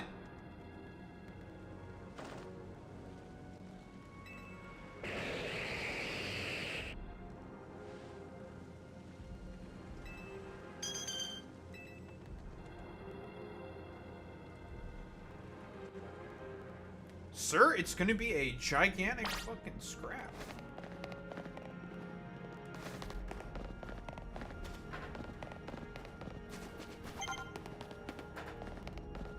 Corbo. Hey, it's the clothing area.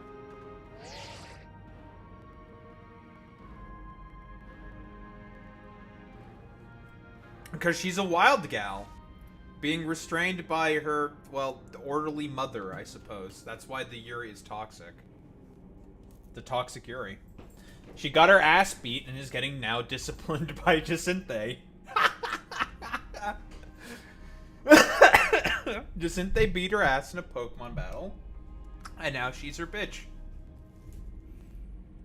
Unironically, by the way. Which is very, very funny. She just wants to go wild, but is forced to be uptight.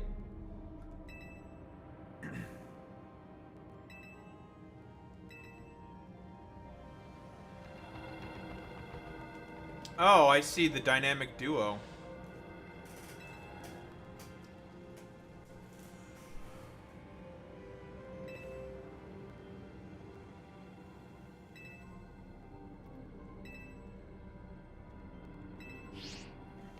Bro, we got a cookout?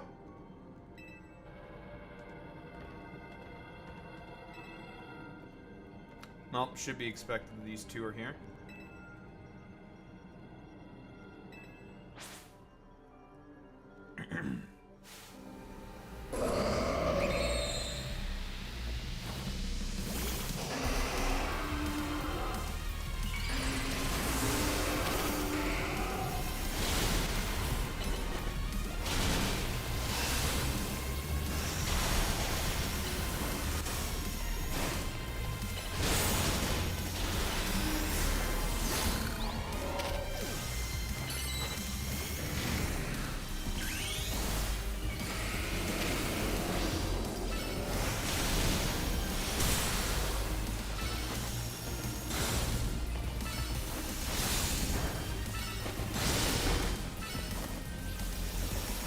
Your wife is dead. Now it's time for you to die. Imagine losing your wife. Couldn't be me.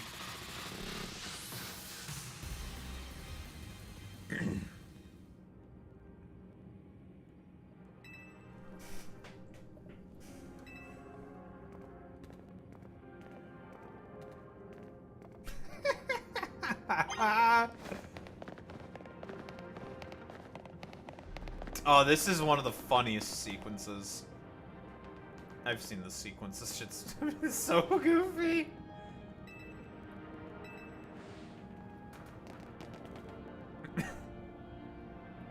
The boys are here.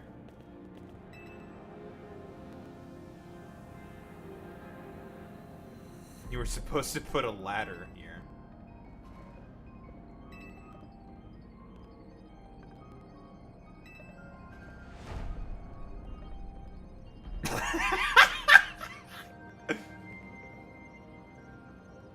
Bro, Pokemon busted up, boss.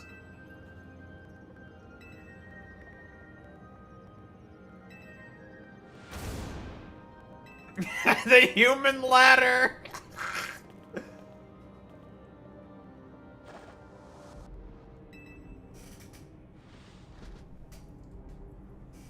Not even bumping the fists. What the heck?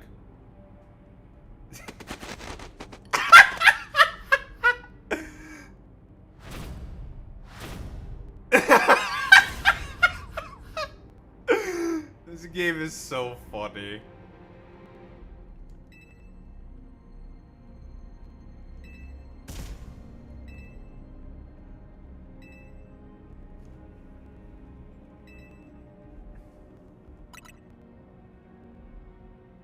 One person short. No.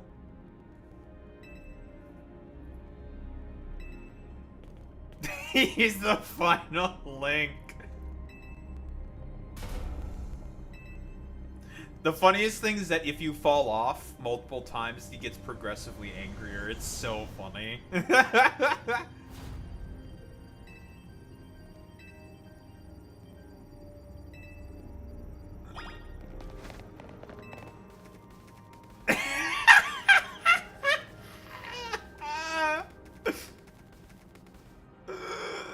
This is so funny.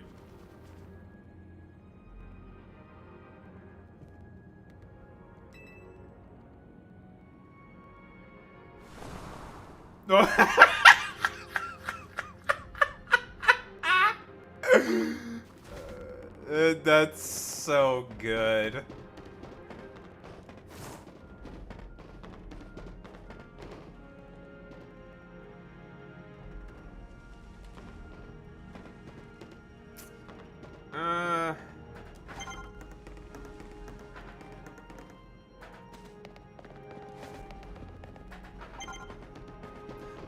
What do you mean, AJ? They're showing solidarity as a family with one another. What do you mean? Yeah, we're getting close to dog. What's wrong with a little solidarity?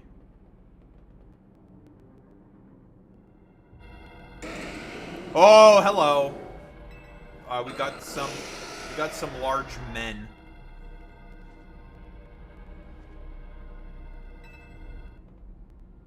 Oh, hello.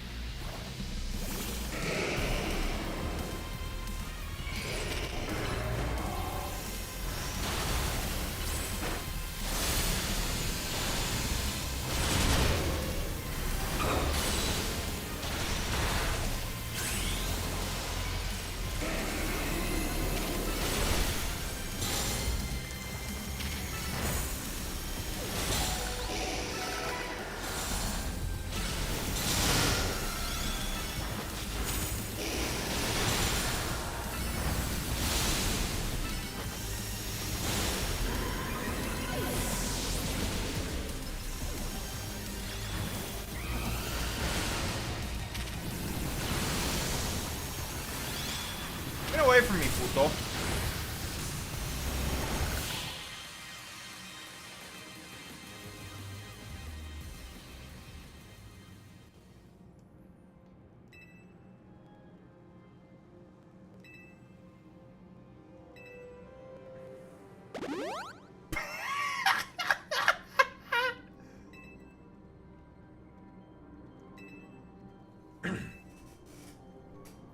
Sequence is so funny.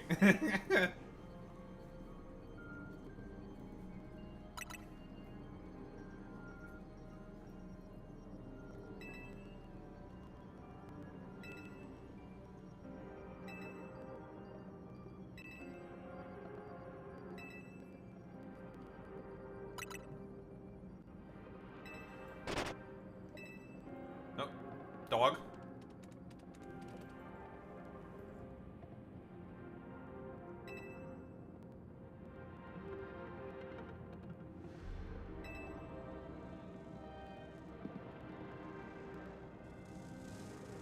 Oh, hi, what's up?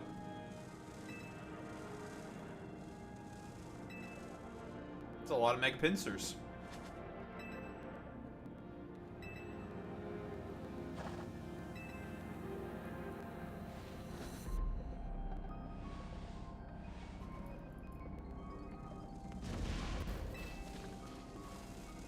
Why are they just ignoring me in the Zygarde? Yeah, what's up?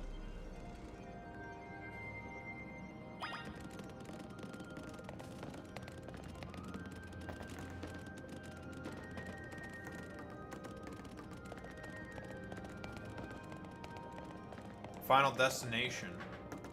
With dog. Yes, hello, this is dog. Man, can you just let me run, man? I don't want to do any of this namby pambly pimbly wimbly dimbly flimbly bimbly wimbly dimbly simply pimbly bullshit. Oh, what's up, Wuta? Sir, there's 2 gigantic flowers and a thing on the top.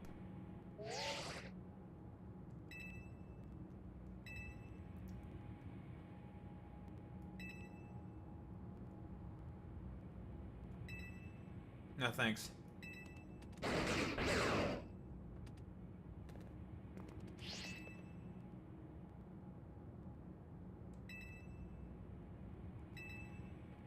Yes, and I have it.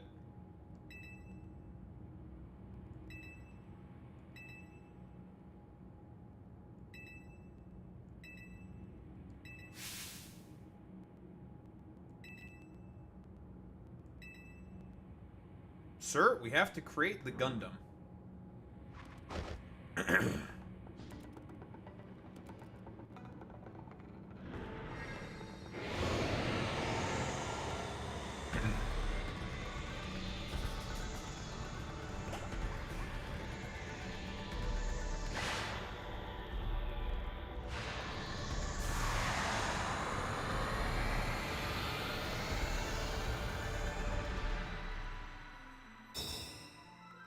Zygarde Gundam.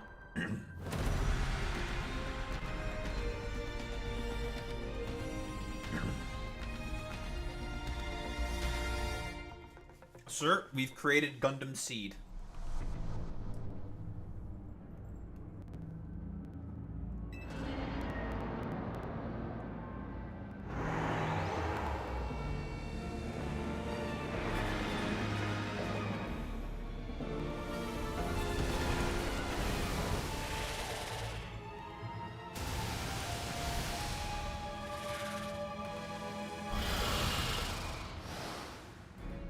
What's up, puto?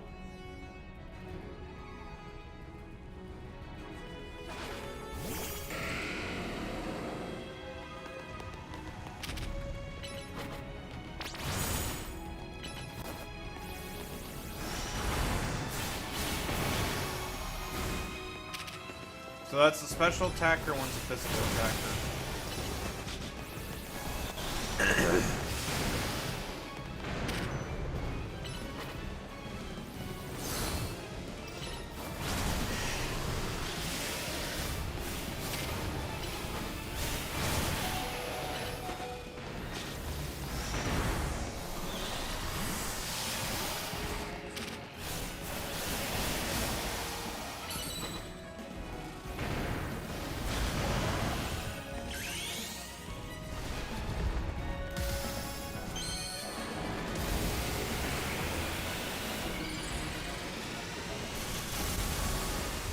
During login.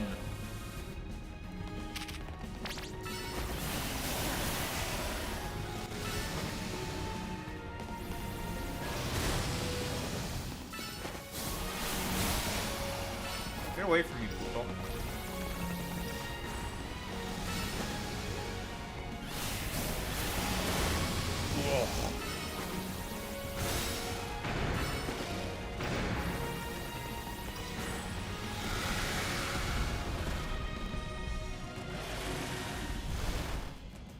Big dick damage.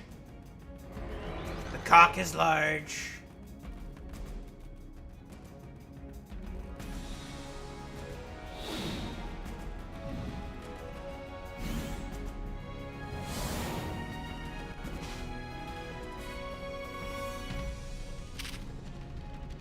Oh, we gotta use the broken 1,000 arrows.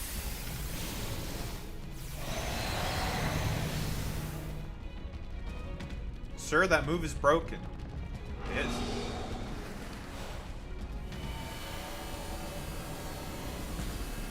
It's pissed.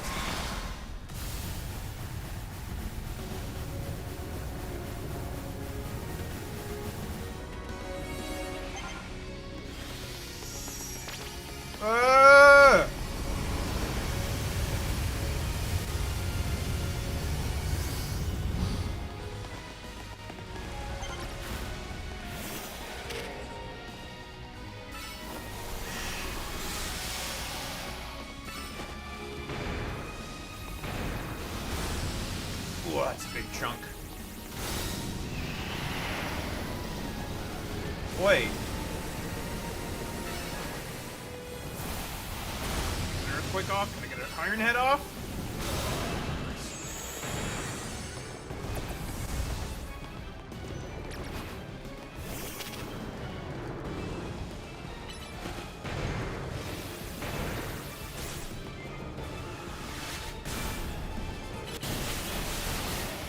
That did a lot of damage.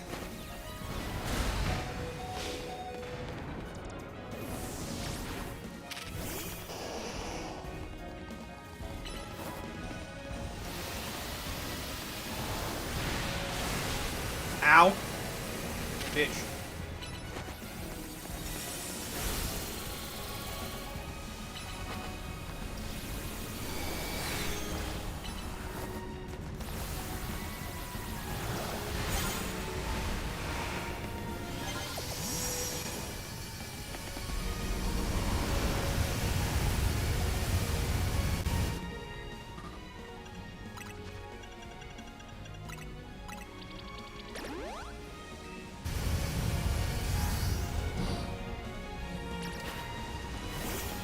So blue, you should use physical attacks, and the other one you should use range on it.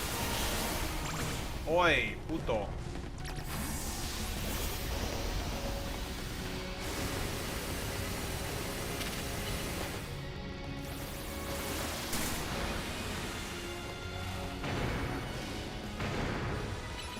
My big man.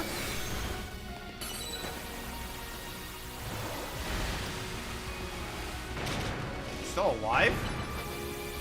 Die. Bitch.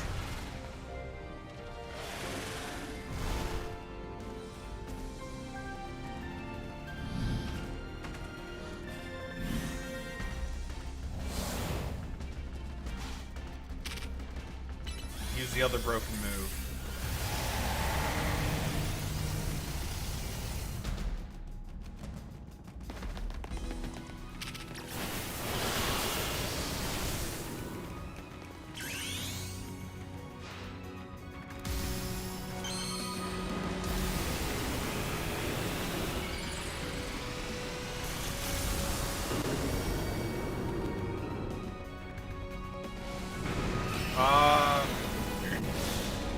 Maybe. Or Mew.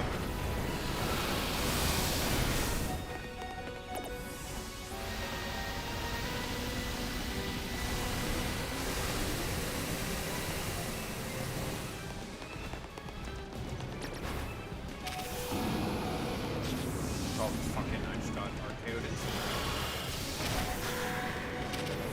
Alright. Jesus Christ. Alright. Aggressive, huh?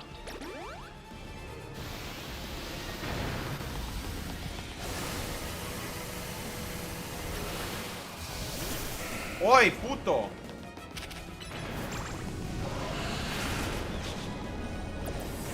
Fucking miasma of pestilence over there.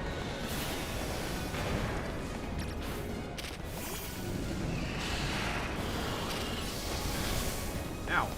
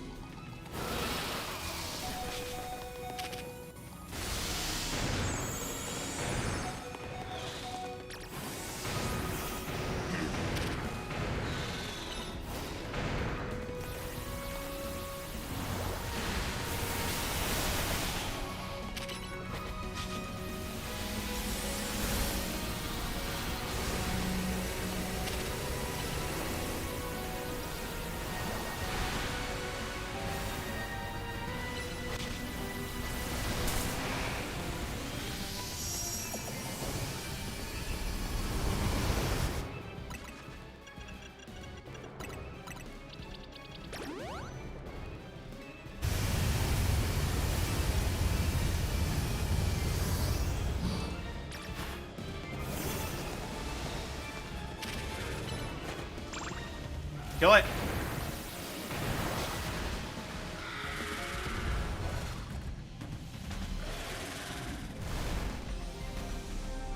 That's probably the final phase.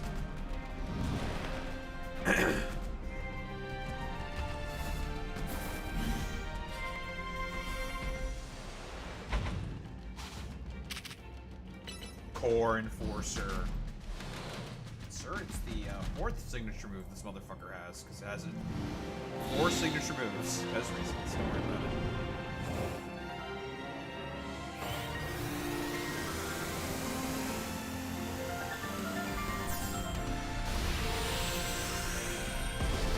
Anime! Very anime. Extremely anime. On a level of anime that no one has ever seen. Oh, but did we?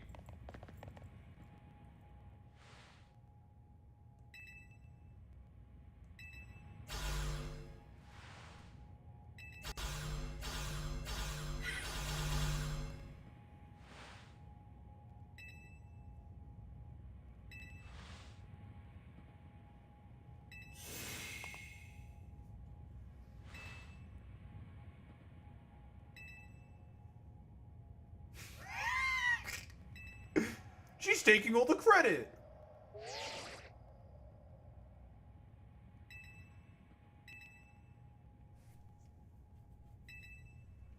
Oh, I'm sure.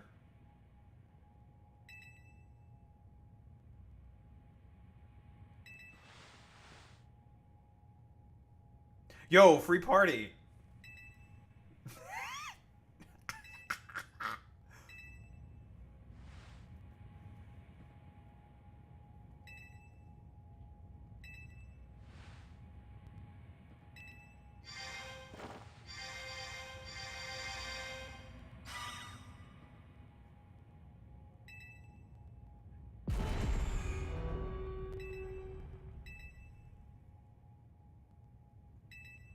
Agni is doing something.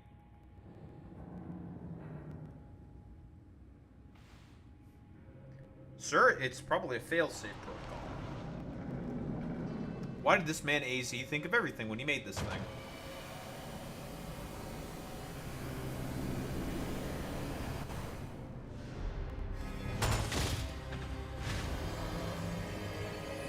And now it's going to try to murder us. Yay! It all comes full circle. We're gonna die. Maybe.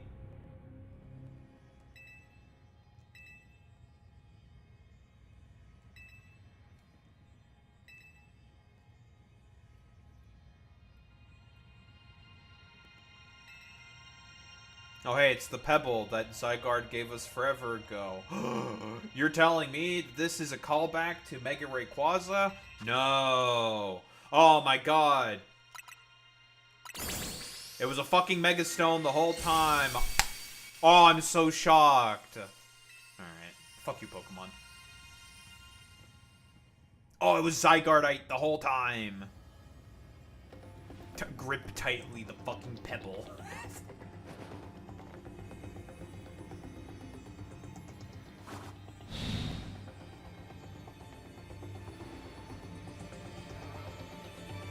Alright, what's up, big man?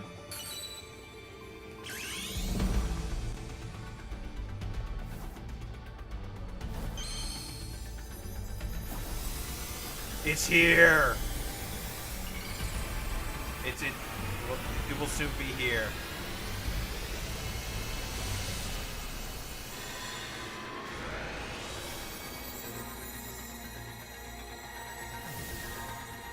It's got the X, the Y, and the Z. Because LARP cope shit. It's... Truth Nuke! Truth Nuke! True! Yo, we got a new Truth Nukers in chat. We got the Truth. We got Truers. We got the Truers. Where's our Truers? Sir, it's doing the exact same thing as the ultimate weapon. It's trying to murder everyone now because it can do the thing. It's trying to kill all of us. Again.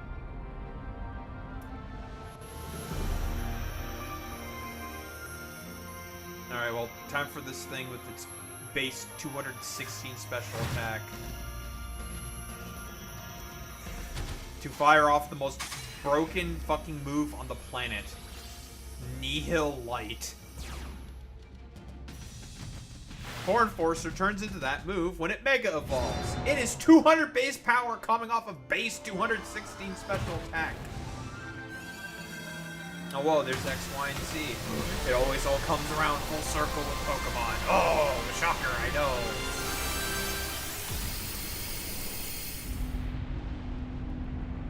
Sir, it's a giant fucking laser.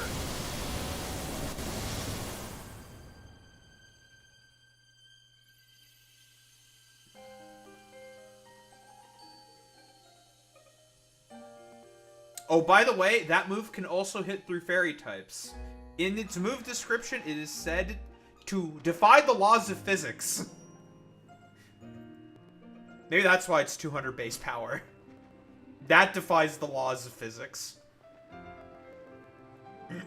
I want everyone to keep in mind how high 200 base 216 special attack. Fully invested with a modest special, with a modest nature. Zygarde, Mega Complete Zygarde hits 584 special attack. Okay, dude.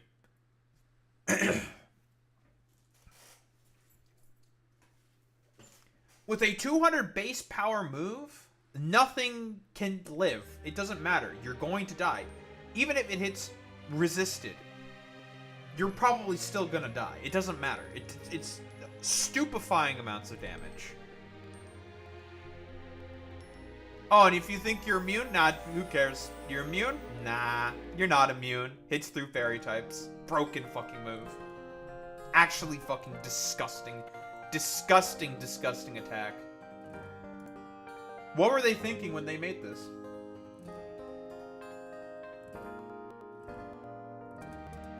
No, the flower is not dead. Floette is okay. Yes, the move is dragon. It is a dragon type move. Also, funnily enough, you want to know someone who worked on this game? I think in the PR department, or in the modeling department, I think. Hideo Kojima. They got Kojima to also work on this game, by the way. That man Kojima did work on this game. That's crazy. What a wacky, wacky, wacky time.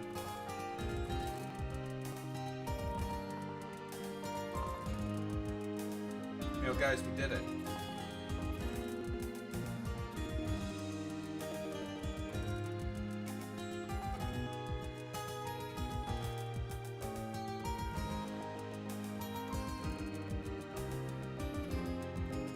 I mean, there could be multiple. Listen, shut up, AJ. I want to believe that it's him, okay? Fuck you. I hate you.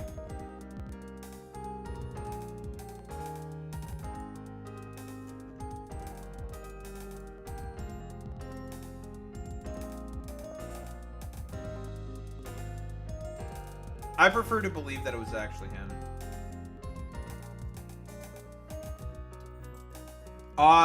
So we have actually a model for how it works.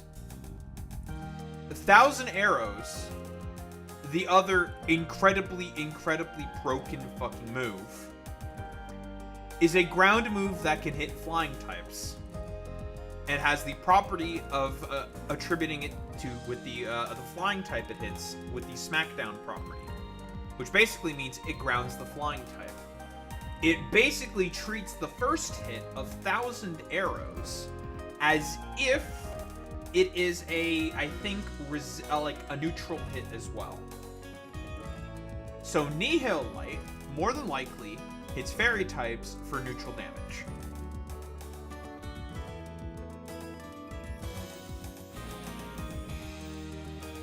Objectively broken. A disgusting, disgusting fucking attack. So now, Zygarde has effectively two moves that it can use to hit whatever it wants. one as the Gundam or the non-evolved Gundam. I'm telling, it is an objectively just broken fucking Pokemon. There's a reason why it's banned to anything goes. It's banned for a very, very good reason. It is way too fucking broken.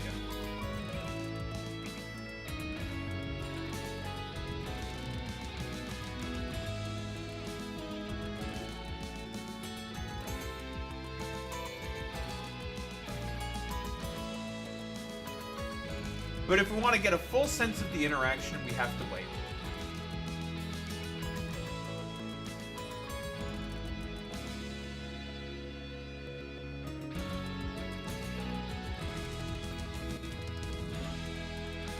Oh, and in good news, by the way, Mythic Talent has scrubbed Kershi, Nuxtaku, Legal Mindset, and Tectone from their website.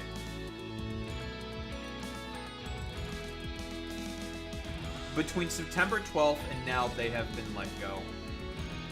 Mythic Talent, I suppose, has now redeemed itself. They are gone. Because I remember that dumbass... If you remember anything about that dumbass Legal Mindset, he basically gave advice for how to, I think, do, like, tax fraud. And also, I don't know, have, like, strange relationships with young Thai ladyboys, quote-unquote. Legal Mindset is a piece of fucking shit.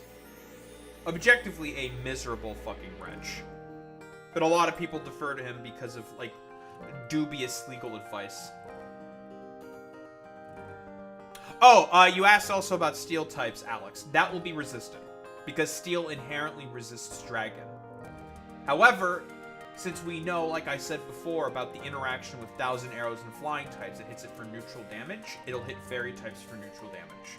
So if a type resists dragon, or resists it inherently, it'll still resist it.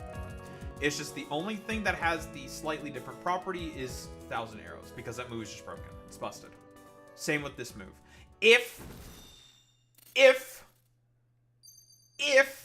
the interaction works like we think it's going, because they can just change it.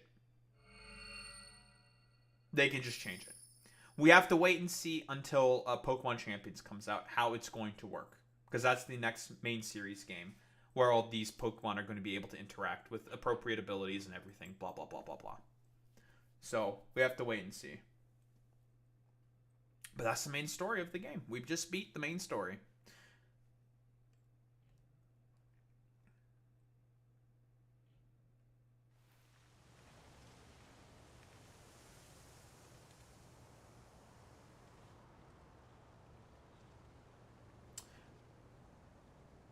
Well,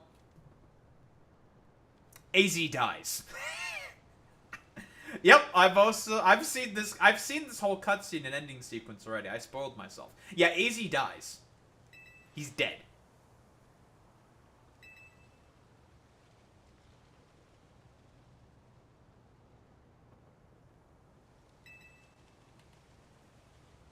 Not so he could have his grave dug. Sir? He's fucking dead.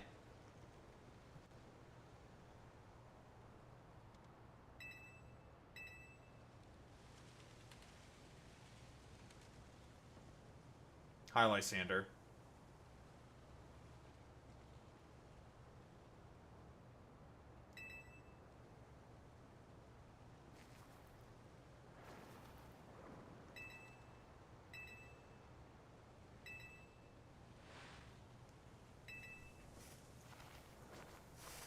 Well, there's gonna be more than that. Because let's just say our actions here may have pissed off 2 customers. Or at least may have attracted their attention.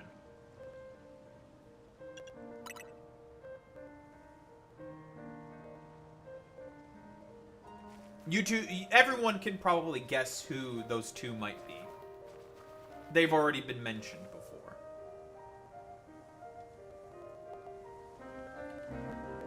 But he's dead now. He's dead.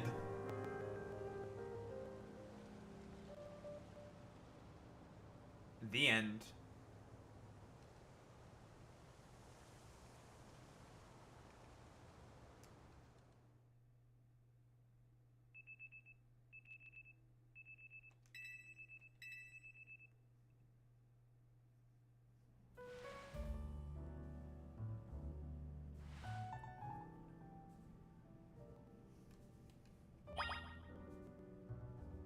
So this Pokeball right here.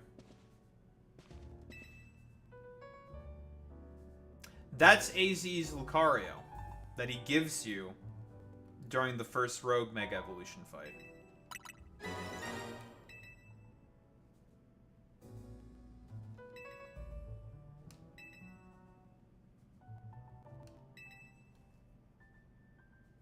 Brought to me by a certain trainer.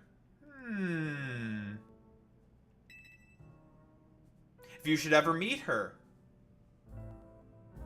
Who knows their X and Y lore? Anyone in the chat? Do they know their X and Y lore?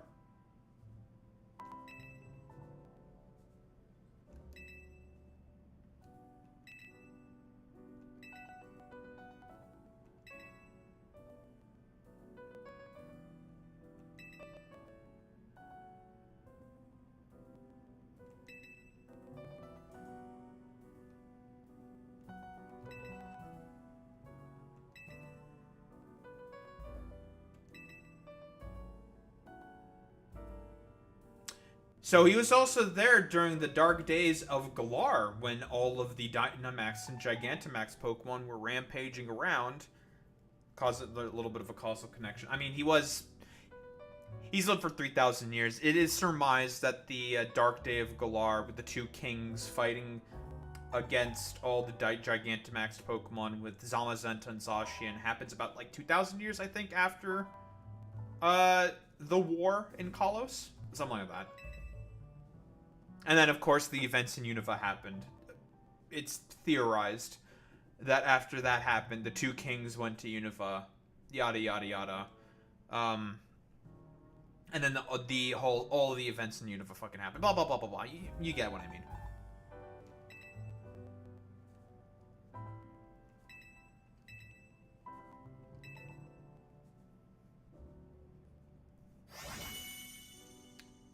So that's Lucario.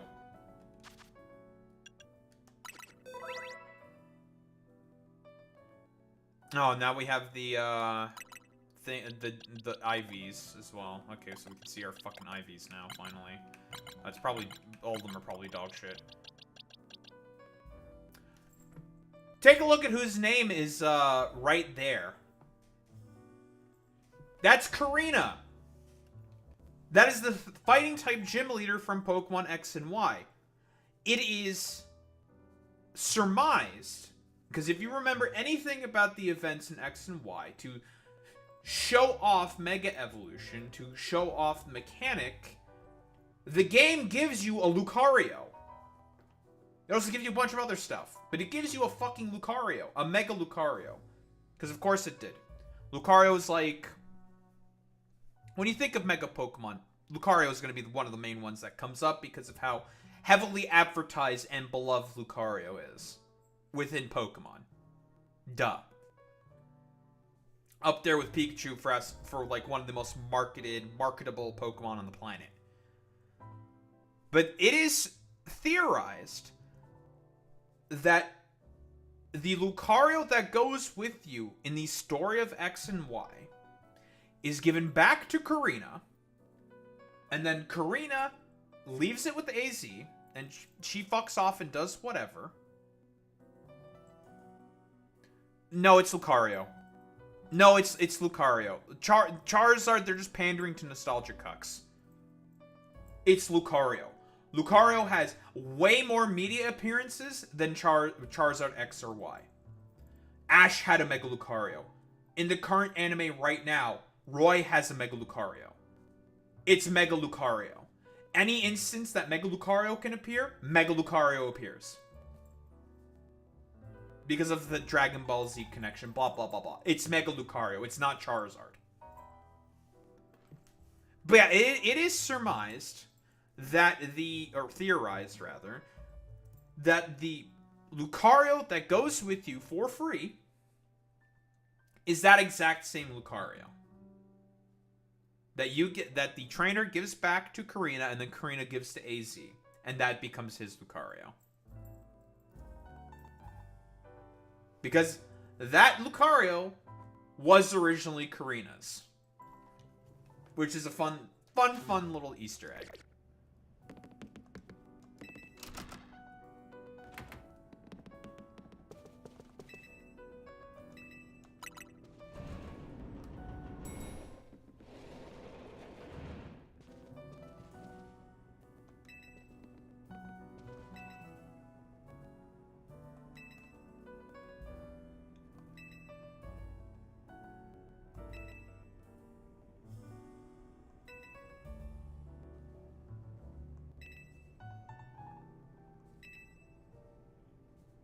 Catastrophes in 5 years. Oof.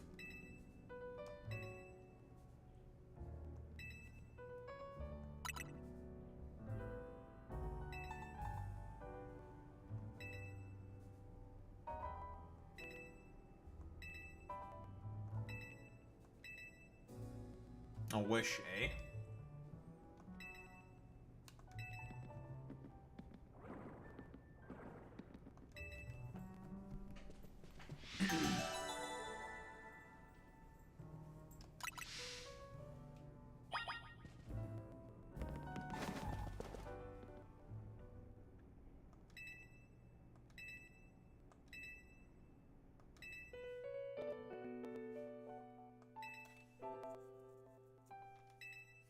It's his will and final wishes.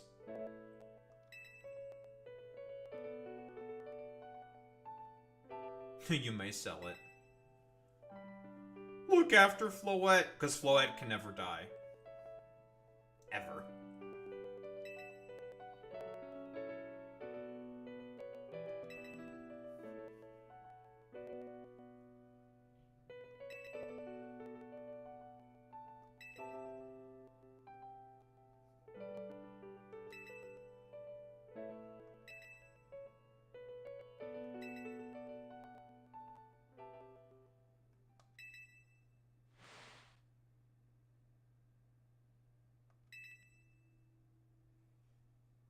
Sir, he was always going to die.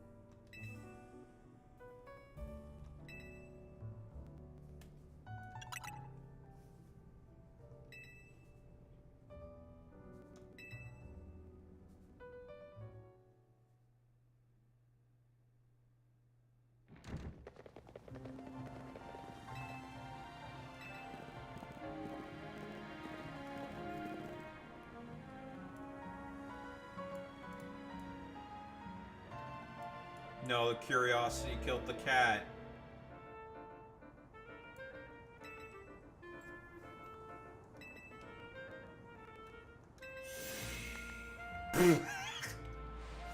I just want a battle! They're calling her Nimona but black.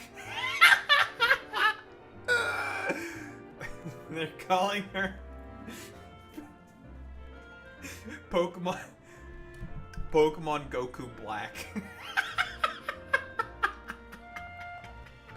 Has the pink hair and everything. The tower suck butt energy out. I have no idea. I guess he just dies. Brings some kind of closure. I'm not sure. I remember someone on Twitter was complaining about the fact that why are people dying in a Pokemon game? This is a children's game. It's like the difficult concepts such as life and death should not be gate kept from fucking children. These are tough things to talk about. Sure. But, like, these are ultimately things that should be, at the very least, thought about.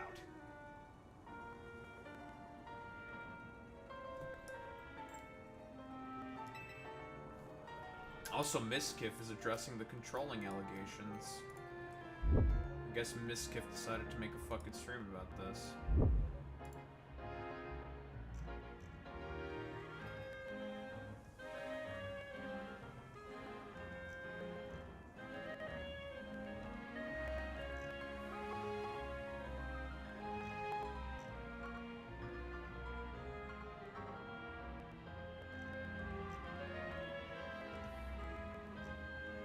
Sexual assault allegation.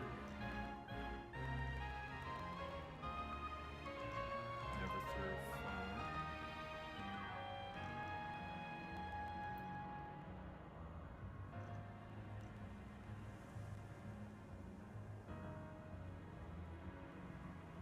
Because it's too sanitized, they should have a gym teacher harass his students. And you and Hypno have to go into his head to give him paranoia. They'll never... Yeah, I mean... Listen. Okay. They're probably never gonna do that. Be funny, but you know.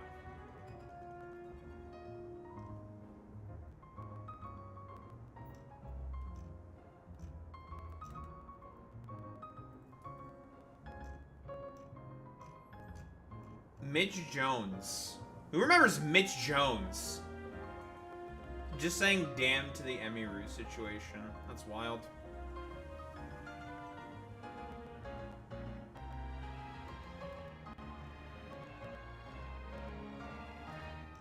Ice Poseidon. I've always said Twitch streamers have tons of skeletons in their closet. Wait until people find out about everyone else at the top and the corruption and weirdness behind the scenes.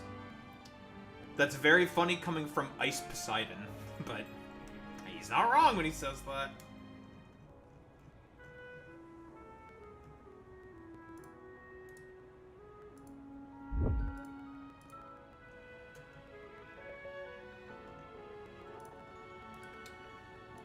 Sexual assault allegation.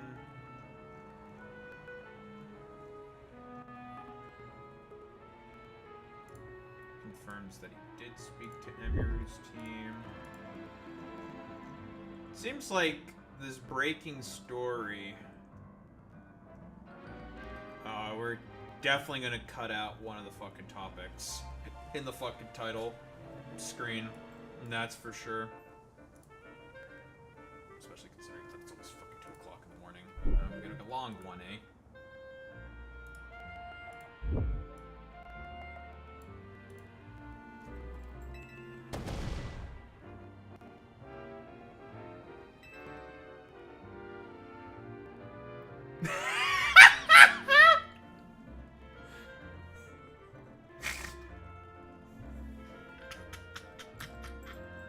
I've also seen that GIF get posted a bunch.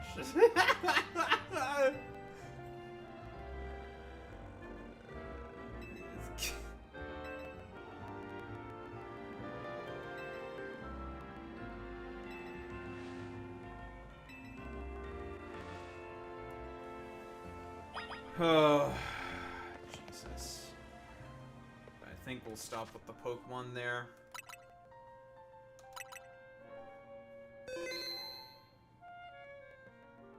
Hello, my name is Jacinthe, and I make everything about myself. That's funny.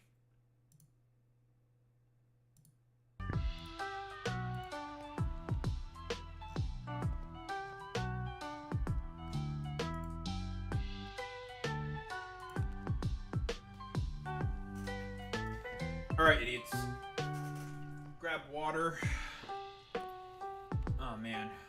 My towels have been stuck in the fucking washer for, at this point, 5 hours. Fuck my life. Longer than 5 hours. That's not great. Whatever. I'm gonna go to the bathroom, get water, and then we're gonna start to yap about a bunch of shit. It's gonna be a bit of a long one. But I'll be right back.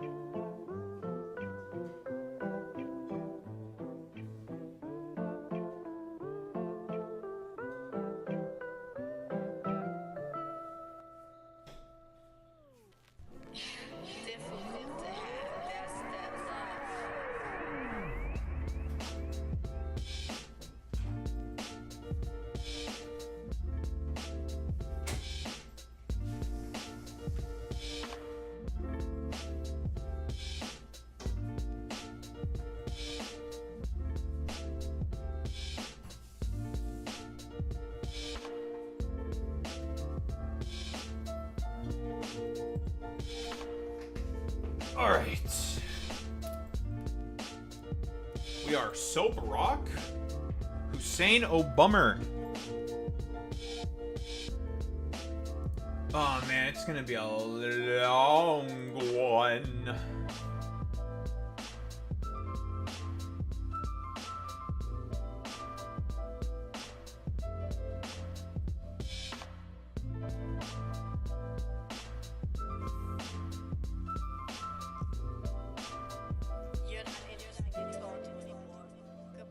Miskiff went live and exposed Emiru for letting her pets get sick and pass away.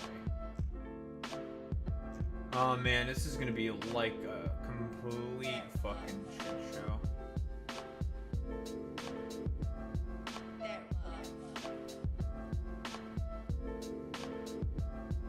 But that real love, that love that sometimes is difficult. That love.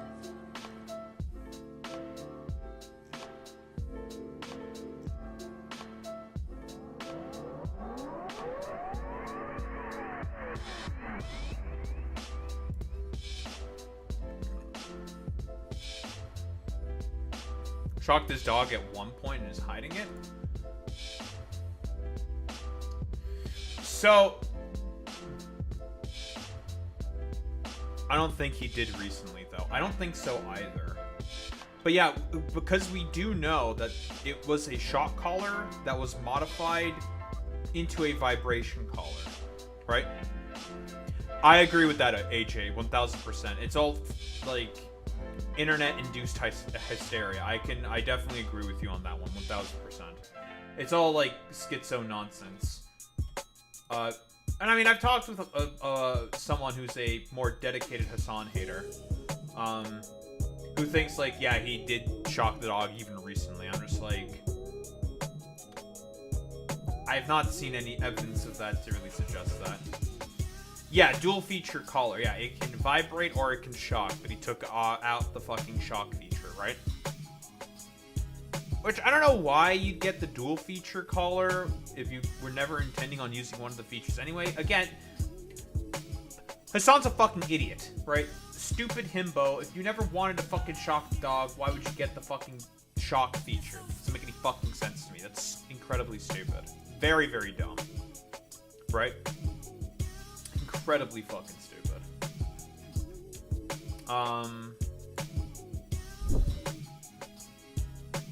Don't know why he did that. But that's like a completely different sort of, that's a completely different fucking argument. I have no idea what order these clips are supposed to be played in, but we're just going to fucking go with it. We're just gonna go with it. Go with the flow.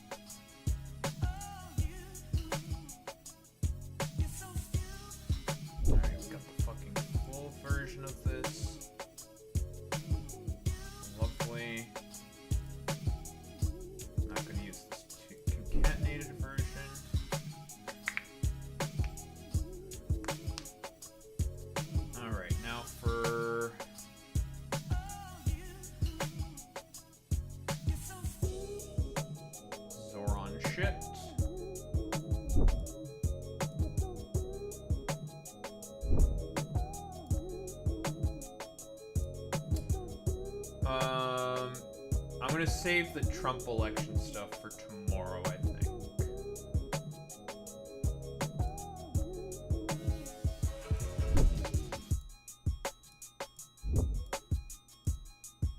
That's a tomorrow thing. I definitely want to talk about the Trump pettiness about Canada, because that is objectively one of the funniest things on the planet. Objectively speaking, I think that is one of the funniest fucking things ever.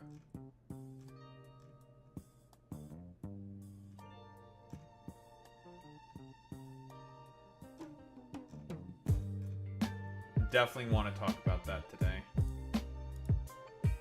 We got some fucking bangers of stuff to talk about today, Val.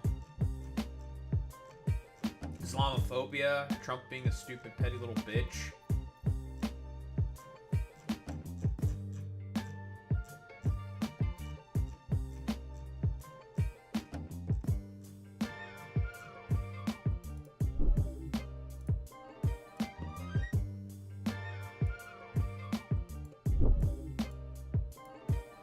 We got some funny stuff. We got some funny shit on the fucking docket.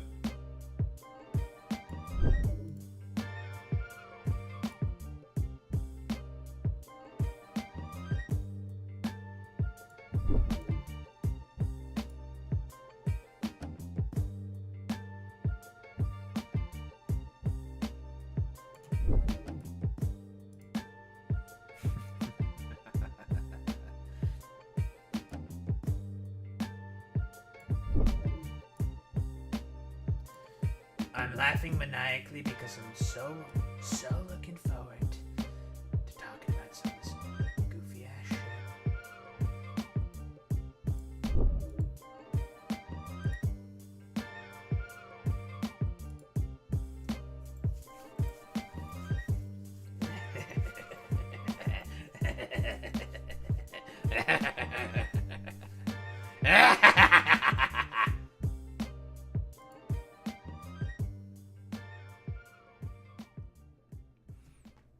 I know how rough the shocks are, but it was a mild shock, maybe okay, but I've never had a big dog or a dog.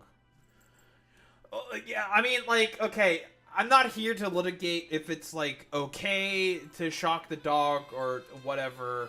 I know that Hassan has said that it's not illegal or anything, and I mean, that's true. That doesn't make it okay, obviously. It's still bad.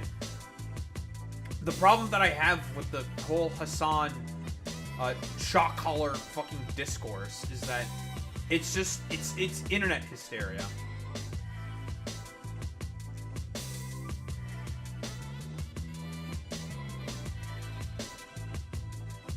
It's all hysteria, all just schizophrenic nonsense.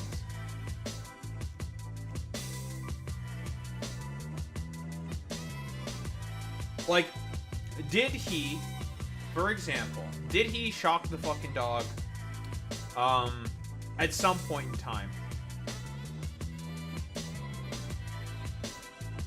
I don't know. I don't know. I have no idea. And we'll never fucking know. I'll be quite honest.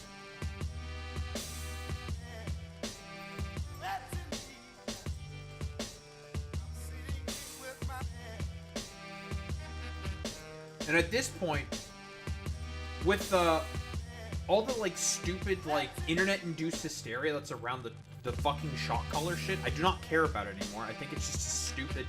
Like, it's just stupid.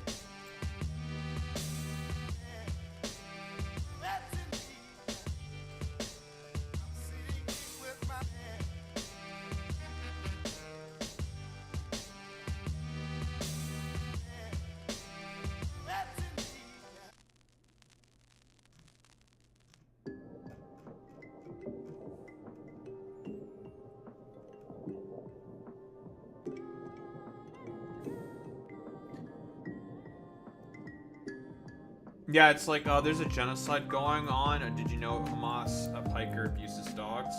But the problem... Yeah, like, the problem is that, like, unfortunately with the talking point that...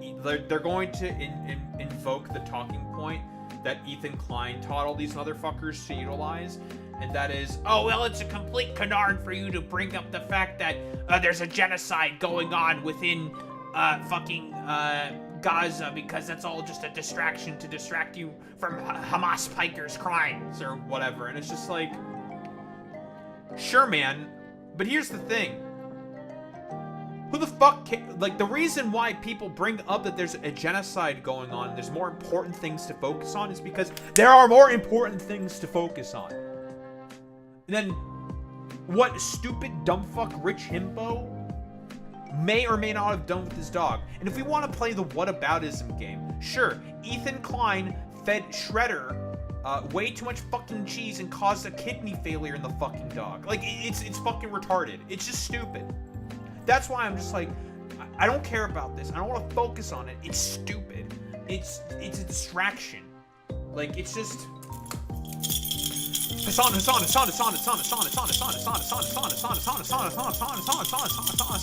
just like, bro, I don't care. Yeah, Hassan is eating the dogs. He's eating the cats. That's so true, Alex. Just like your people would. You also eat dogs and cats, don't you, Alex? Us. I see you putting them on the barbecue right now. By the way, you still haven't given us a crime report.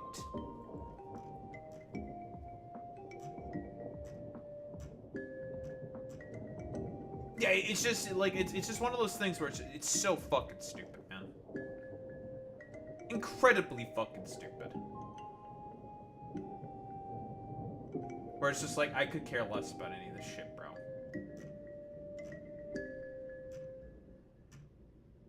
Like if we just want to be like stupid, annoying morons and idiots, I mean we could do that.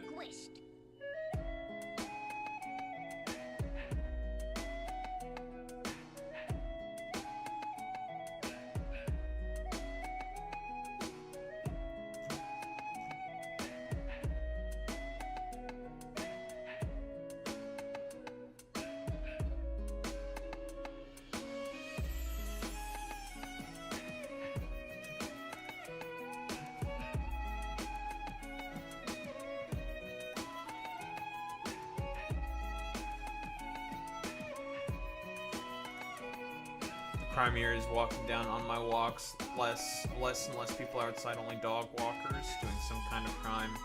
I'd believe it.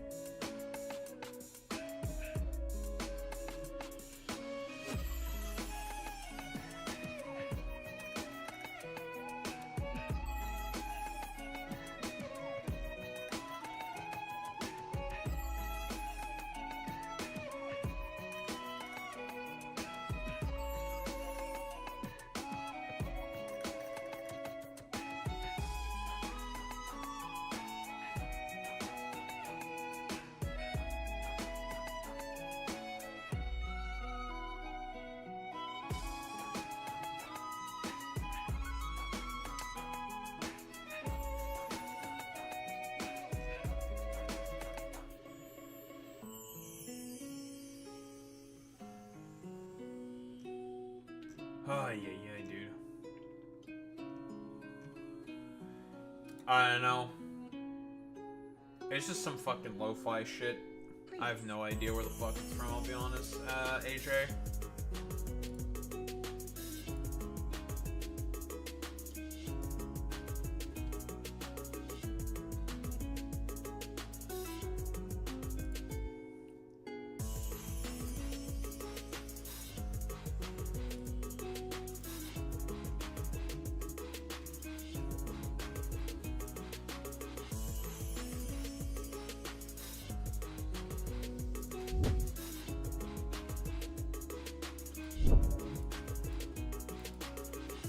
I remember what it was. I was having a bit of an ADHD moment right there.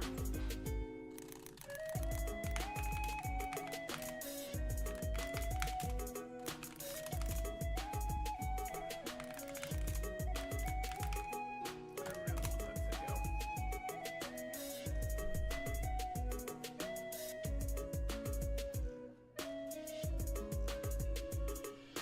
I have what I want. Everyone get your fucking skits. We got our fucking schizos out. Get your fucking schizos.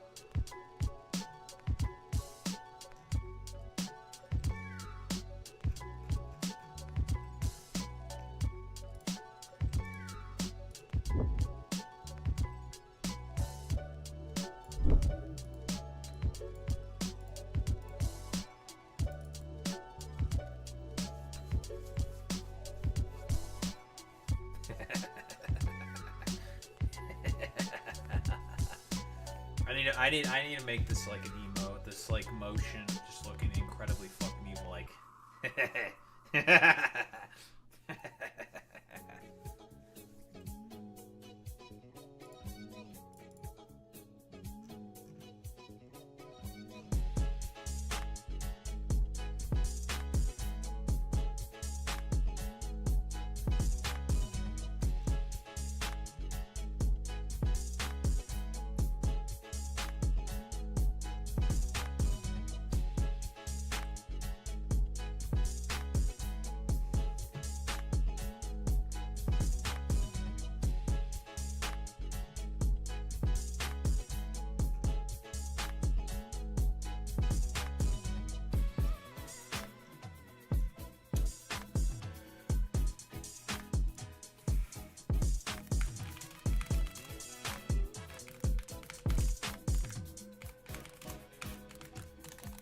Like the full press conference of this.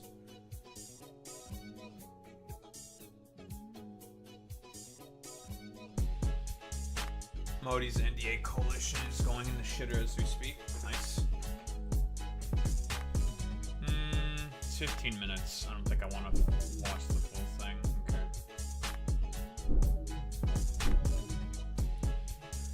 Those two things.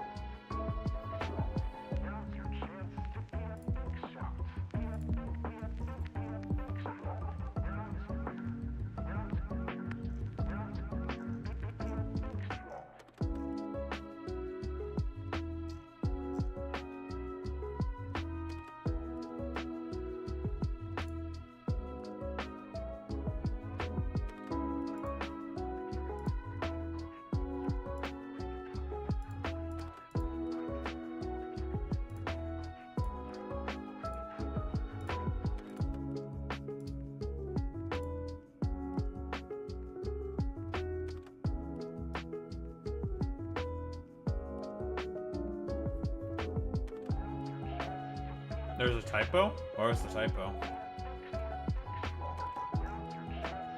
I didn't even notice. I'm really good at typing, folks.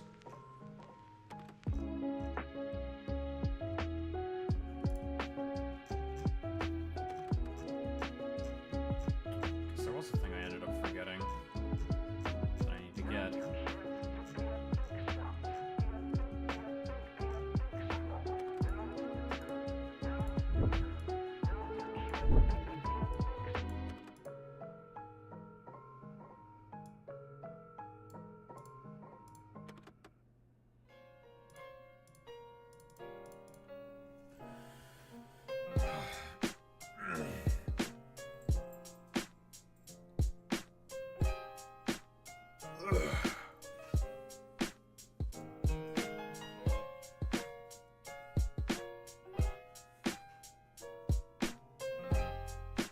Someone leaked a clip of Miskiv's friend, that's Ice Poseidon, exposing him for cheating on Maya Higa multiple times, leading to their breakup.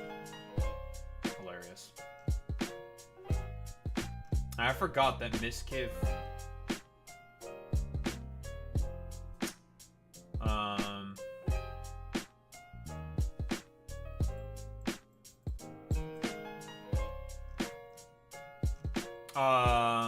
whatchamacallit. Oh, we're gonna get to it. Emiru just, we're gonna go through all of it.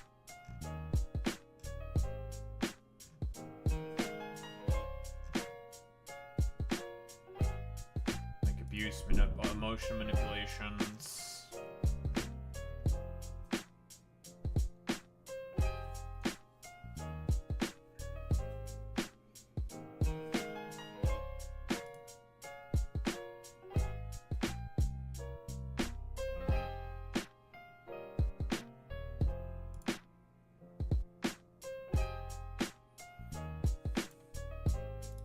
It's just the streaming world, especially back then. A quick reminder, let's not forget about this. Miskiff was an acolyte of Ice Poseidon. That's where he came from. This is all Ice Poseidon shit, all over it. All Ice Poseidon shit. All of it.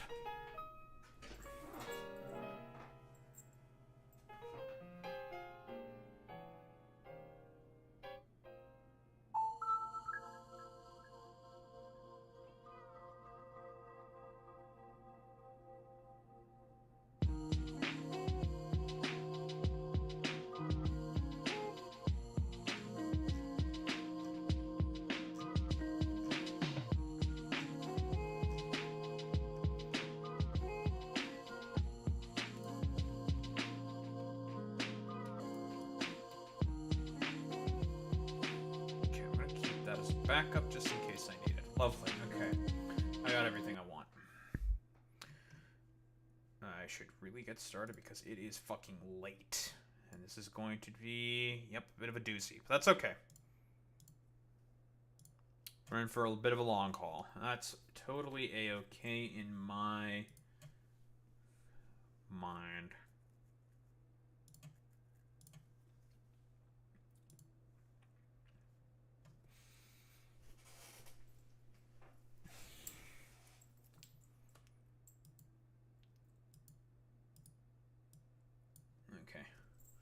I didn't want, like, 3 IQ Asmongold to be there as well, but we have a clip with Asmongold in it as well, detailing some stuff that could be valuable, so. Let's get her started.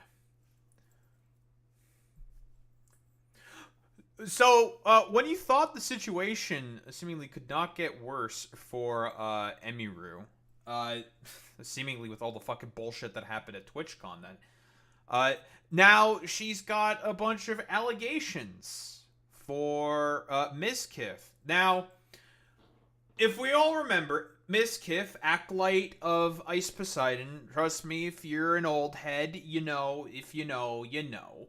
Ice Poseidon is ostensibly a piece of shit, and as expected, Miskiff is also a piece of shit. Now, if we recall correctly, Miskiff, one of the heads of OTK, along with, like, Asmongold. Yes, he's also a rug puller, 1000% Boy Meets Mini. He's a scammer. He's like, Miskiff is a piece of shit. Not a good fucking dude, right? He helped cover up sexual assault allegations with his, I don't know, one of his fucking buddies or some shit. I forget his name. The name is irrelevant, but he covered up a bunch of sexual assault allegations, and, you know, he got real fucking torn up about that. Because Miskiff is the type of dude who's a bit of a two-face, right? Harvey Dent-looking head ass. He presents himself all nice. He won't, like, try to step on too many fucking toes, all because he wants to make that fucking money. Patented fucking grifter, okay? With Miskiff, 1000%. Not a fucking good dude. Ostensibly, like, a very, very bad person. He used to have Maya Higa as a girlfriend, I believe.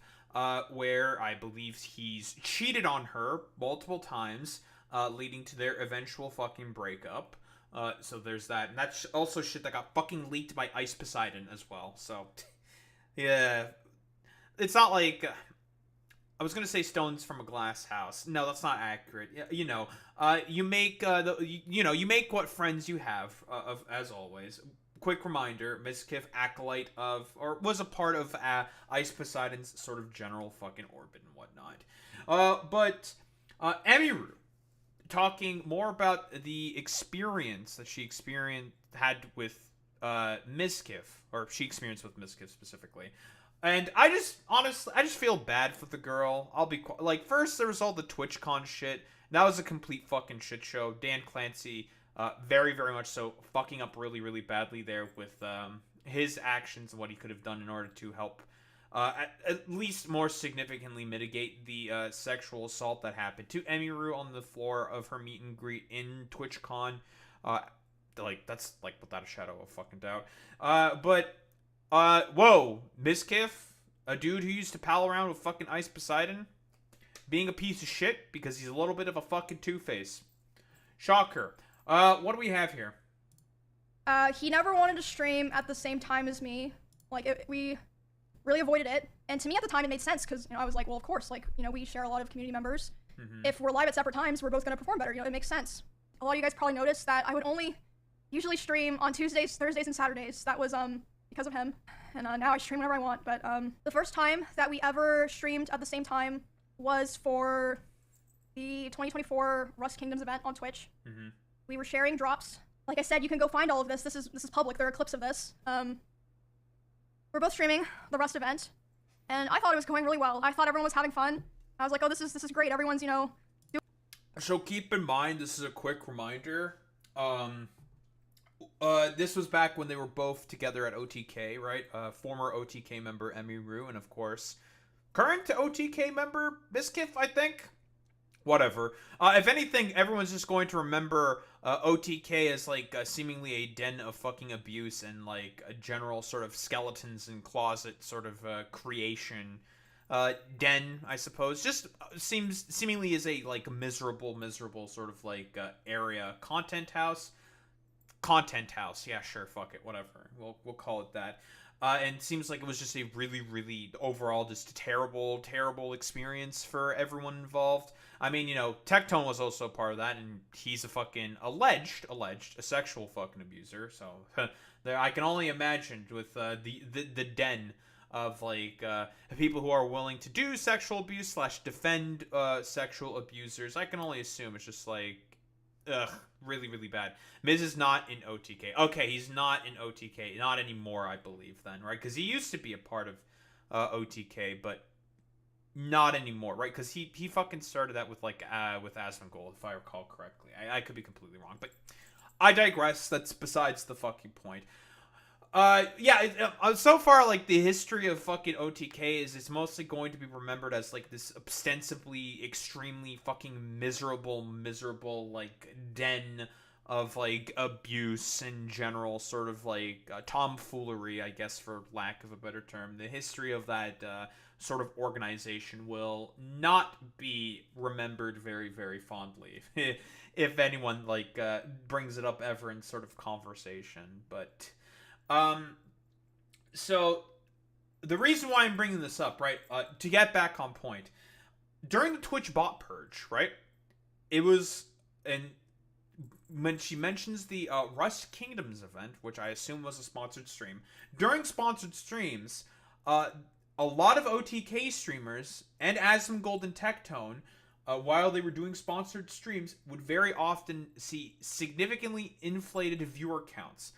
Now, of course, we can speculate as to if this was intended by OTK or not, because they would have a vested interest to having those viewership numbers be as high as possible. That's a speculation that you can make. You can certainly make that accusation. There is no evidence that OTK hired a bunch of like botnets in order to inflate their viewership numbers, of course. Also, this was before share chat was a thing. Yes, it was. That's correct, Boy Meets Mini. But they would, they would do like fucking tandem streams. They would just be streaming the same thing at the same time, right? Like, there is a whole fucking system that exists before. Again, tangent doesn't ultimately matter. But a lot of OTK members would get heavily inflated numbers during those particular sponsored streams, and they have a vested interest to have as many viewers as possible because it means the company would make a lot more money, right?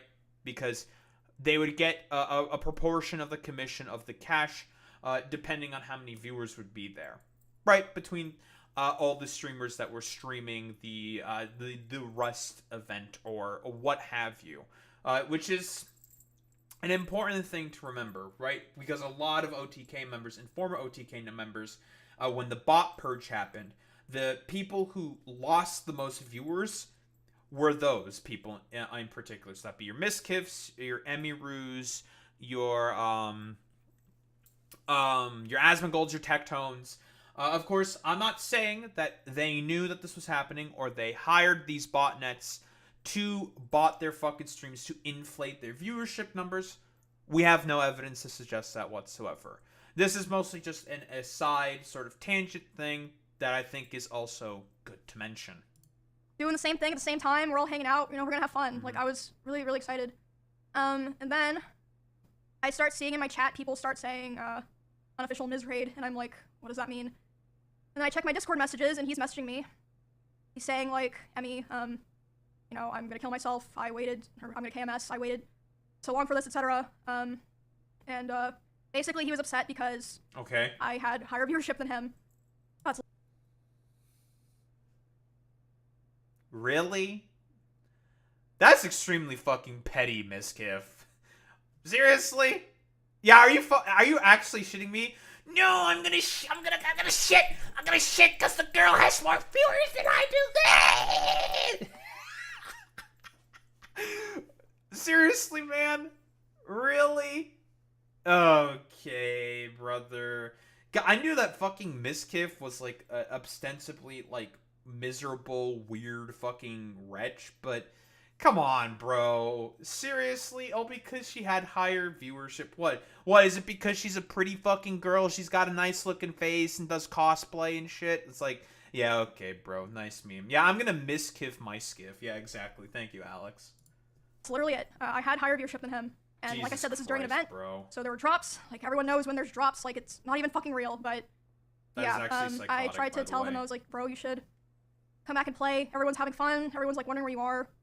But yeah, he ended the stream. And then I am still live, you know, trying to act like nothing's wrong. And in that house, I had a glass door so I could like see this was happening. He was walking behind me, making sure that I knew he was there. And by the way, so Wait, is he trying to intimidate her? What the fuck? Why would you do that? Why would you intimidate her for having a higher viewership count? Bro, okay, come on, Miskiff. That's some fucking really, really weird, like, control-y fucking bullshit right there. Right? Like, bro's like standing there, like, menacingly, like, you better know your fucking place, bitch. You better fucking know, bitch. You better know who runs the fucking house, who pays the bills and the rent. It's like, what the fuck? What? Why would you do that? Why? That doesn't make any fucking sense to me. Like, okay. Both of you are doing, like, a huge event stream.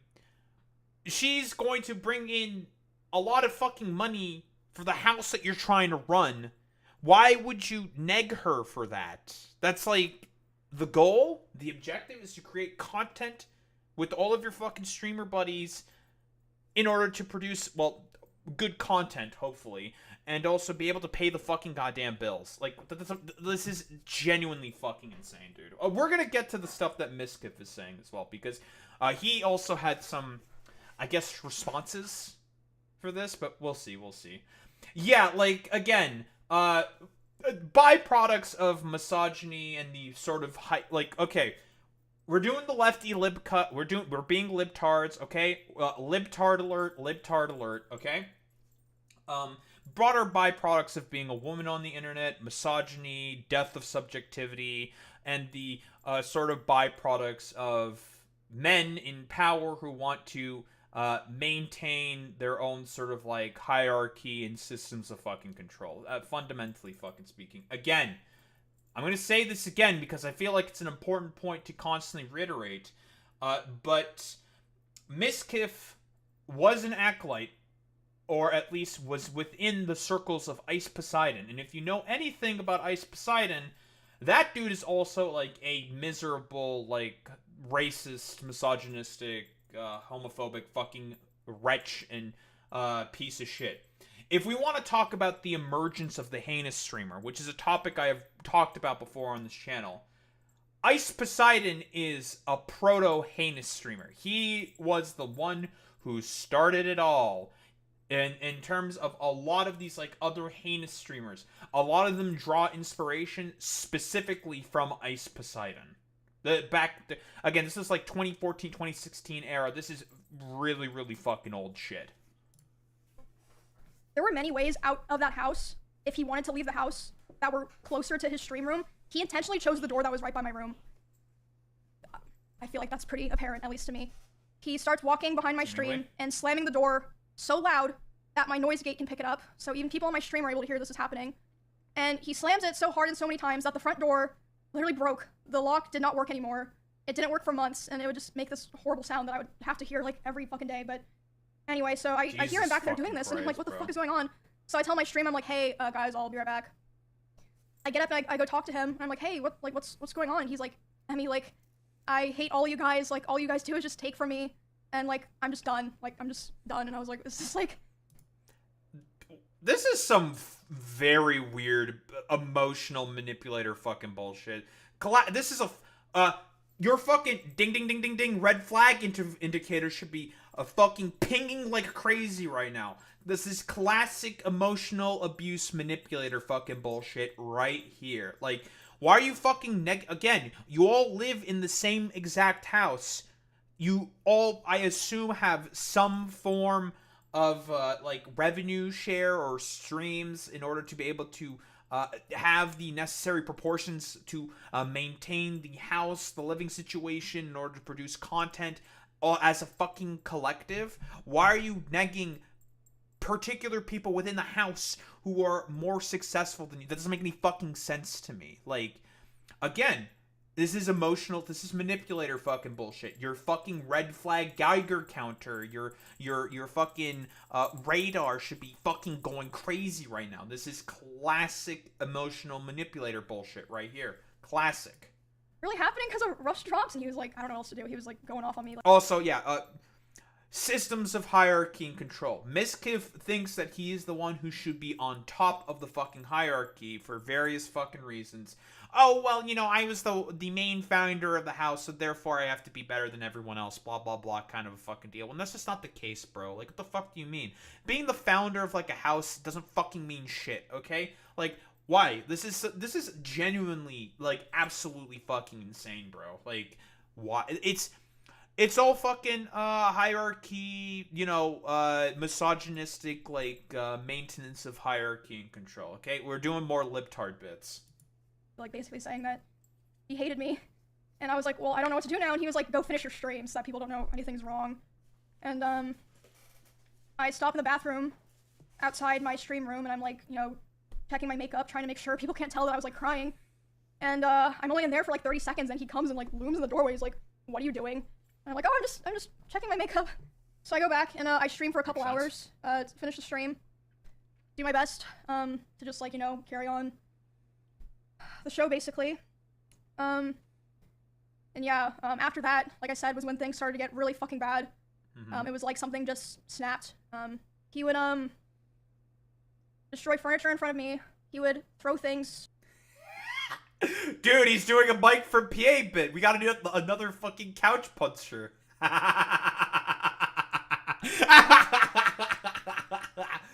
Oh my god, dude. Listen, in the case of Mike from PA, that shit was way more fucking pathetic, let's be quite honest here. Because A, didn't fucking even destroy the couch, and he was doing that all to impress fucking Bad Bunny.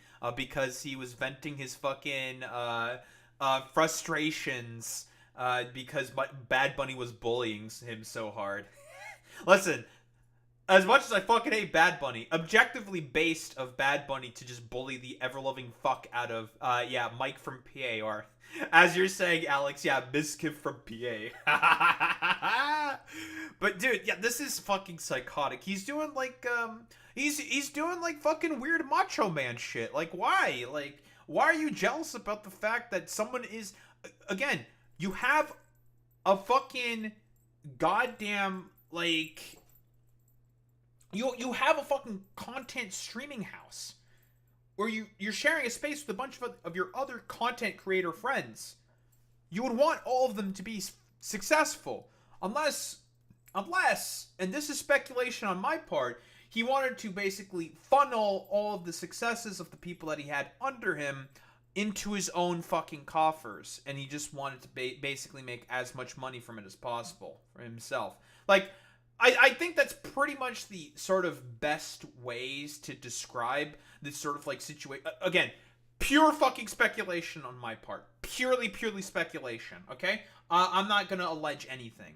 I'm just like spitballing here. Like, what, like, why are you so jealous about the fact that people in your fucking content streaming house is doing that? Like, being more successful than you? Like, why? At this point, I only have to assume it's because he just wants to have some kind of hierarchy under himself. That's what it is. He also used to be a Republican. He was a Republican and switched to being a Democrat after getting his ass beat in a state Senate race or some sort of state race. He flipped to being a Democrat, right? And then he started doing the whole fucking grifting to. Yes, he used to be a Republican. He also lied about being a fucking lawyer. Mike from PA he's a grifter. He's a grifter through and through. Don't believe anything that he fucking says. Like, he calls himself Central Committee and he pretends to be a fucking social democrat. It's like, get the fuck out of here, bro. Like, please, the grift is as simple, like, and clear as day. You should hate Mike from PA. He does, like, LARPy macho man shit all the fucking goddamn time. He ostensibly pretends to be, like, anti-fucking hierarchical. And he does, like... also, listen, if you wanted to do... this is, like, the only good DGG meme ever fucking created. I have to fucking find the image. Mike from PA meme. I need the Hassan/Hassan and meme. I mean, there's this one. He doesn't actually look like this, but this is still funny. Hassan and meme. Fuck, I can't fucking find the goddamn meme. But basically, it's an image with Mike from PA right beside Hassan. Oh, I should actually have this saved somewhere. I'm gonna fucking play that because it's so fucking funny. But it's Hassan and Mike from PA right beside each other, and it's one of the fucking funniest things on the fucking planet, dude. I know I fucking have this meme, and I will fucking show it to everyone because it is so fucking good. Objectively, it's one of the fucking funniest things ever. Oh, here we go. It's definitely in here. Ah, found it.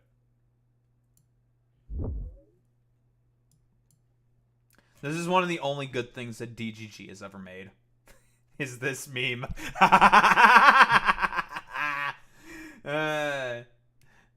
Like, unironically. But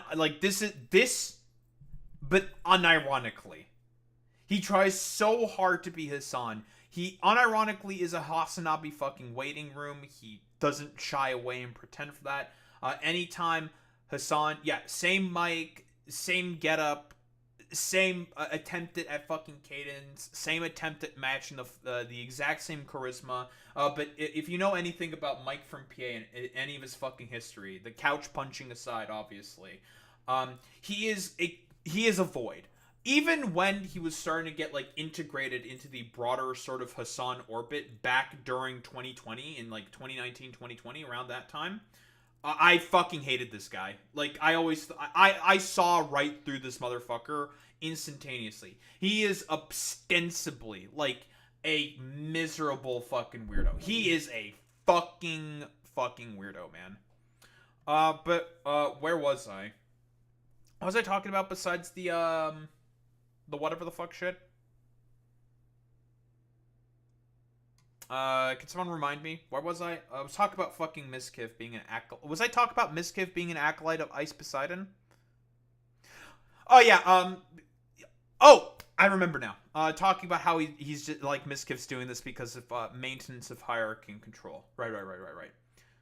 But yeah, it's one of those things where it's just incredibly fucking perplexing to me. Like, ultimately, if you're a founder, I guess, of, like, a content house, Buck should ultimately fucking stop with you, right? Like, you should ultimately desire to have people under you, I guess in this particular instance, be as successful as possible, right? That would make sense, and I guess in sort of business perspective.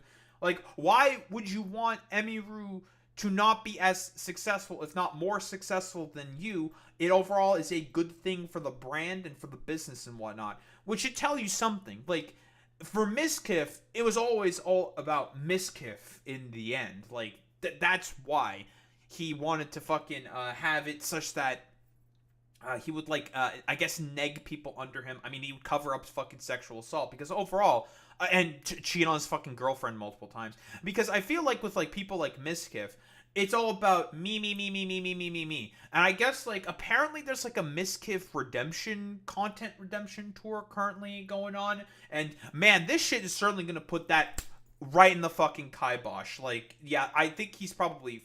I mean, he was already in a pretty fucking bad position to begin with, but he's probably fucking cooked right now, considering a lot of the things that are being alleged here, right? I'm gonna say alleged, right? Like, let's not, like, this is all sort of like alleged, but I'm not surprised if Mizkif were to actually did do this fucking shit, because he seems like the type of dude who would do stuff like this. Again, he came out of Ice Poseidon's fucking orbit. We all know how much of a miserable wretch and piece of shit Ice Poseidon is. We all also know about just the sexual assault allegations that he would cover up, and also the fact that he cheated on his girlfriend, that being Maya Higa at the time, multiple fucking times, which eventually led to their fucking breakup. Like, Mizkif is not good. He is a miserable little fucking wretch. In front of me and near me. Destroy walls. Again, you can go see this in some of his VODs in his bedroom. The holes in the wall. There would be times where he was upset at me. Dude, why is he acting like a fucking Kyle, dude? Like, I can't believe the woman that is in my content organization is more successful than me. I have to punch some holes in the wall. Why?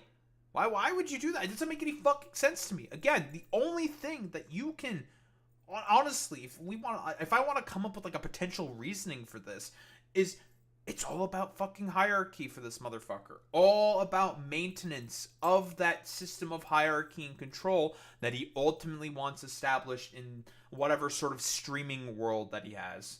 Like, it's unironically, it just doesn't make any fucking sense to me, because if you want that to be successful, you want your fucking content house to be successful, you'd want everyone in there to be able to perform and create as good of content as possible. Genuinely fucking insane, dude. He's 30? He's the same age as me? Jesus fucking Christ. And I would go to my stream room and literally lock myself in to get away from him, and he would be banging on the door and screaming at me. And at the time, Weird. he also would more often do things like going, like, if we were driving in the car Bolt. together, he would be going, like, Super fast. 150 miles an hour, and, like, one time he even said, like, well, now we're both gonna die, like, threatening to kill both of us. And That's this wasn't, like, fucking even weird, necessarily bro. because of me, or, like, because of something I did a lot of the time. Like, one of the times that it happened, it was because, we were just getting food, and he was on his phone, and he saw that, Mr. Beast had put out a video.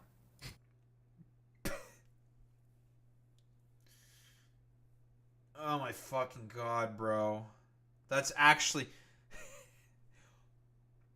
Why, man? Mr. Beast! Like... I'm just trying to think, like... What? Why? Why would you do... This is genuinely... It's just genuinely fucking insane. Like, why would he do this? Why? Just... Why? It doesn't make any fucking sense to me. Like, it just doesn't, like... A Mr. Beast video, now he's doing the whole Jack Dorothy meme. Lucky he didn't crash his fucking McLaren this time. Am I right? Like, this... It's so fucking weird, man. It's just weird. I don't know what else to say about this. And Mr. Beast had invited another streamer, and he was like, oh, Mr. Beast invited this guy to his video, not me. And I was like, oh, well, you know, like, huh, yeah, I guess so. Which led to him Almost going killing 50 them. miles per hour in the car, Almost talking killing about them. killing himself while doing it. over a Mr. Beast video. That's actually then at insane, home- dude. Other things would happen. Like, because of, again, like, getting not invited to a Mr. Beast fucking... Bro, who the fuck cares? Honestly, like, keep that shaitan fucking Mr. Beast... Keep that fucking demon ting away from me, bro. Fuck Mr. Beast, bro. No, absolutely the fuck not. Keep that man away from me with a 10-foot pole. Absolutely the fuck not. Like, hello? Huh? Bro. This is fucking demented, man. Actually fucking insane. I wouldn't put that kind of demented behavior past Asmon either. Well, to be honest, Boy Meets Minnie, maybe not like old Asmongold, right? Like, because the thing that makes Asmongold bad is current sort of like heinous, idiotic fucking beliefs and whatnot. I have like, as far as we know, does Asmongold have any skeletons where he's abused other streamers and like partners that he's had before? Not that I really know of. I don't know, like, there's the whole shit with Pink Sparkles and whatnot. Maybe she's talked about how much of like a dirty like weirdo he fucking is before, but as far as I can tell, in terms of like abuse to other streamers, Asmongold has been relatively clean in that sort of respect. The problem with Asmongold is his fucking politics. Like, that's a completely sort of different case. But I mean, sure, I wouldn't put it but I don't know, because Asmongold was not within the Ice Poseidon orbit, because this is shit that Ice Poseidon would do. There's a reason why Mizkif behaves like this, is because, again, he came out of the Ice Poseidon orbit, and this is the exact same shit that Ice would do, consistently, right? In terms of, like, how he would be incredibly abusive to people around him, consistently. Like, it's just... I don't think Asmongold really has the exact same sort of issues there in particular. Like, I don't think so. Like, we can talk about the hate campaigns, the doxing campaigns, his political takes. That's different. This is a completely different situation, right? Like, I'd be trying to sleep and he would scream at me and say that it was all my fault that he felt insecure. There was a time that can't accept any I responsibility. walked into a room that he was in, and as soon as he saw me there, he threw his phone at the dresser and started yelling because I had posted a YouTube video within the same couple of days as him, and mine was doing better.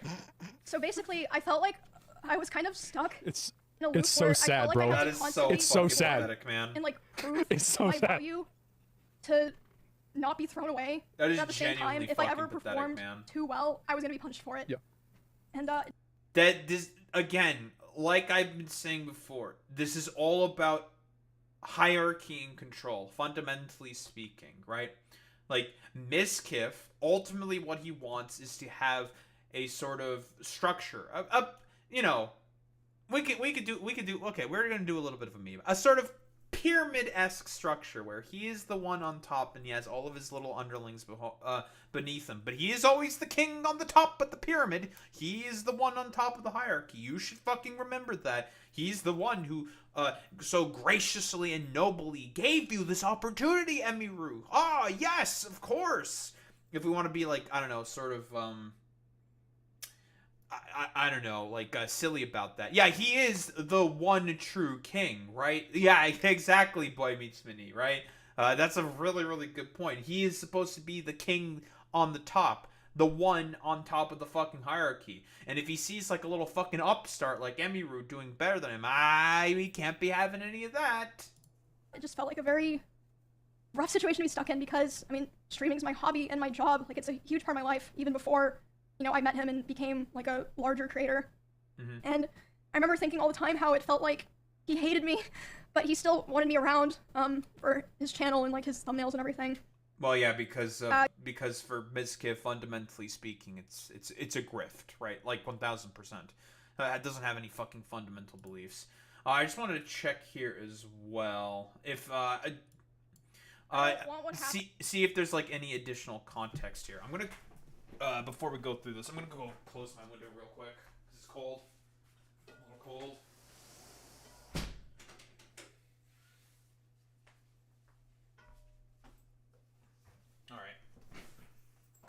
Yeah, I just want to take a quick look through this as well. If it's gone, like if a lot of the same stuff is, in case this is like a sort of additive, see if anything has any additional context I was missing from the 7-minute video.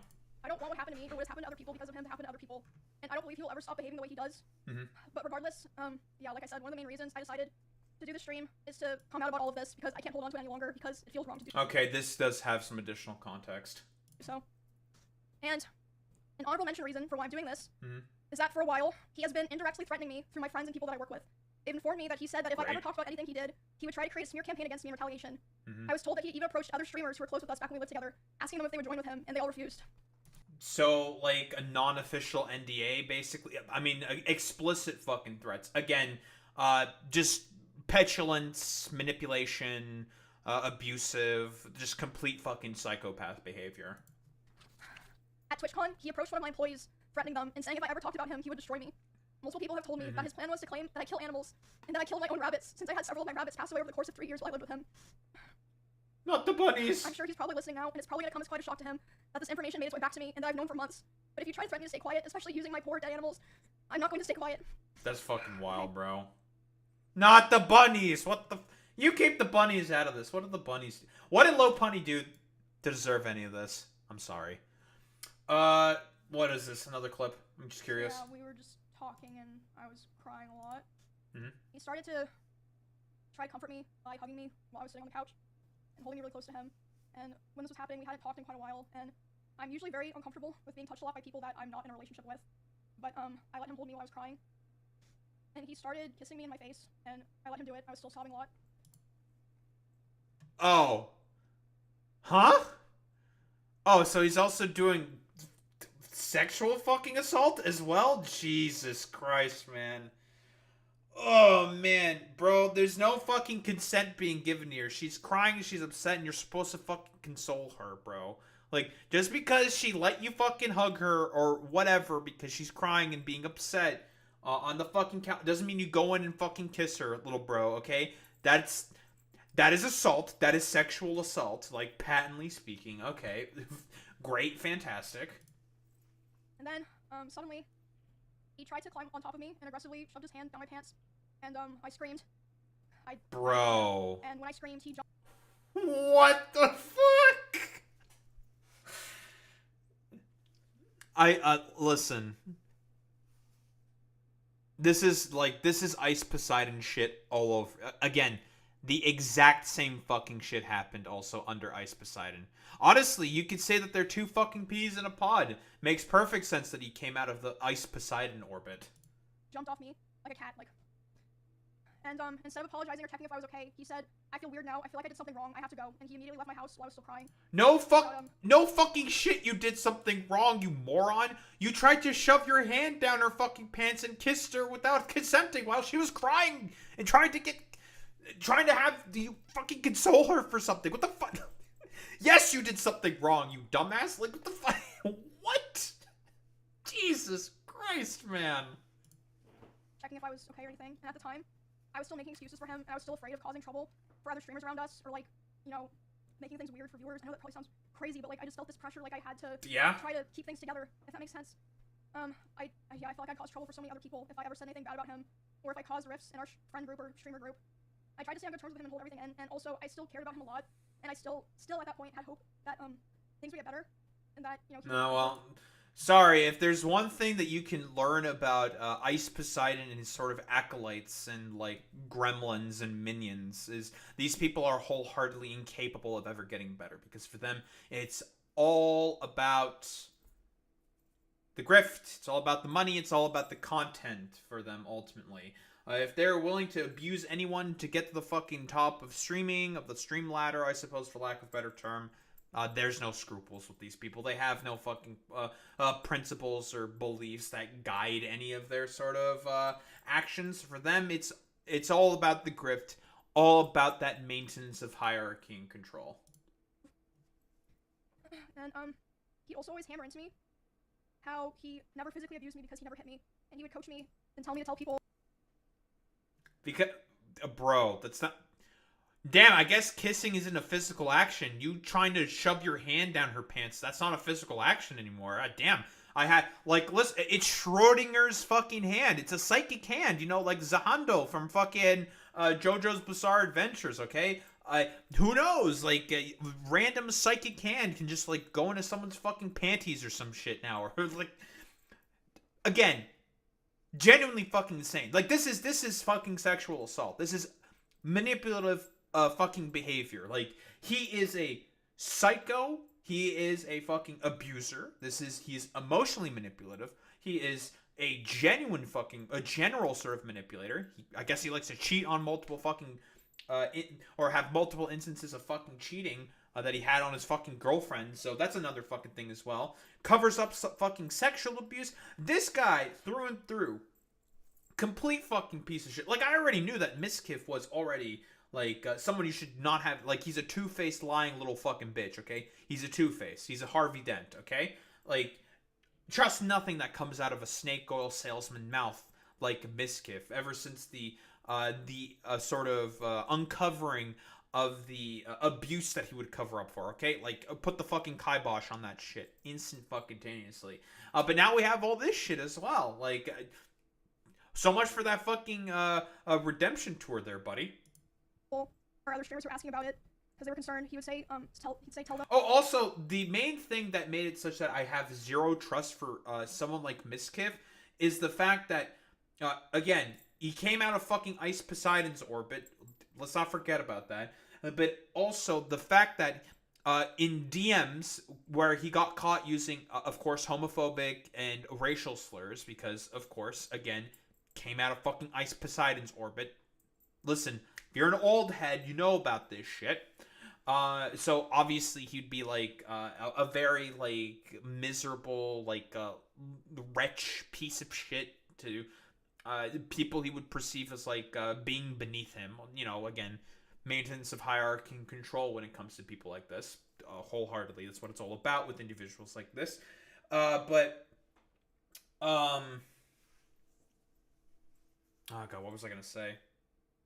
Right, like like when he was talking about, because these are some DMs that were fucking revealed, he would talk about specifically how he has to present like a more sort of like politically correct lens, even despite the fact that he doesn't really like doing that. He doesn't actually believe in any of that shit. That should be an instantaneously fucking red flag. Because listen, I may be like a fucking woke-tard, lip-cuck, or whatever the fuck, but that's because I genuinely fucking believe in these positions. I'm not a fucking grifter. I'm consistent when I talk about like advocacy for like trans rights, advocacy for fucking queer rights, for minority rights and whatnot. Because again, I fundamentally like to believe that I am a fucking humanist, and the fact that advocating for these rights puts you in the sort of category of, I don't know, or not advocating for these rights, or being against these rights puts you in the category of being anti-human in my sort of mind, right? Like why would you? If you want to be successful within life as a species, or within these sort of like I don't know, like ladder or like of nature or whatever, if you want to be like Darwinian about this or something, like you should be fundamentally for lifting your fellow man or woman or NB or whatever, you get what I mean, up along with you, because again, you know what they say, a rising tide raises all ships. So why not basically advocate for positions where you do believe in that sort of idea of, you know, a rising tide helps raise all ships. You should fundamentally be for community, for people, for these sort of like positions, because again, like it's just correct. It's correct morally, ethically, scientifically. It's just right to do it. Like, fundamentally fucking speaking. But for people like Miskiff, he only pretends to do shit like that because for him, ultimately it's about one thing and one thing only: the grift. He just wants to make money. He's just riding the fucking goddamn winds in order to make it such that he doesn't have too many fucking controversies around himself. That's all that it is with people like Miskiff. I never hit you. Make sure that they know that I never hit you. Um, around the same time, this was during OnlyFans 2, so I guess like December-ish. He would often message me in the middle of my streams and berate me for things like playing the same class as him in WoW because he thought it would make people think that I was better than him. And again, like I said earlier, I felt like I was stuck in a constant loop where I had to perform well to not be thrown away, but if I performed too well, I was gonna be punished. And That's genuinely fucking insane, by the way. Like, actually fucking psychotic. It's like, honestly, it's just fucking, it's cucked, man. It's pussy tier shit. Like, bro, you're a part of the same content organization. You should want everyone around you to be fucking successful. That's how it fucking works. It genuinely, it makes like no fucking sense to me. But listen, we have some shit here from Miskiff himself. What do we have here? Addresses the controlling allegations. I told her to dress older, stop wearing pajamas, stop talking about stalkers, past relationships. Bro, so you're not gonna fucking do any of that. She's gonna talk with her fucking community about stuff that happens in her fucking life because her community cares about her. Like, we could talk about the consequences of fucking parasocial relationships, right? Like, obviously, don't play into fucking parasociality if that's like the angle that Miskiff is coming at this from. I personally do not think that's the angle that Miskiff is really going to come at this from, because again, for him, fundamentally speaking, he wants to be the one true king on top, and it's all about maintenance of fucking hierarchy and control. Like, why the fuck could she not talk about that shit? About problems that she has in her fucking life? Because again, like, if she doesn't talk about that stuff, let's also say, okay, let's say hypothetically speaking, she ends up following what Miskiff is saying, okay? And she doesn't end up talking about a lot of the problems that she's had in the past, talk about stories, her history, her stalkers, or whatever, all the problems that she's having in her life, right? And she decides to not talk about that with chat or whatever. Okay. That's going to stay bottled up, and that's going to affect her performance as a live streamer if she just keeps that bottled up and doesn't let that out. Let's be honest here. Like, if you want, because it's just healthy behavior. We can quibble about, like, is it a good environment to do this in? No, I don't think so. Sure, whatever. I don't disagree with that position, right? I don't think, like, better to talk with this about a fucking therapist or someone else.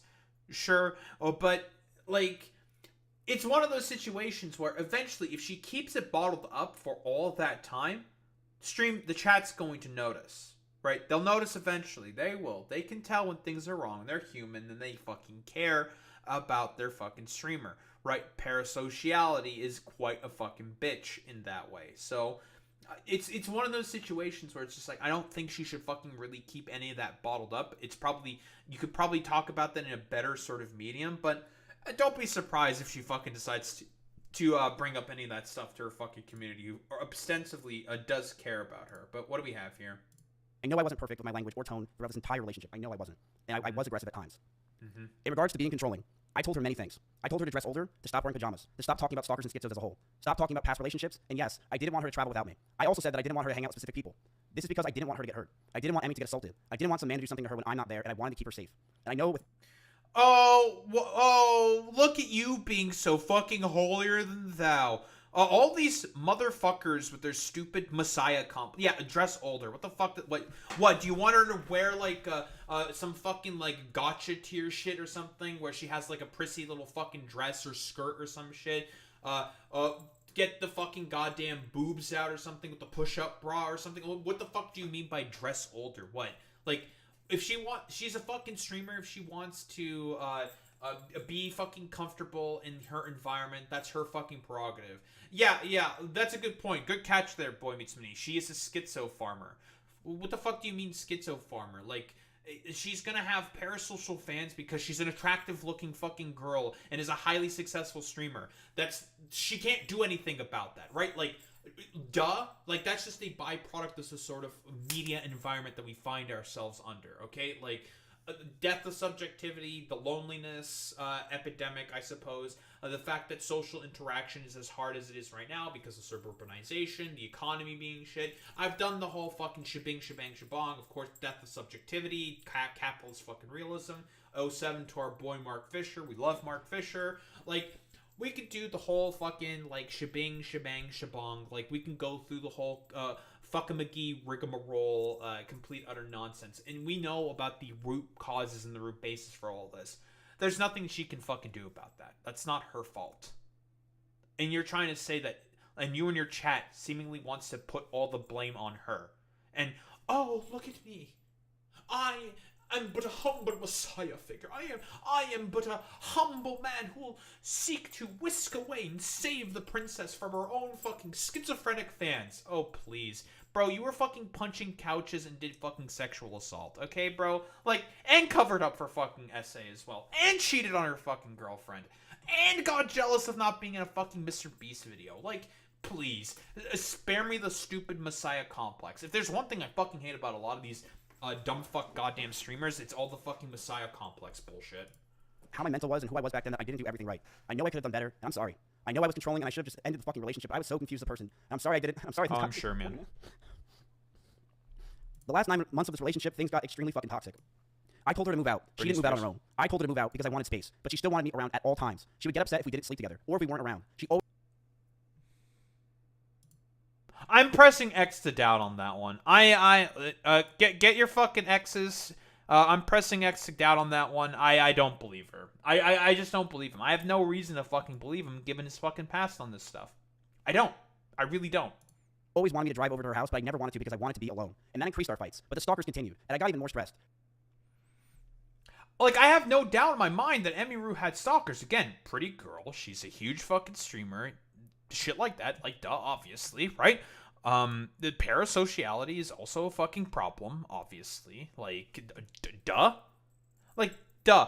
But, like, again, you doing, like, SA and also all this, like, weird fucking abusive shit, allegedly, of course, is not really fucking helping your case here, Bubby. Anywho, we have more from fucking Miskiff. Confirms that he spoke with somebody on Emiru's team during TwitchCon. What do we have here? Can you clarify what, if anything, was said to her team at TwitchCon? I said that if she goes after me, then I will go nuclear. And that is exactly what I said. I guess it's him going nuclear. Kind of weak so far. And that is what's going to happen. Mm-hmm. Because you can't mess with me anymore. I don't have anything to lose. I suppose this is the... I should have played this fucking clip first. I don't know, man. Based off of the first thing, you're just doing, like, weird fucking Messiah complex bullshit. Being a holier-than-thou fucking figure in all of this. But, okay. So far, weak first opening argument. What do we have here? Addresses the sexual assault allegations. I started to advance to the next stage because I thought that's what she wanted. She yelped. Okay. Wait, but she was crying on the fucking couch about abusive fucking situations that you were fucking putting her through. What? And that's why she was crying.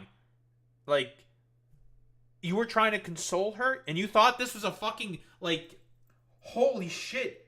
This is actually fucking insane. He's just a fucking abuser. And you thought that was, like, a go-ahead for wanting to try to fuck her or something? Like, what the fuck? Okay, this is... We're gonna play the fucking clip. We broke up for about a month. Then got back together because we thought we can make it work. We went to get food at BJ's, a common place where we would get food. And then we went back to her house. We cuddled for about 30 minutes and started to kiss. She said that she was okay with this on her stream, and I started to advance to the next stage because I thought that's what she wanted. She yelped, and I immediately sprung up and was scared of... Again, like, no consent was given to this. You would indicate, like, that would be indicated, right? Like, consent, bro. You can ask. Like, are you okay with this? Like, you have a mouth. You can communicate. You have vocal cords. You can speak. Like, you can do that. That's very, very simple. But didn't fucking do that? Like, yeah, she never said it was okay. Like, no consent was fucking given. That's assault, my dude. And she... I need to listen to the fucking thing here again. Let me listen to this again. Because I don't think she was okay with the fucking kissing either. Let me double check. So yeah, we were just talking and I was crying a lot. Mm-hmm. He started to try to comfort me by hugging me while I was sitting on the couch and holding me really close to him. Mm-hmm. And when this was happening, we hadn't talked in quite a while, and I'm usually very uncomfortable with being touched a lot by people that I'm not in a relationship with. But I let him hold me while I was crying. But Miskiff alleged is saying that they were in a relationship. There's a contradiction here. There's a contradiction here, Miskiff. So he did say that they were broke up for about a month and they got back together. But Emiru is saying that that's not the case. That they haven't talked in a while. But nothing about getting back together. Interesting. Fine. And he started kissing me in my face, and I let him do it. I was still sobbing a lot. Mm-hmm. And then, suddenly, he tried to climb. So, yeah. So I think the reason why she was, I guess, because she was still crying while he was kissing her. Again, no consent was given to the kiss either. So, again, non-consensual fucking kiss. That's sexual assault again. So far it seems like Miskiff's not doing a very good job at deflecting the fucking claims here. This is still fucking assault that's being done on Emiru here by Miskiff. Okay. On top of me and aggressively shoved his hand down my pants. Mm-hmm. And I screamed. Yeah. And when I screamed, he jumped off me like a cat, like. And instead of apologizing or checking if I was okay, he said, "I feel weird now. I feel like I did something wrong. I have to go." And he immediately left my. Yeah, you did something wrong the whole time. Yeah, okay. Miskiff is lying then. He's full of shit. He's misconstruing the fucking story on purpose to make himself not look as bad. He's lying here. But let's keep going. If I did anything wrong, or did wrong in general. Yes, you did. You, again, she was not able, because she was sobbing seemingly uncontrollably based off of her testimony. This is the, I'll keep this in mind. This is the assumption that I am operating off of. She was sobbing uncontrollably, and you decided to go in and start fucking kissing her after, you know, allowing you to fucking hug her, I believe, right? Allowed him to hug her, and then you started fucking kissing her. Again, which she never gave any go-ahead or okay with, but she just allowed to happen because she was sobbing uncontrollably, and, well, she was more busy with the fucking crying here. Like, yeah. That seems to be the fucking case. Yeah, you're in the wrong, bro. She never gave you any consent to go ahead with any, in terms of like whatever, kissing or PDA or whatever to go ahead with any like romantic sort of advancements. Yes, there is a lot more details. This is a good point, Boy Meets Minnie. Yeah, the details in Emiru's account versus lack of details in Miz's says it all. That's a very good point, Boy Meets Minnie. I got scared and left the house. I apologize if that made Emmy uncomfortable for me not saying sorry, and I wish I said sorry back then. Sure. But we got back together soon afterwards. And during those last few months where we were fighting, we were still fighting, but it did feel like the relationship had good progress. And we were both agreed we need to talk about our future.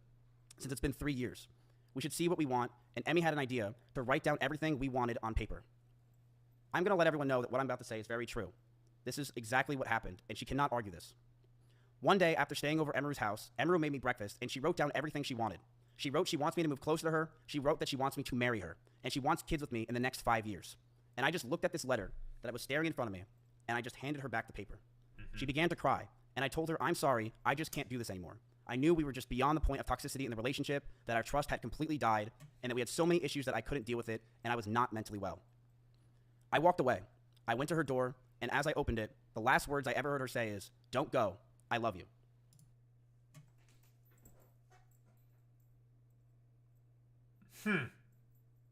I don't think I believe this. I don't think this is passing the vibe check. I'll be quite honest, Boy Meets Minnie. I don't believe this. This is very fucking weird. Like, because we know about a lot of his previous comments, specifically on covering up the sexual assault that he did. He's not above, like, beneath lying about this kind of shit. Like, I don't believe him. I really do not believe. I have no reason to believe him, considering the fact that in this account about the sexual assault that he did, he was lying. He lied. So, like, I think we can pretty much not, like, disregard, but not to take anything that Miskiff claims within the affirmative or whatever with an absolute fucking grain of salt. I don't think I fucking believe this shit. I'll be honest. Yeah, he only thinks he can say this because a lot of people will believe it at face value. 1000% Boy Meets Minnie. Like, we've seen some of the people in the fucking chat, like, talking about how they're schizo. She's a schizo farmer. A lot of people will fucking believe this at face value. I have no reason to believe this whatsoever. But what do we have here? Claims he never threw a phone at Emiru's eye. Let's take a look at this. First time I felt love for a girl, and I thought I'd want it to never let it go. The first year of our relationship, we almost had no fights. We started to date officially in January of 2022. Also, you can tell that this is scripted just from the tone alone. And up until my cancellation, everything was perfect. She brushed over that I threw water bottles or my phone near her, but that wasn't during fights. I want to make that very clear. It would be me throwing my phone on my bed when I brushed my teeth. She did tell me she got a bruise from it, and I stopped. That's all that happened. I will throw you and show you an example, chat. I'm brushing my teeth. Right here. Look at me. I would throw my phone on the bed. Bro. I would just lob it over because I was going to bed. So I would just throw the phone. Okay, I mean, she still got a fucking bruise from you throwing her phone. Like, okay. If I were to throw my phone... Alright, we're doing a social experiment. Yeah, don't make my bed. Fuck you, I don't care. We're doing a little social experiment, okay? I don't know, let's say, hypothetically speaking... Because it also depends on the phone and the case. These things can be fucking heavy, okay? Let's say this hoodie is Emiru, and she's, like, laying right there, or whatever the fuck, okay? We're just gonna play like this, okay? That phone made a fucking thud, man. It made a fucking thud if you fucking heard that. I don't know, the noise gate's probably there or some shit, okay? Social experiment fucking over, okay? They made a thud. Like, you don't really know about someone's, like, constitution as within their fucking body. You don't know about how frail certain people can be or whatever, right? Like, depending on what kind of phone that you have, what kind of case that you have. This is a Samsung Galaxy F20 FEG or some shit, right? This thing's pretty fucking heavy, right? Like, it's got some heft to it. Like, depending on the phone, and if you have a fucking case, which can add additional weight, it can cause fucking bruising, dude. Oh, yeah, exactly. Edges? That can fucking hurt. Can definitely fucking cause a bruise. So, him trying to, like, sort of downplay that, because, again, like, just, like, throwing the phone like this, how, like, could it have been like this? Could it have been like this? Could it have been like this? It could be in any way, shape, and form, right? Like, there's a lot of reasons why people can cause fucking bruising. Again, this is, like, it's seemingly he's trying to, like, downplay the fucking incident here. That's the vibe that I'm getting here. That's it. And when that's the whole thing. I didn't throw it at her. I want to make that very clear. I never threw it at her. I never hit her. And she even said in her situation that she bruises easily. Uh-huh. She brushed over that I threw water bottles with her on my or my phone near her, but that wasn't during our fights. It would be throwing my phone on my bed when I brush my teeth. She did tell me she got bruises from it, and I stopped. That's all that happened. I don't think this is really passing the fucking smell check, I'll be quite honest. Again, like, just with the example that I provided before, like, to do the dumbass sort of... dude, we're also doing fucking Ice Poseidon memes in the fucking goddamn, in the chat. To tell you about the ostensible fucking miserable pieces of shit that this guy fucking tracks. The sort of, like,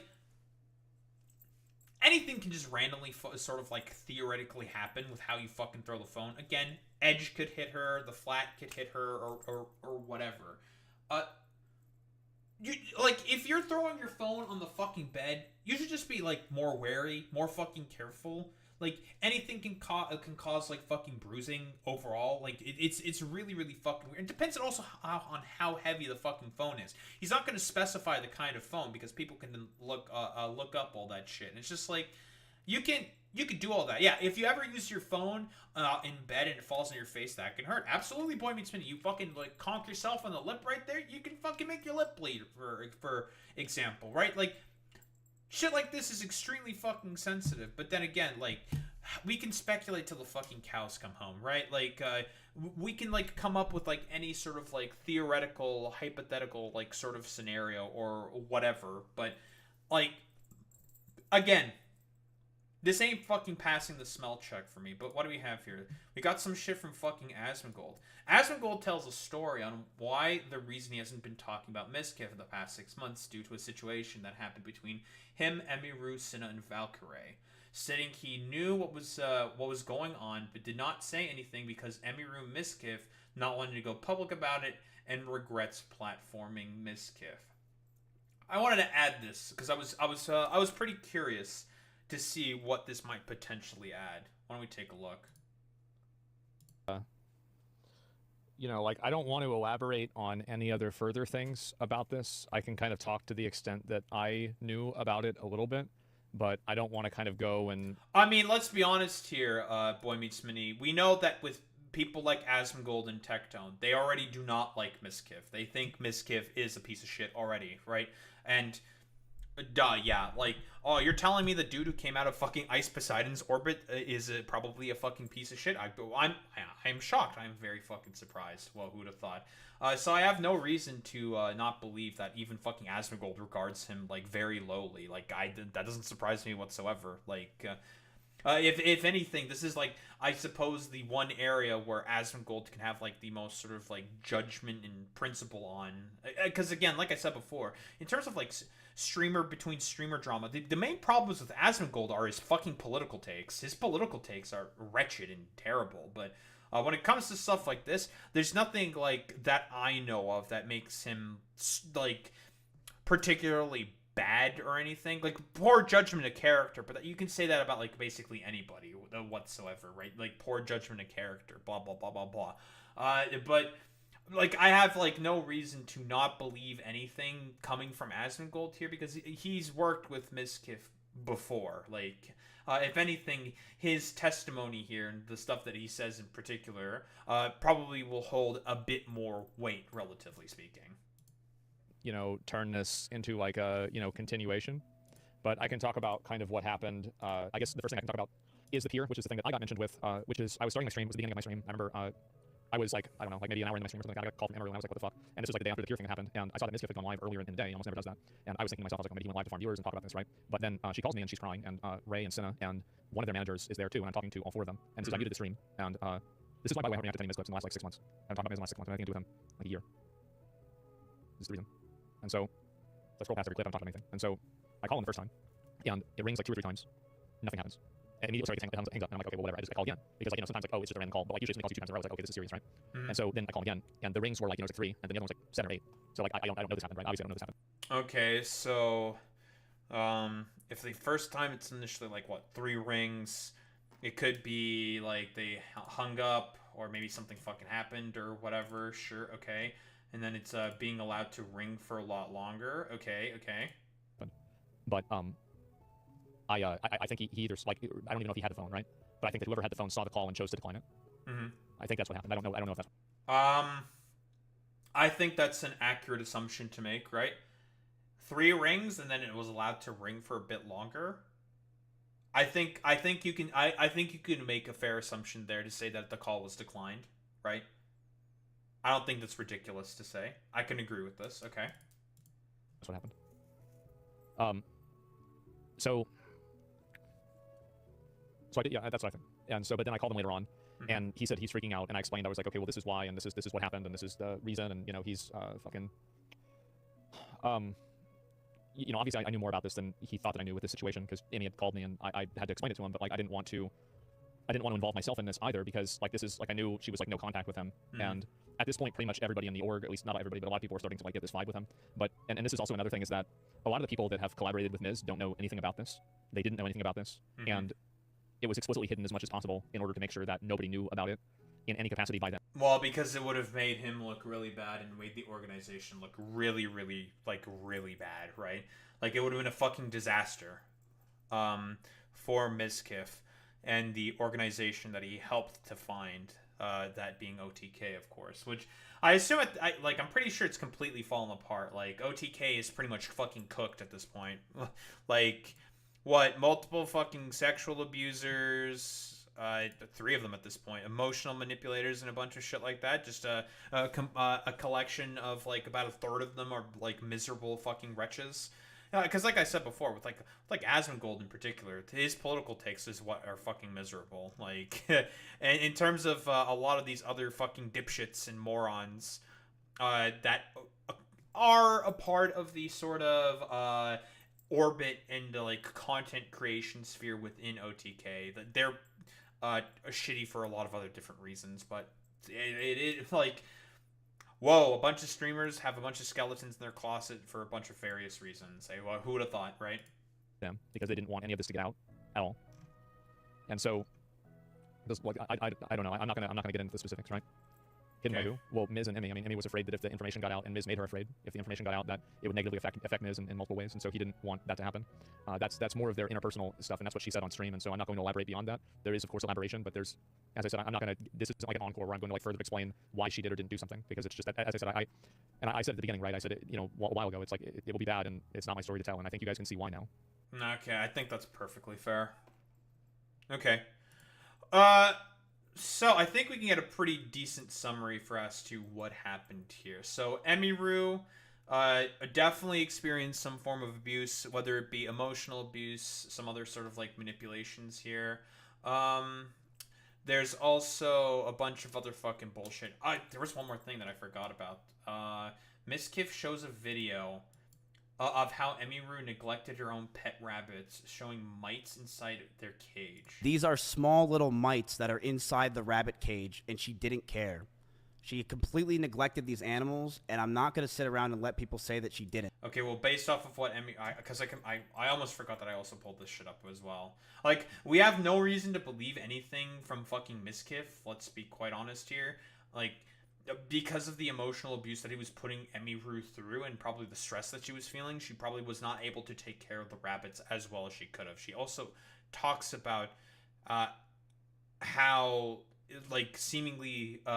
because we are operating off of the assumption here that Miskiff is a fucking manipulator, right? He is going to manipulate and just try to paint himself in a particular good light. So or whatever light makes him look the best, right? We have no reason to believe otherwise. He's not a fucking honest actor.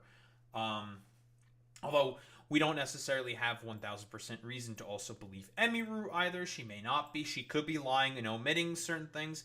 I have no reason to believe that she's lying and omitting certain things about Miskiff, considering the history that already exists around Miskiff, to be specific. So again, we have less reason to believe stuff from fucking Miskiff, and he's already lied within some of his fucking response here. So it's just like, do we have any, like, reason to believe anything that comes from Miskiff's mouth when he comes up with, like, allegations and stuff that Emiru did? I don't have any real reason to believe much that comes out of fucking Miskiff's fucking mouth. People who came to my house knew that they were neglected. What's that? This is an up-close view of the rabbit cage being completely disgusting and neglected. She left them to die. And I'm not going to sit here and have her pretend she didn't. No, this is Popo? This is a video from my own brother. These are small little... Excuse me. This is a... Jesus Christ. But yeah, I was doing my whole shtick, rather, of and conclusion of, like, what the fuck was going on here. Okay, so it seems like, based off of what's being said here, Miskiff is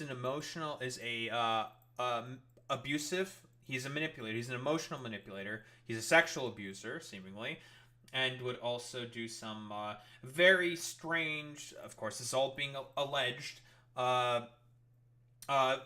physical abuse as well. And he can claim, obviously, through the phone being thrown there, okay, we can throw out the fucking physical abuse, probably not intended, okay, sure, whatever. Still not good to overall do that. You can just, like, gently place the phone down, stupid value judgment. The sexual assault stuff is the definitely more fucking serious thing here, because there is a contradictory story that's going on here. Unless there's no video about this, we can speculate till the cows come home. This is going to be a pure he said, she said sort of thing. But when it comes to situations like this, in terms of Me Too sort of positions, right, because this is what this is essentially, you believe the side that is bringing the accusations against the potential abuser until it is proven that it is not the case and that she is lying. I'm assuming they might go to court with this. I don't know. Miskiff has done that before. It wasn't really worth it for him. Generally speaking, a lot of these are not worth it in general. But again, the reason why I am saying this specifically about Miskiff, for example, is because he is already a known liar about situations like this, because he has already covered up sexual assault in the fucking past. There is no reason in any fucking circumstance to believe a lot of fucking the bullshit that Miskiff can say. And he was already lying in the response about the sexual assault stuff. So I am more inclined to believe Emiru's side of the story. And given how he sort of behaves within OTK, or seemingly how he behaved, him seemingly being upset about that, it's all fucking maintenance of hierarchy and control shit. Again, like in terms of the controlling allegations, his ways to try to defend that, I think, are incredibly pathetic and fucking wanting. No indication that he is really, I don't know, taken any fucking culpability for as to the abusive sort of shit that he did. And yeah, like, I totally agree with that. Yeah, going 150 on any public road is fucking insane. That is psychotic, obviously. Like, why the fuck are you doing that?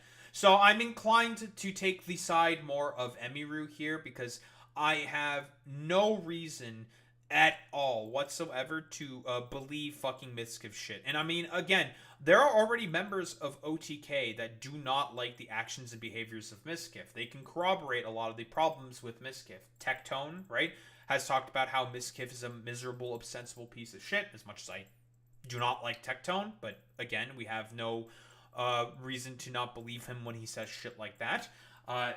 Asmongold has already talked about how he's a fucking miserable piece of shit. And obviously a bunch of other content creators have come out and talked about how much he's also a piece of shit. So we can operate off of the assumption based off of the fact that a lot of his sort of content creator friends and people that are around him have been consistently talking about and saying how much of a fucking miserable, like, wretch and piece of shit this motherfucker is. So we can generally sort of assume that what Emiru is saying is more than likely fucking true, right? There is a heavy bias that's being put into here against Miskiff, I will admit to that.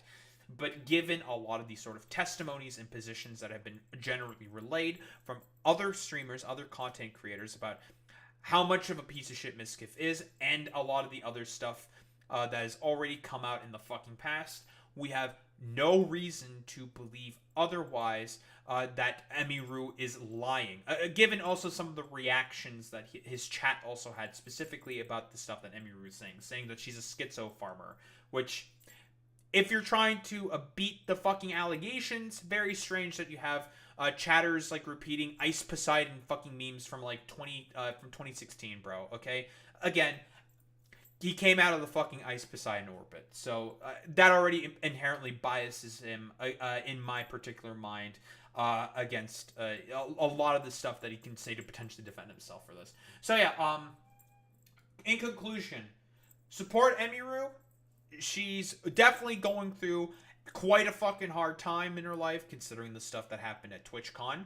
Her rather, going after the parasocial weirdo fan that attempted to sexually assault her, and now with these allegations that are coming out against fucking Miskiff, where I have no reason to believe pretty much of anything in particular from Miskiff. Again, I listened to the clips of some of the arguments from his side of the story to see if they were providing sort of anything to throw doubt into the wind against what Emiru is alleging, and I find them to be rather wanting. Not passing the fucking smell check, not passing the fucking vibe check, to say the least, bros. But yeah, I don't think there's like really much else to say besides support Emiru. I feel genuinely terrible for her, and Miskiff is a miserable pile of shit and garbage. Shouldn't really expect much of anything else from a dude who came out of the Ice Poseidon orbit.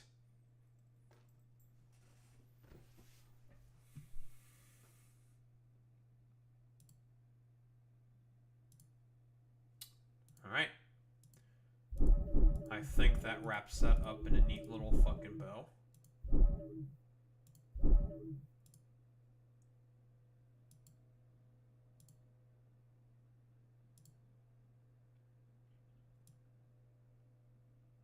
Who's ready for some racism? Got sexual assault, now we got racism. Just looking to order these. Yep, get your fucking racisms out. I'm racist, you're racist, we're all racist.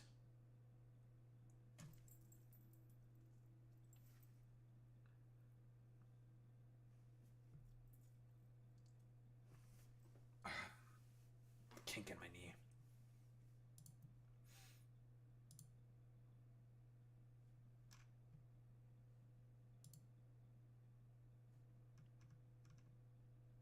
You know, I find it very, very funny how there will always be these, like, dipshit Asmongold fans, for example, who say, like, I've never seen a dislike ratio like this ever before. You're getting, like, owned right now. And I'm just like, dude, like, I'm a tiny fucking creator calling out and going after a significantly larger creator about how much I do not fucking like him and think he's a miserable fucking pile of garbage.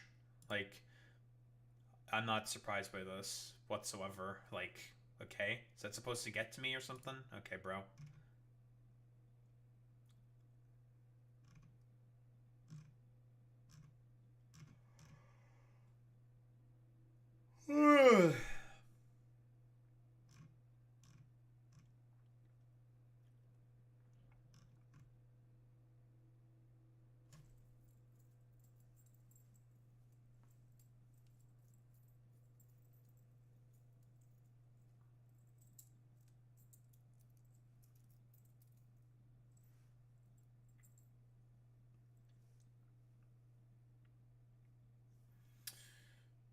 All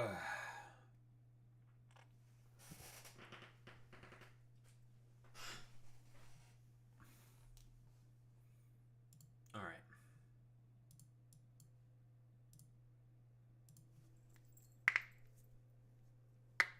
I'm just curious, Boy Meets Mini, real quick. What was the spelling mistake? I have no idea what the spelling mistake was. What was I being a racist chat about? Oh my god, it's almost 4 in the morning. Fuck my life, bro.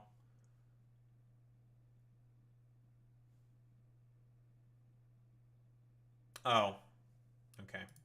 That's fine, I guess. Anyway, let's keep going. We need to get through this stuff, and it's late. Alright. So, I guess the Democrats, well, not the Democrats, but Andrew Cuomo's sort of final hurrah in this race is being Islamophobic against Zoran Mamdani. So that's pretty cool. That's great. We all know about this like dumbass like criminal ad, AI video that all the conservatives are sawing the fuck out over. And honestly, this is just the broader sort of byproduct of the fact that Israel has such a grip on the balls of the fucking Democrats here, right? That this sort of like dumbass Islamophobia is being ostensibly allowed within these fucking sort of circles. Because again, like, Andrew Cuomo still thinks he's the fucking Democratic nominee, when everyone else is saying that's not the fucking case. So that's pretty cool. That's great. And he decides to release this, like, miserable AI video ad that apparently he fucking paid for. Bro, why the fuck would you pay for that shit? First off, when you can just make that shit yourself in-house. Like, it's gonna take some time because you have to get all the prompts correct and stuff. But it's apparently an ad talking about how...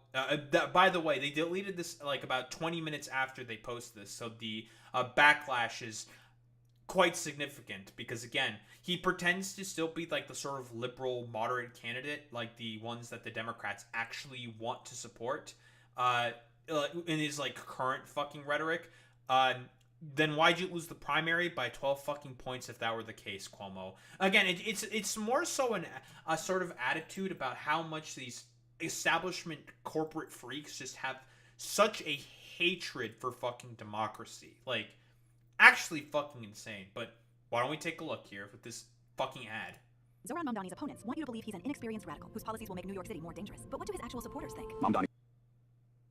Dude, the fucking rice eating with the hands. That's how you eat biryani, bro. Like, actually fucking... It's just weird, man. And also, I wonder why this fucking black man who's gonna wear a keffiyeh is shoplifting.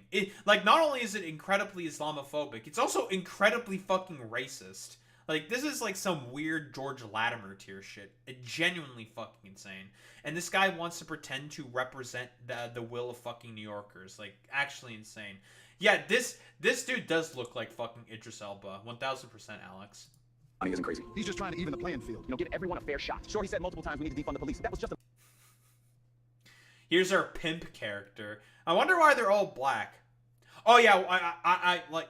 We'll get to that, Alex. metaphor. And yes, he did say crime is a social construct, but that was also a metaphor. His main backer, the Democratic Socialists' ideas are common sense, such as Decriminalizing misdemeanors, like shop.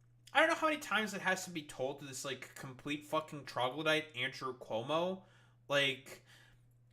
He doesn't adopt the fucking Democratic Socialist fucking platform, bro. Like, what the fuck are you talking about? Like, genuinely insane. He's just saying this because he's fucking racist. Like, yeah, Italian American candidate being racist. Yeah, I am also shocked. Whoa, crazy.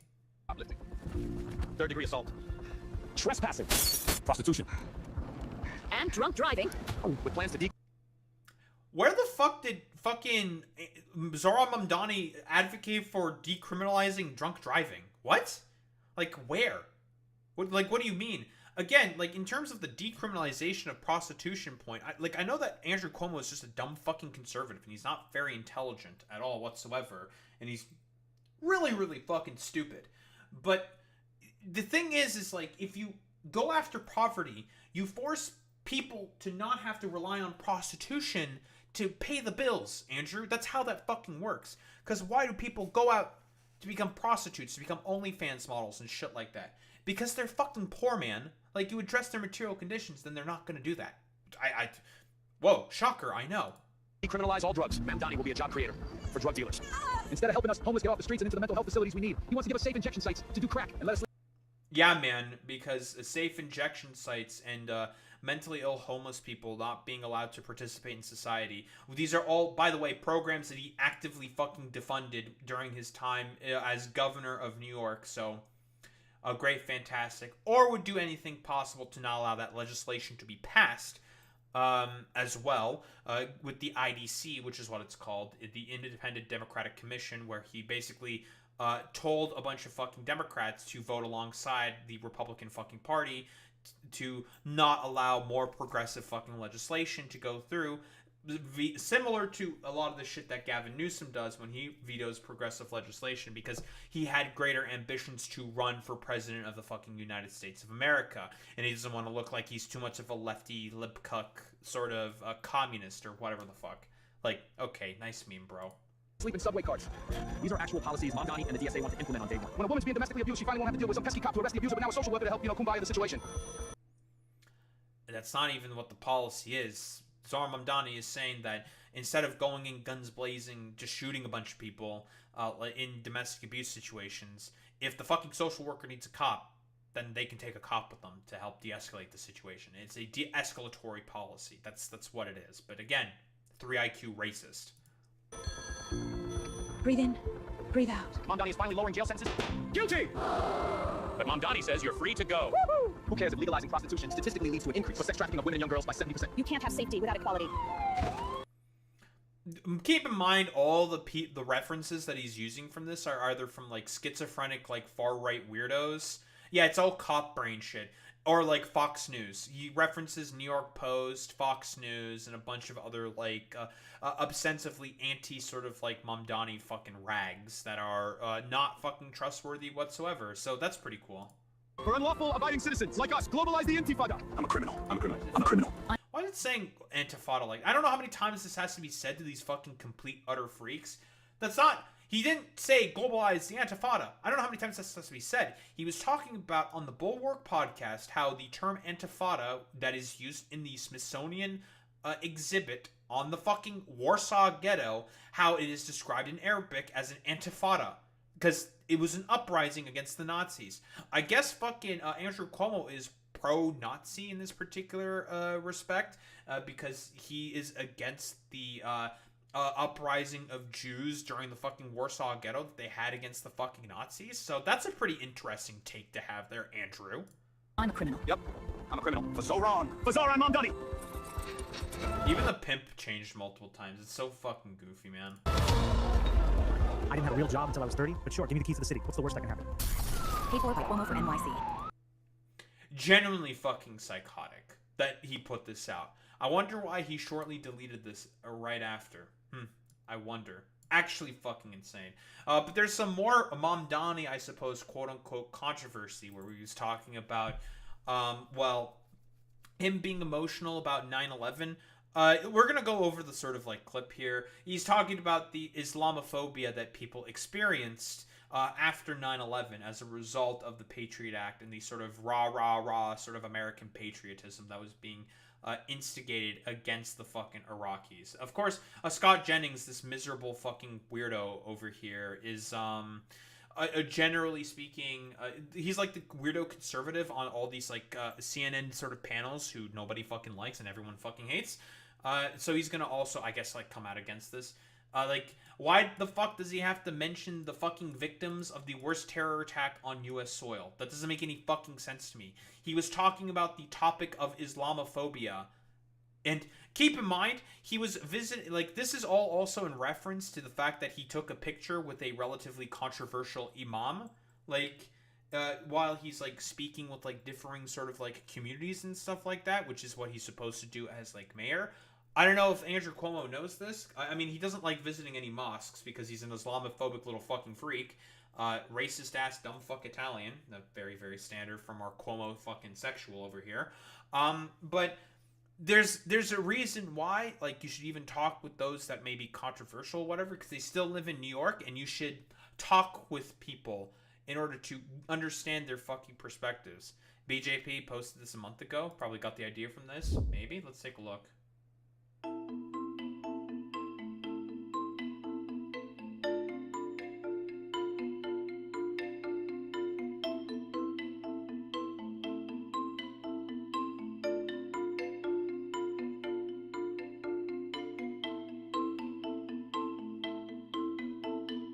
Illegal migrants.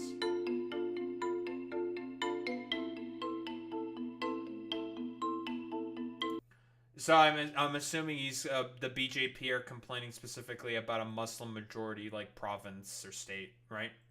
Basically showing showing Assam state if it were dominated by Muslims. I have a feeling that's probably not the case and it's complete fucking bullshit. But then again, whatever. Specifically Bangladeshi migrants. Stuff that the people like the BJP would fucking abuse. Very, very cool. I would not be surprised if he got inspiration to do it based off of that. But what do we have here from this miserable wretch Scott Jennings, and also what did Zoran Mamdani say in that fucking clip? I want to speak to the memory of my aunt. Keep in mind, this is also out of context here. He was probably also, again, like, the overall thing that Zoran Mamdani here is specifically talking about is Islamophobia, because of in reference to this dumb fucking ad that Andrew Cuomo just posted. The Islamophobic attacks have significantly increased as a result of the Patriot Act, and also because of Donald Trump being put back into power. Like, the Islamophobia is ratcheting up significantly. Who stopped taking the subway after September 11th because she did not feel safe in her death. Today he has his press conference. I watched a good chunk of it. I didn't hear any words for the victims of 9/11, but he found the real victim, his aunt. You know, I mean, the victims of 9/11 were in the Twin Towers.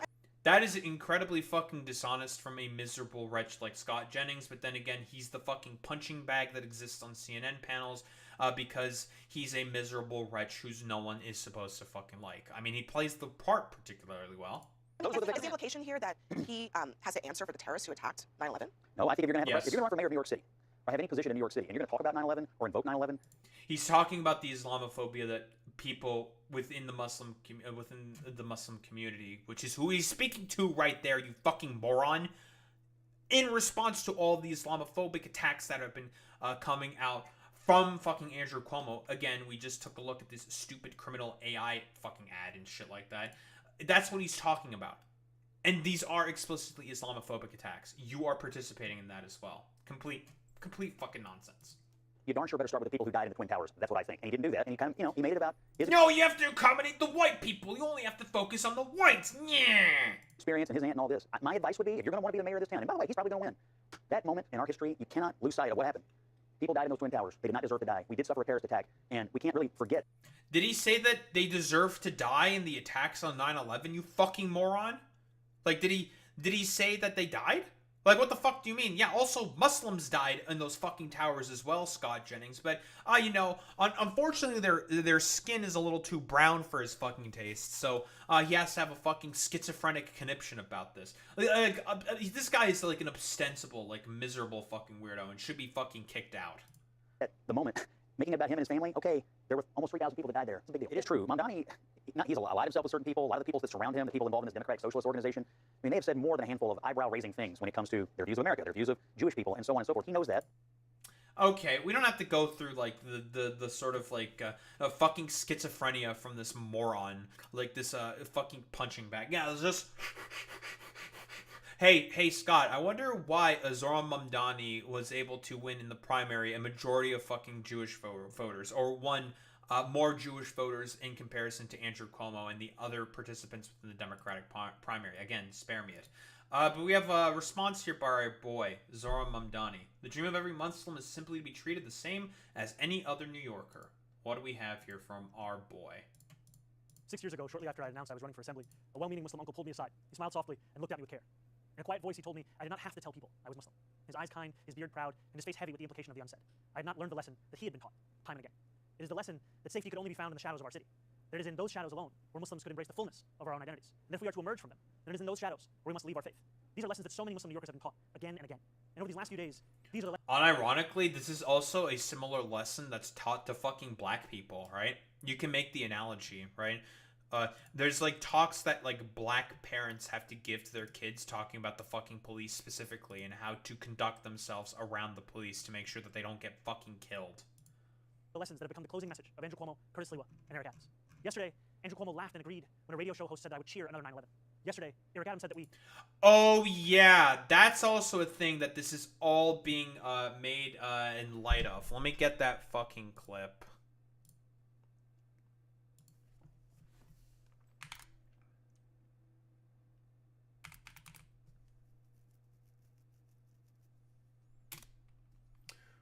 Andrew Cuomo on 9/11.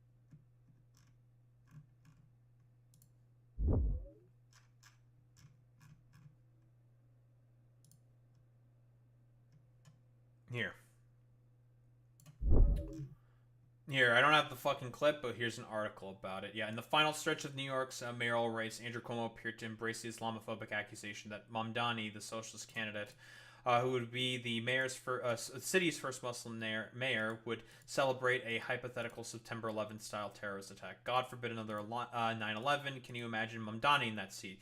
Directly implying that he would not do anything about the attacks and not respond in it in particular. That's so fucking goddamn weird. Like, again, all about the fucking goddamn Islamophobia with this motherfucker. Despite the fact that, honestly, Muslims get along way better with all the fucking religious minorities that they had under their sort of, like, caliphates and positions that they've had before. Like, in comparison to fucking Christians. Like, again, sparing it, Andrew Cuomo, Christians would be significantly worse in terms of, like, responding to 9/11. Also, like, Rudy Giuliani, like, what are you saying, that his response was, like, not enough or adequate enough for, like, 9/11 or something? Like, I don't get it. It's really strange what he's trying to say here. Cuomo said during an appearance on the conservative radio host Sid Rosenberg's show on Thursday, I could, he'd be cheering, Rosenberg replied, prompting Rosenberg's own laughter. The former governor chuckled at the remark before adding, that's another problem. What, are we doing like the exact same like schizophrenic conspiracy theory? Talk about how the Jews danced during 9/11 or some shit? Genuinely fucking insane. Can't let our city become Europe. He compared me to violent extremists, and he lied when he said... We're gonna get to the can't let our city become Europe, which is also insane. First off, why are you trying to use Europe as a pejorative, Eric Adams, you fucking moron? Again, because what? They let in a bunch of fucking Muslim migrants during the Syrian refugee crisis. I don't know if you retards know your basic fucking geography, but let me fucking teach you. Why don't we pull up the fucking map of where Syria is in relative terms to fucking, to Europe.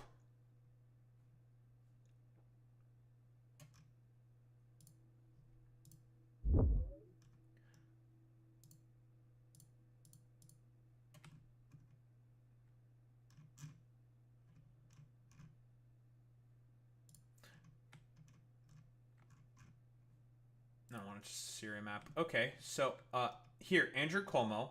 Let me help you. Okay, this is really easy. So Syria is right here. You see that? It's a little small. I'm gonna try to zoom in a bit more. But Syria is right here. When the Syrian refugee crisis fucking happened, oh, what happened? Most of the fucking refugees went up through Turkey, right? Because that's the next biggest country that's right next to Syria. They went up majority through Turkey, and Turkey accepted a lot of the fucking Syrian refugees. But no one ever talks about the Turks accepting a bunch of the refugees. And then what did they do? Because obviously the Turks weren't going to accept all of them. They're going to shepherd them and move most of them onwards to the next closest country, that being the Balkan countries. And then a bunch of them got accepted through Europe. Oh, whoa. Whoa, what an incredibly fucking controversial, crazy thing that the Europeans did in terms of the Syrian refugee fucking crisis. Like, again, the only reason why they're saying that you can't have New York become like Europe for fuck's sake is purely due to the fact that they're just attacking the fucking Muslim refugees that had to deal with the Syrian fucking civil war. It's purely Islamophobia with these motherfuckers. Also, I'm pretty sure most Americans would prefer a European-style city in comparison to the fucking decrepit shitholes that they currently live in, because much better fucking public transportation systems, way more walkable. People in Europe are way healthier in comparison to that in fucking America. I think a lot of people would actually really like European-style cities. Very cool. Oh yeah, 1000%, yeah. Oh, like, imagine trying to escape Syria during a civil war via the airport. Yeah, that's not happening. Exactly, Boy Meets Mini. Seeks to burn churches and destroy communities. The day before that, Curtis Lee slandered me from a debate stage when he claimed that I supported global jihad. And every day, Super PAC ads imply that I'm a terrorist or mock the way I eat, push polls that ask New Yorkers questions like whether they support invented proposals to make halal mandatory, or political cartoons that represent my candidacy as an airplane hurtling towards the World Trade Center. But I do not want to... By the way, everyone, broadly speaking, this is not working. Like, we're doing, like, full fucking... Like, this is how you know they're fucking incredibly desperate to come up with, like, literally anything possible. This is not going to play well in fucking New York City, which is a, like, super majority fucking Democratic city. Like, if anything, this is going to push them away from Andrew Cuomo and Curtis Sliwa and make them want to support Zoran Mamdani way more. But yeah, like, this would work with most Americans. That's true, Boy Meets Mini. But with New Yorkers and Angelinos, no, this is not going to work. To use this moment to speak to them any further. I want to use this moment to speak to the Muslims of the city. I want to speak to the memory of my aunt, who stopped taking the subway after September 11th because she did not feel safe in her job. I want to speak to the Muslim city worker, whether they teach in our schools or walk the beat for the NYPD. New Yorkers who all make daily sacrifices on behalf of the city only to see their leaders spit in their face. I want to speak to every child who grows up in New York marked as the other, who is randomly selected in a way that rarely feels random, who feels that they carry a stain that can never quite be cleaned. Growing up in the shadow of 9/11, I have known what it means to live with an undercurrent of suspicion. I will always remember the disdain I faced, the way my name could immediately become Muhammad, and how I could return to my city only to be asked in a double-mirrored room at the airport if I had any plan of attacking it. And since I was very young, I have known that I was spared the worst of it. I was never pressured to be an informant like a classmate of mine. I've never had the word terrorist spray painted on my garage as one of my staff had to endure. My mosque has never been set on fire. To be Muslim in New York is to expect indignity. When dignity does not make us distinct, there are many New Yorkers who face it. I can only imagine just how bad it was because of the shadow of fucking 9/11. Like, let's be honest here. It's in New York. It's exactly where it happened. I can only imagine the sort of, like, racist vitriol that was ginned up specifically because of those fucking attacks. It is the tolerance of that indignity that does. Since I announced my candidacy for mayor 1 year ago yesterday, I've sought to be the candidate fighting for everyday New Yorkers, not simply the Muslim candidate. I've carried these indignities with me each moment of this race, doing so all the while. Oh, by the way, like, that's how you know, like, a lot of these, like, media outlets are, like, racist fucking dipshits, because they talk specifically about Zohran Mamdani being a fucking Muslim candidate, right? That's how you know these motherfuckers are incredibly fucking dishonest, and it's all about the racism first and foremost with these people. As the first major Muslim candidate for mayor in New York City history, I thought that if I could build a campaign of universality, I could define myself as the leader I aspire to be, one representing every New Yorker, no matter their skin color or religion.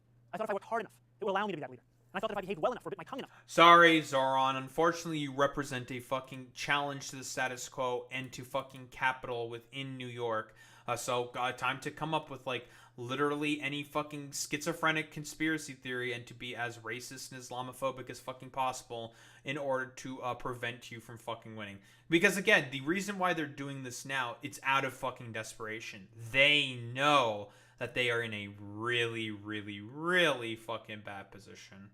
Oh, yeah, like, obviously, Boy Meets Minnie, yeah, you having several white pastors say weird shit about South Asian Arab cultures, yeah, 1000%. Just commonplace, like, again, like, it's actually insane. Oh, yeah, also, yeah, racism in Christian circles also includes friendly fire. Yeah, who was the dude, by the way, who did that burning down of the Mormon church, did that fucking terrorist attack? It was more than likely a sort of, like, radical evangelical fucking Christian. Like, duh. Enough in the face of racist, baseless attacks while returning back to my central message. It would allow me to be more than just my faith. I was wrong. No amount of redirection is ever enough. In doing this, I have told the wide-eyed young boy in Jackson Heights or the first-time voter in Park Chester that they too should remain in the shadows. I am becoming that same uncle who took me aside. No more. The dream of every Muslim is simply to be treated the same as any other New Yorker. And yet for too long we have been told to ask for less than that, and to be satisfied with whatever little we receive. No more. For as long as we have lived, we have known that no matter what anyone says, there are still certain forms of hate acceptable in this city today. Islamophobia is not seen as inexcusable. One can incite violence against our mosques and know that condemnation will never come. Elected officials in this city can sell t-shirts calling for my deportation without fear of any accountability. The consequences are... Oh, yeah, every fucking conservative, by the way, under the sun has been calling fucking for Zohran Mamdani's deportation. Like, it is... Like, we are in a new wave of, like, weirdo fucking Islamophobic sort of terror. Because, again, these motherfuckers are just jelly of the fucking Riz of Zohran. Like, that's what it purely is. They're just all a bunch of, like, stupid, ostensible, like, racist, miserable fucking freaks. They are just terrible, terrible fucking people. Like, oh, yeah, exactly. Yeah, Laura Loomer did fucking start that shit. 1000%, Boy Meets Minnie. Stark. More than 1 million Muslim New Yorkers exist in this city only to be made to feel as if guests in our own home. No more. We stand on the precipice of an election, but that is not what today is about. We know that in less than 2 weeks, we will say goodbye to a disgraced former governor and our current indicted mayor. The bigger question is whether we are willing to say goodbye to something much larger. It is whether we are willing to say goodbye to anti-Muslim sentiment that has grown so endemic in our city that when we hear it, we know not whether the words were said by a Republican or by a Democrat. We know only that it was spoken in the language of the politics of the city. In an era of ever-diminishing bipartisanship, Islamophobia has emerged as one of the few areas of agreement. And while I appreciate all who have rushed to my defense over the past 2 days, I think of those Muslims in the city who do not have the luxury of being the Democratic nominee, who do not have the luxury of being deemed worthy of solidarity. While my opponents in this race have brought this hatred to the forefront, this is just a glimpse into what so many Muslims have had to endure every day across the 5 boroughs that we call home. And while it would be easy to say that this is not who we are as a city, we know the truth. This is who we have allowed ourselves to become. A question lies before each of us. Will we continue to accept a narrow definition of what it means to be a New Yorker that makes smaller the number of those guaranteed a life of dignity? Will we remain in the shadows, or will we together step into the light? There are 11 days remaining until Election Day. I will be a Muslim man in New York City each of those 11 days, and every day that follows after that. I will not change who I am.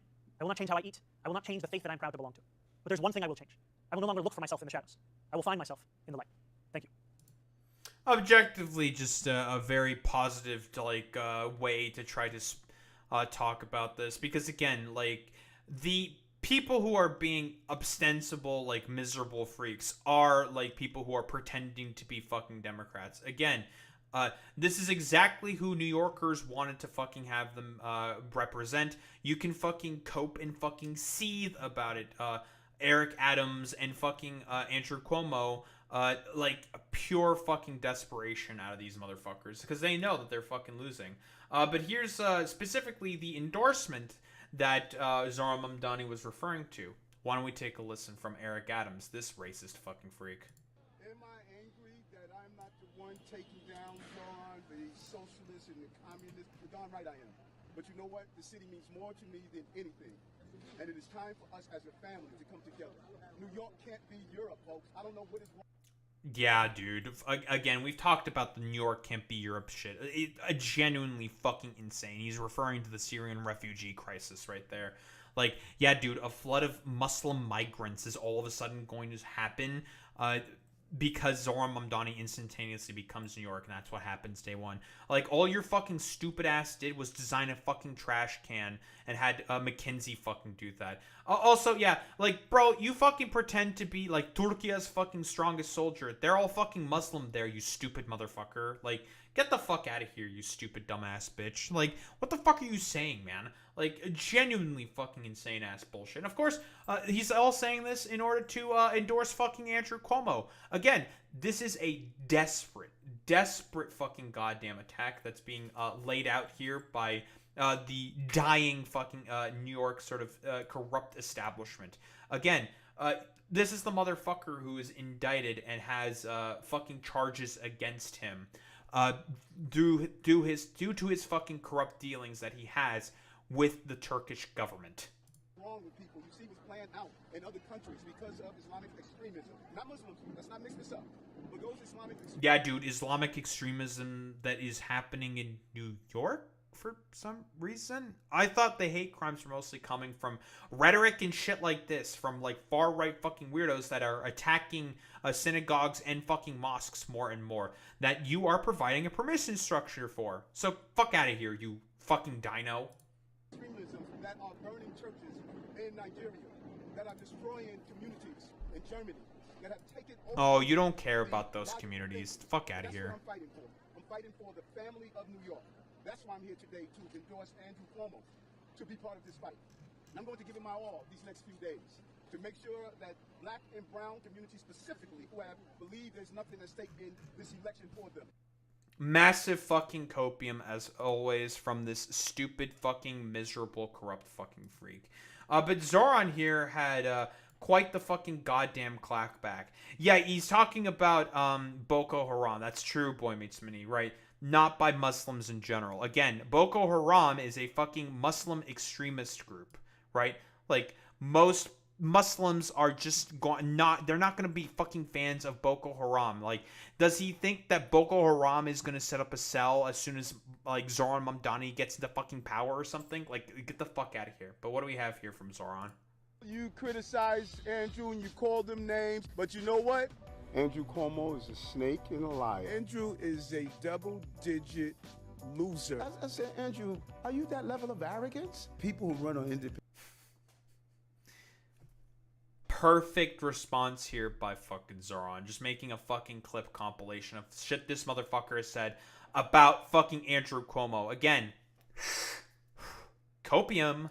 Independent lines are normally just crackpots. This is not, let me stand behind a cocoon somewhere. I always said he didn't have the legs to run in New York. Ask him, when was the last time he was on the subway? Andrew Cuomo was lazy. New Yorkers have 5 fingers. They love the middle one the most. I had to fix his mess. What would he do? He'll manage it away? Just for you, Andrew and Eric. You know, come on. You expect. And I'm not a New Yorker.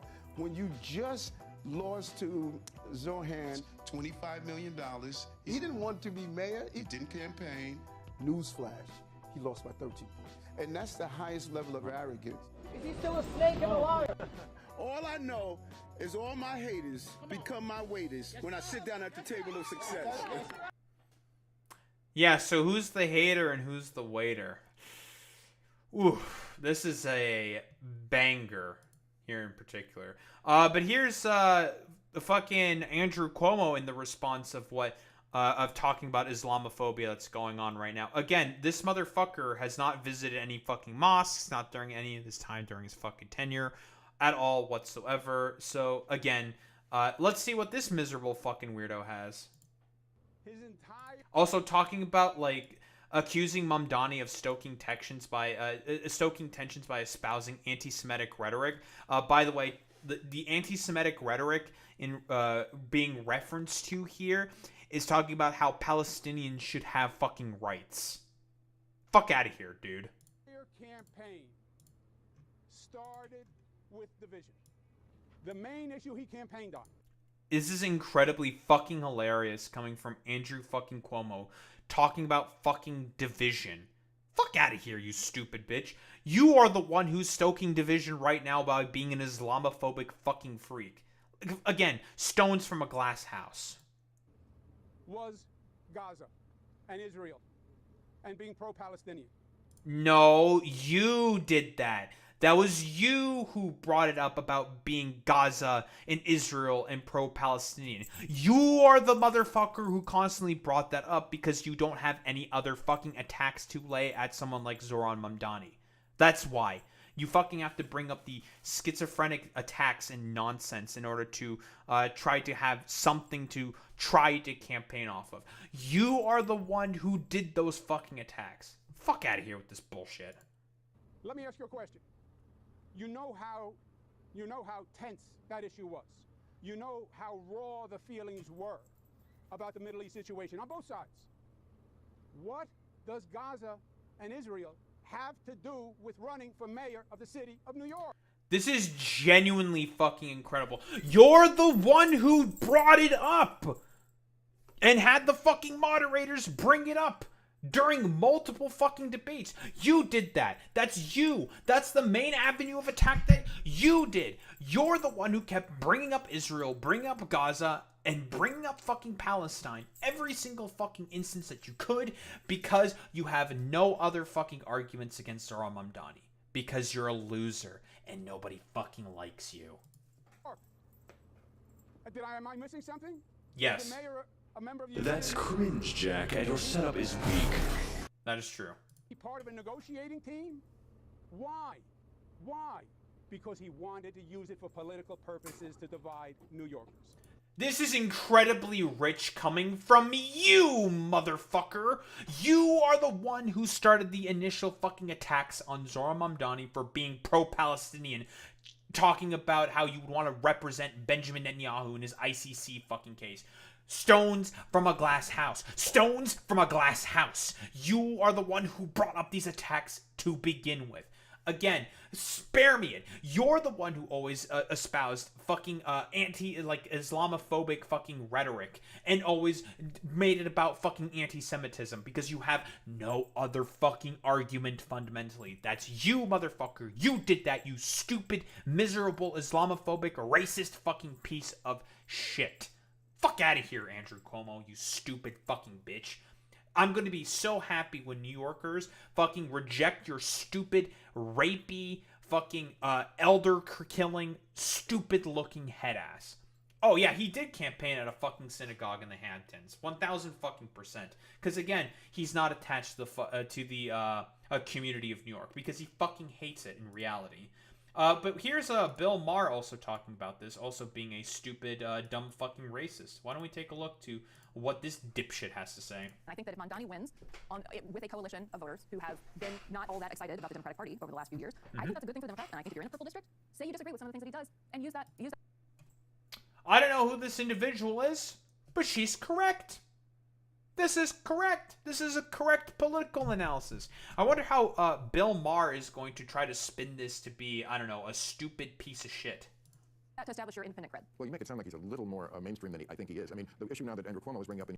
What the fuck are you talking about, dude? Like, he's been on all the fucking news shows. He has national fucking prominence. You motherfuckers keep talking about him. Again, he used to only poll at like 1 fucking %, and then he worked his ass off, ran a brilliant fucking campaign, did fantastically on fucking social media, and got his name out there. He put in the fucking work to get his name out there, and he became prominent because of that. I thought Bill Maher cared about fucking meritocracy. Well, there's Zoran Mamdani achieving and doing great things meritocratically, and here's this stupid motherfucker shitting on all that. In New York is that he is a Ugandan citizen. Uganda is a country where they kill homosexuals.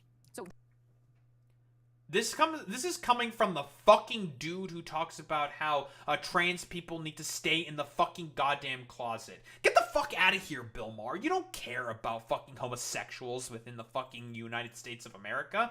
You actively cheer their fucking killings. Like, were you there during the fucking Stonewall riots? in 1969? I didn't fucking think so. What? Because you actually, in reality, would have been against those fucking riots. Again, the epitome of the fucking white moderate. That's who Bill Maher generally represents. Yeah, and the U.S. doesn't fucking kill not homophobes, but homosexuals. Fuck out of here with this bullshit from this transphobic dipshit and loser. Somebody who is a dual citizen can't be mayor of New York, or I would renounce, if I was the dual citizen of a country whose policy, government policy, was we kill homosexuals, yeah, I would renounce that citizenship. I don't, and to not... Genuinely fucking brain damage. This is actually fucking crazy. Yes, no, that is why he thinks the Democrats lost, Alex, because they were too woke about fucking trans people. Actually fucking insane. I think that's buying into a fear. I think that's buying into a fear framework that is not good. It's not good for the country. It's not good for the country. You shouldn't be afraid of that. I think the way that Cuomo is closing out this race. Like, again, like, what, do you think a fucking... Hey, Bill, I know you're fucking stupid. Like, you are incredibly fucking dumb. Like, do you think because he's going to be, do you think, do you really, really believe in your heart of hearts that as soon as, Zohran Mamdani becomes mayor of New York, there's all of a sudden going to be a pogrom for fucking queer people or something? He literally draped himself in the trans flag, you stupid motherfucker. In fact, I think that's why, in reality, Bill Maher fucking hates him so much.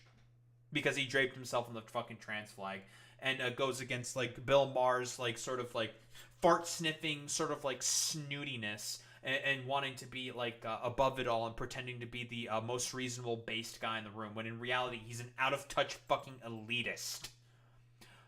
Oh, yeah, yeah, he is a fucking liar. 1,000% there, Alex. He only does care about gay people hating on fucking Muslims. 1,000... because he's a fucking racist. Let's be fucking honest here. If he can go after, minorities in any way, as the white moderate would do consistently, he would. He would. And really race baiting and really leaning in on that's not right. You know what? Just because it's done, I understand. But just because something is done by people in Africa doesn't mean it's always okay. Well, you said race baiting. It has nothing to do with race. Oh, I'm talking about what Cuomo's. Bro, that's exactly you're race baiting right now. You're bringing up his fucking Ugandan citizenship in order to talk about him wanting to do fucking pogroms in New York against homosexuals. What the fuck are you talking about? You're race baiting right now. That's exactly what you're doing, and she's calling you out for it. Fucking cope and seethe. Was doing, suggesting that Mamdani couldn't be a leader in a terror situation if he were mayor of New York and, God forbid, something else like that. He did campaign with a terrorist. He did say, well, the Cuomo was pretty clear, I thought. Fuck out of here, you stupid fucking miserable bitch. Go back to talking about how you want to be in the body of a 21-year-old girl, you fucking weirdo, and trying to, grope little kids, you fucking pedophile Bill Maher. Fuck out of here, you stupid bitch. In the way he talked about that, in a way that I thought was ugly. Well, he campaigned this week with a guy who was an unindicted co-conspirator in the 1993 World Trade Center bombing and served as a character witness for Omar Abdel Rahman, the terrorist who organized it. So Sarah Palin used to say Obama palled around the terrorists, which was bullshit. But I just don't know. Wow, he talked with a controversial imam, dude. What are you you talk with stupid controversial conservatives all the time and say controversial shit on your fucking platform consistently. I guess that means, guys, start off the fucking cancel trains. Let's choo-choo. Let's start off the fucking cancel trains on fucking Bill Maher. You talk with controversial fucking weirdos who are heads of fucking terror movements consistently. Bill Maher. I guess we should throw you off of the fucking air right now, you stupid motherfucker. Bye-bye. Bye. Get canceled, you stupid little bitch. Fuck out of here. Again, the shamelessness and fucking hypocrisy from people like Bill Maher is shit that I will despise constantly. But here's Hakeem Jeffries talking about continuing to waffle about and then eventually capitulating, talking about his endorsement here. He has now finally endorsed right at the bottom of the fucking ninth inning. Who the fuck gives a shit about all the stupid 3 IQ fucking bullshit that Hakeem Jeffries says right here? The only reason why Hakeem Jeffries is fucking endorsing Zohran Mamdani right now is simply due to the fact that he still wants to take all those fucking Israel bucks, and he just has to do it at the exact last second because he's like, oh fuck, the fucking writing's on the wall. I don't want to make it seem like I'm on the wrong side of history on this one, so I'll fucking endorse him right now. It's just bro, fuck out of here. You are already on the fucking wrong side of history on that one. So again, this is another cope and fucking seethe, Jack.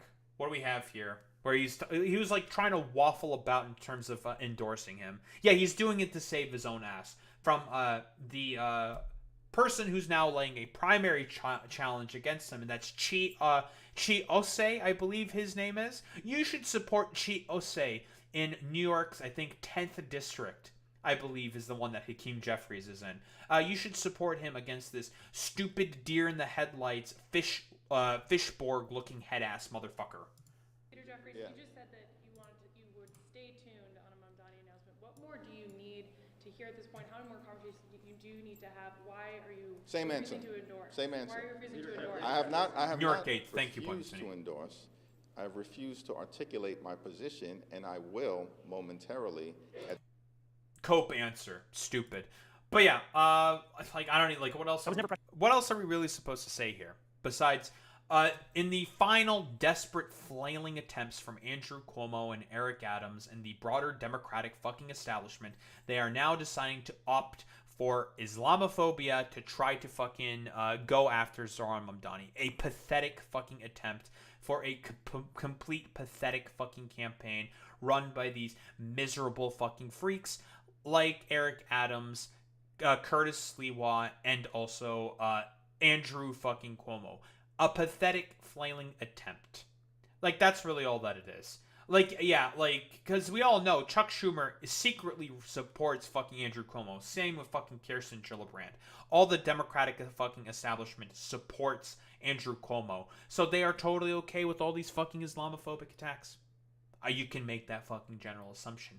When the will of the voters made it very, very fucking clear that they in reality support Zoran Mamdani. So again, cope, seethe, and maul the Democratic establishment. Your pathetic fucking attempts at Islamophobia is not going to work out, and like you think it is. And Democratic voters, they're gonna fucking remember this, and they'll make sure that you are going to regret that within 2028. I don't think there's really much else to say besides these people are all miserable fucking freaks.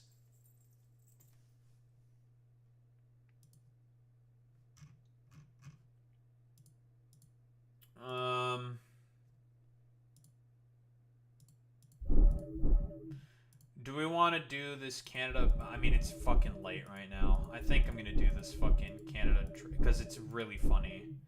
I'm gonna do this tomorrow. It's 4:30 in the morning.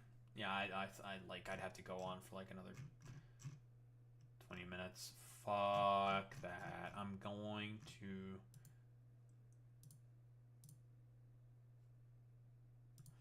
Basically, the U.S., your president is deciding to cut all trade ties with us because of a fucking ad that Doug Ford put out, spending about $75 million on a fucking ad buy in the United States of America.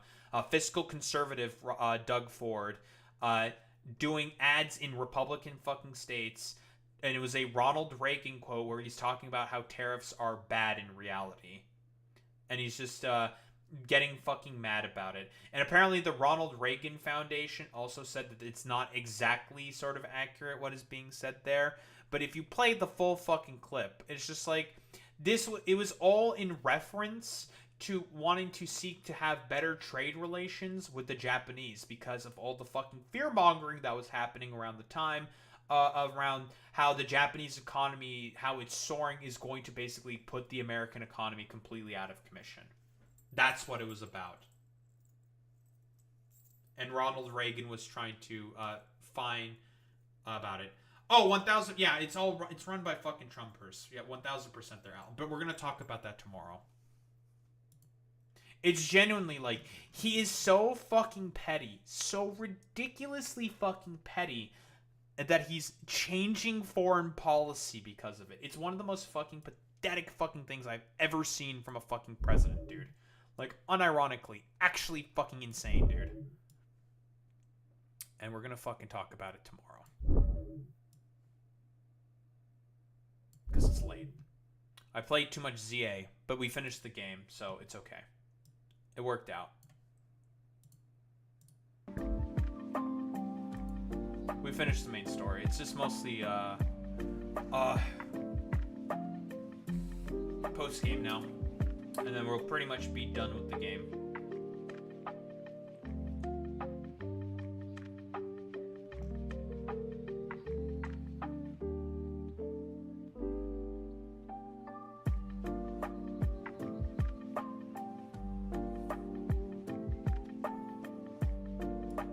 Yeah, it's fun. It's good. It turns out all the coping dipshits and Malders and morons are, well, fucking losers. Why don't we rate out the Jason Society? My man appears to be doing something. So why don't we rate out to that? Alright, idiots. Rate messages. You know what to do. You know what to say. Transcribe with the .ho rate button. If you're a sub, if you're a non-sub, you do the wow with the .ho rate button. That's how we show appreciation. Those are 2DK's gamers. I will be back tomorrow. Post-game. That's what we're going to be doing. We're going to be doing post-game. And we're also going to yap more about more topics. Plenty of fucking shit to talk about. Anyway, gamers, I will be back tomorrow. Same time, same place, same face. I would have gone through all the stuff if it just wasn't for the fucking Emiru shit. So, not faulting that, but it's breaking stuff. I think it's important to probably talk about that shit, especially considering the fact that it's about a platform that I'm on. And also, if it means shitting on people like Miskiff, let's add that to the repertoire of big fucking streamers to also shit on. Anyway, gamers, I will be back tomorrow. We'll be continuing to yap about other fucking topics. Post-game of ZA, and I really need to fucking vacuum and do a bunch of bullshit around the house. Anyway, I'll be back tomorrow. Same time, same place, same face. Peace out, gamers.